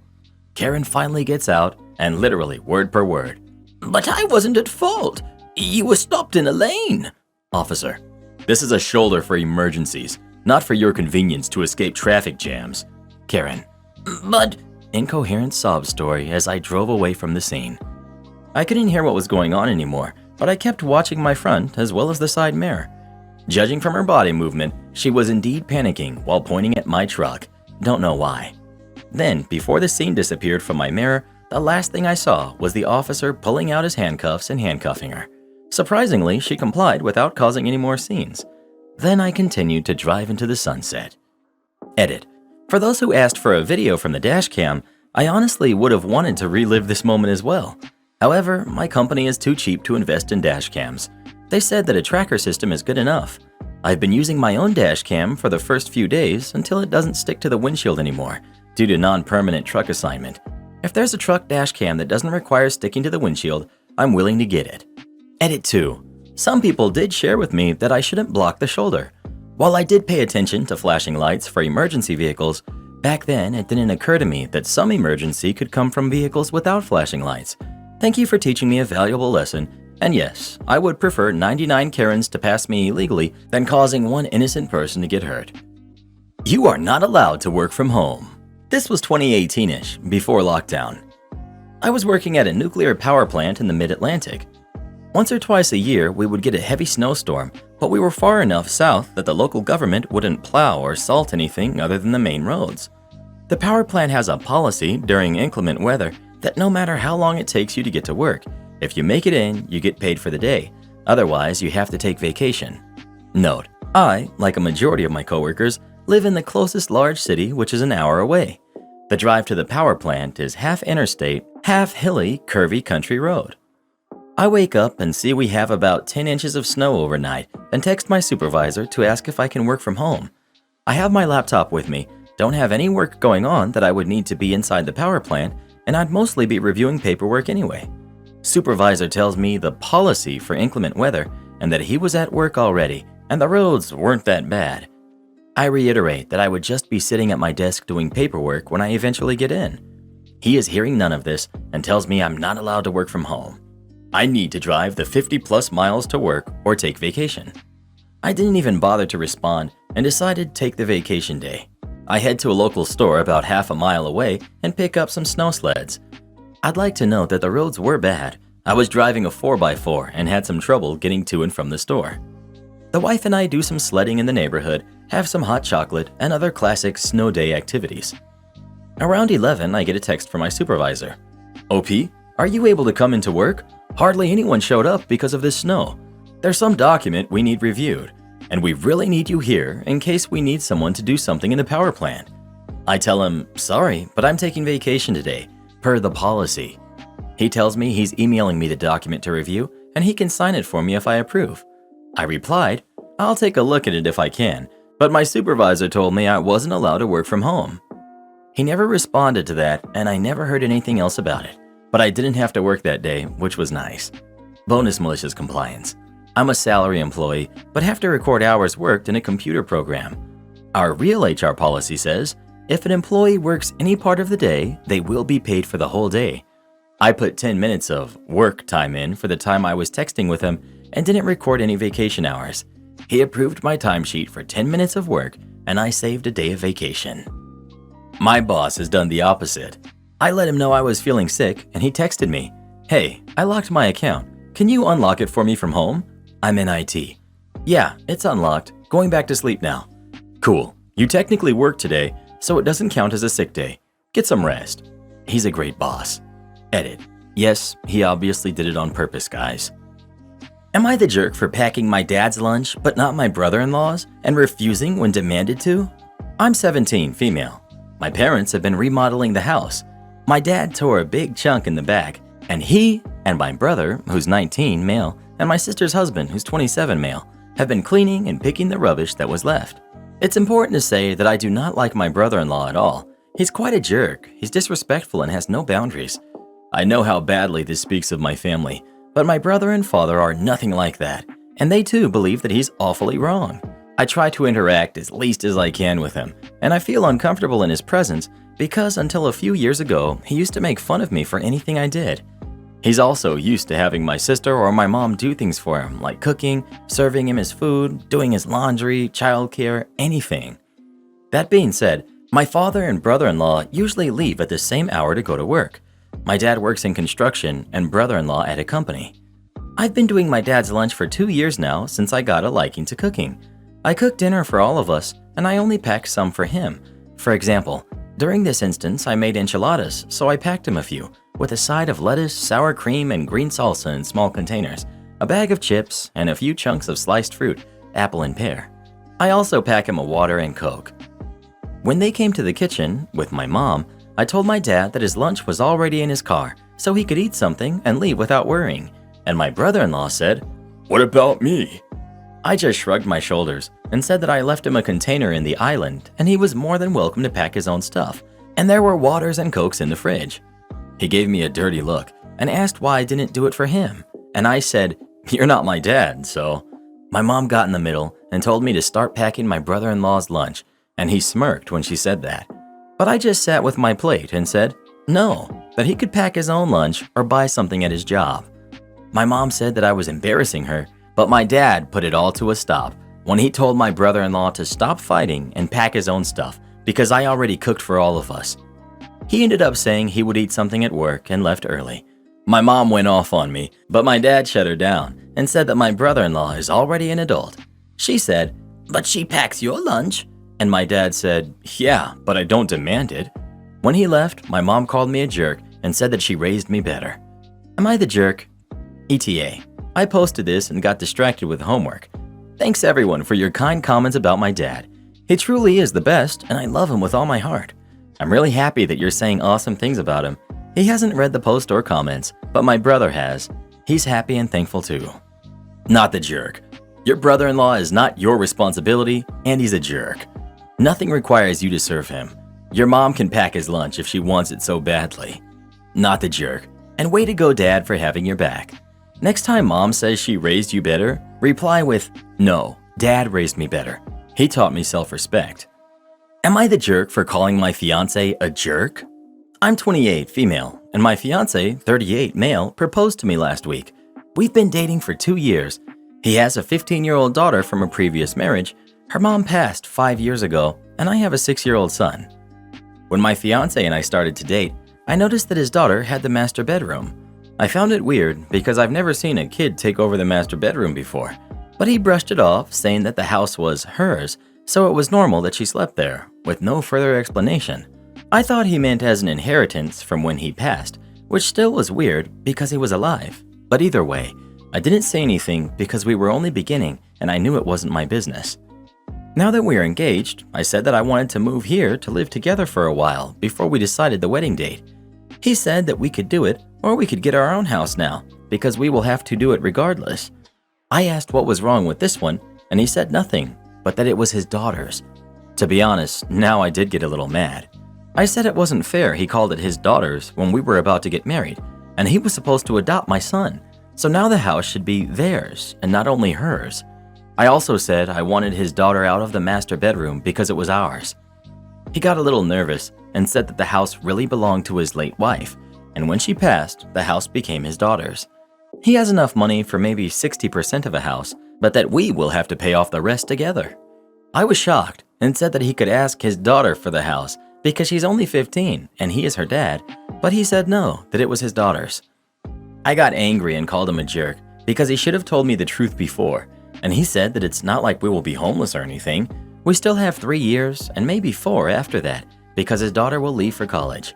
He said he has always known he has to move out and that's why he saved. I asked what else belonged to his daughter that I didn't know. And of course, he said that his car, a 2020 Kia, the car that I always use, will be hers when she leaves for college.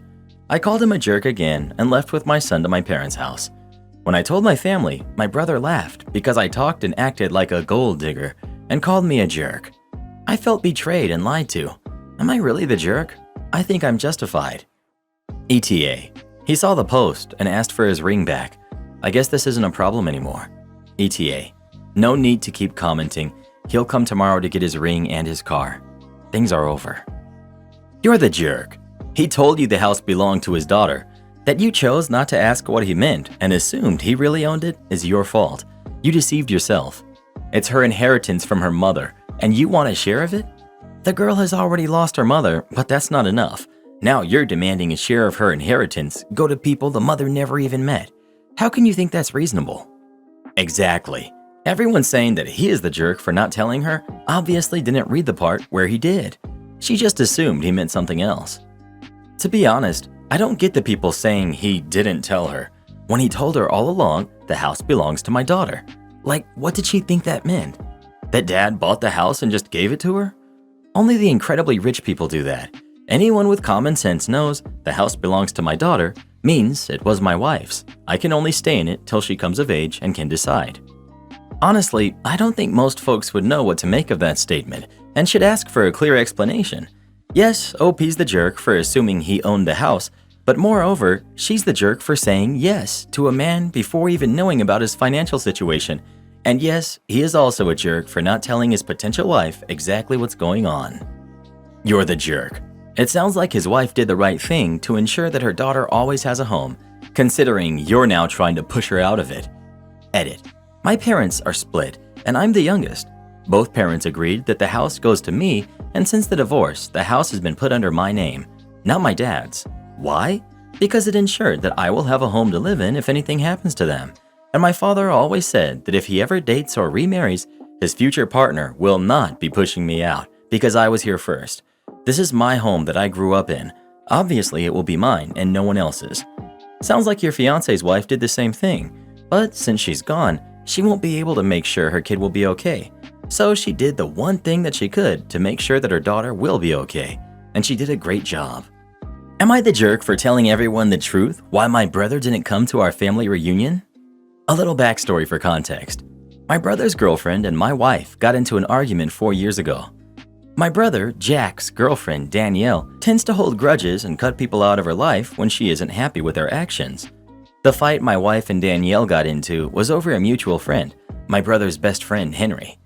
Daniela didn't like Henry and told my brother it was either her or Henry. My brother broke up with her, but eventually cut ties with his best friend and got back together with Danielle. Danielle told my wife to stop inviting Henry to cookouts, parties, and events. My wife said no. Henry is a family friend and is more than welcome to come to anything we host. Danielle said that she needed to rethink their friendship, feeling my wife didn't side with her. My wife basically told her to grow up and buzz off. My wife and Danielle haven't seen or spoken to each other since the argument. My wife did apologize numerous times, saying she was out of line. Danielle won't accept her apology, and by doing so, had my brother pick a side. It's been a real nightmare where my brother has tried numerous times to reconcile, try to meet his niece, who is 2, and come to gatherings.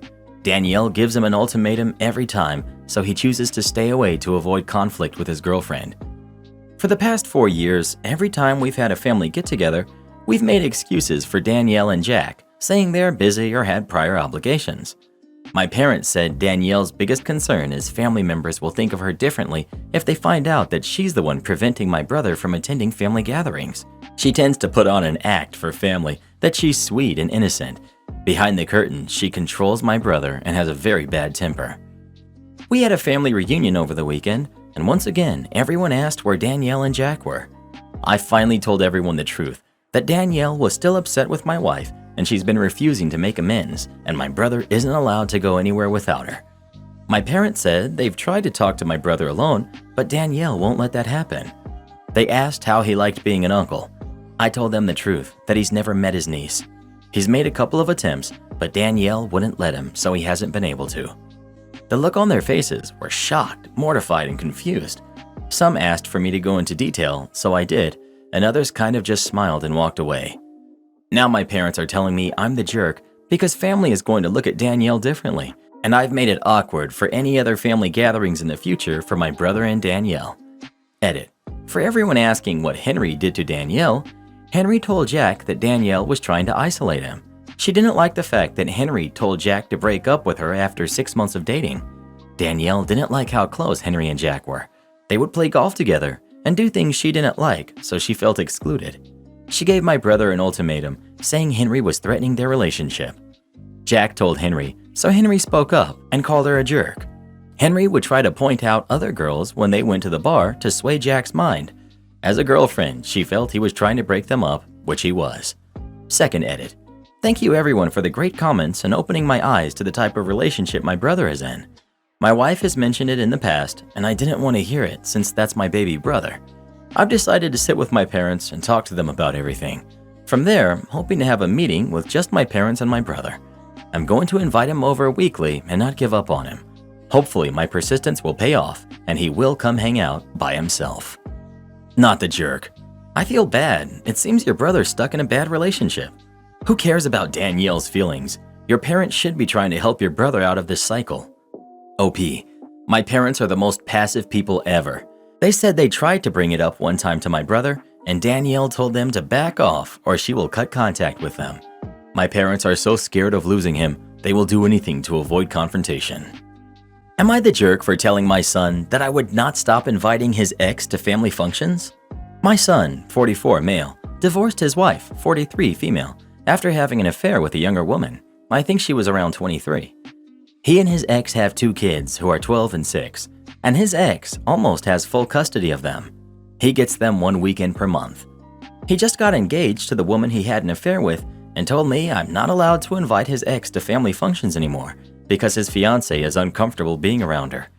I told him no, and now he's angry with me.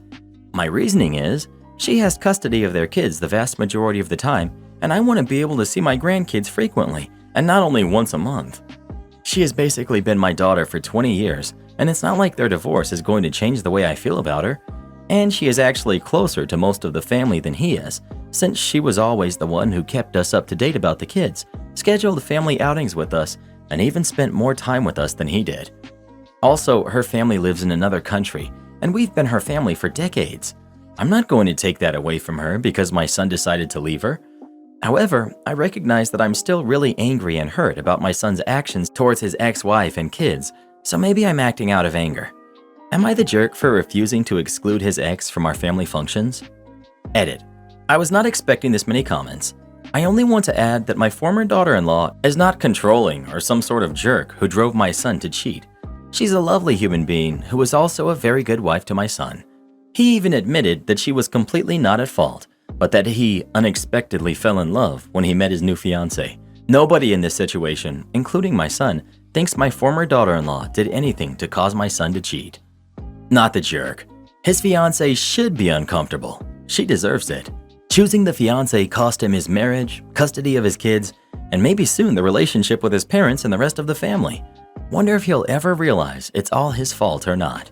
Do this next. Tap here on your screen to come see our new podcast playlist, where you'll find thousands of hours of the best stories you've ever heard. Or tap the one on the right. That episode is specifically just for you, based on other videos you've enjoyed the most.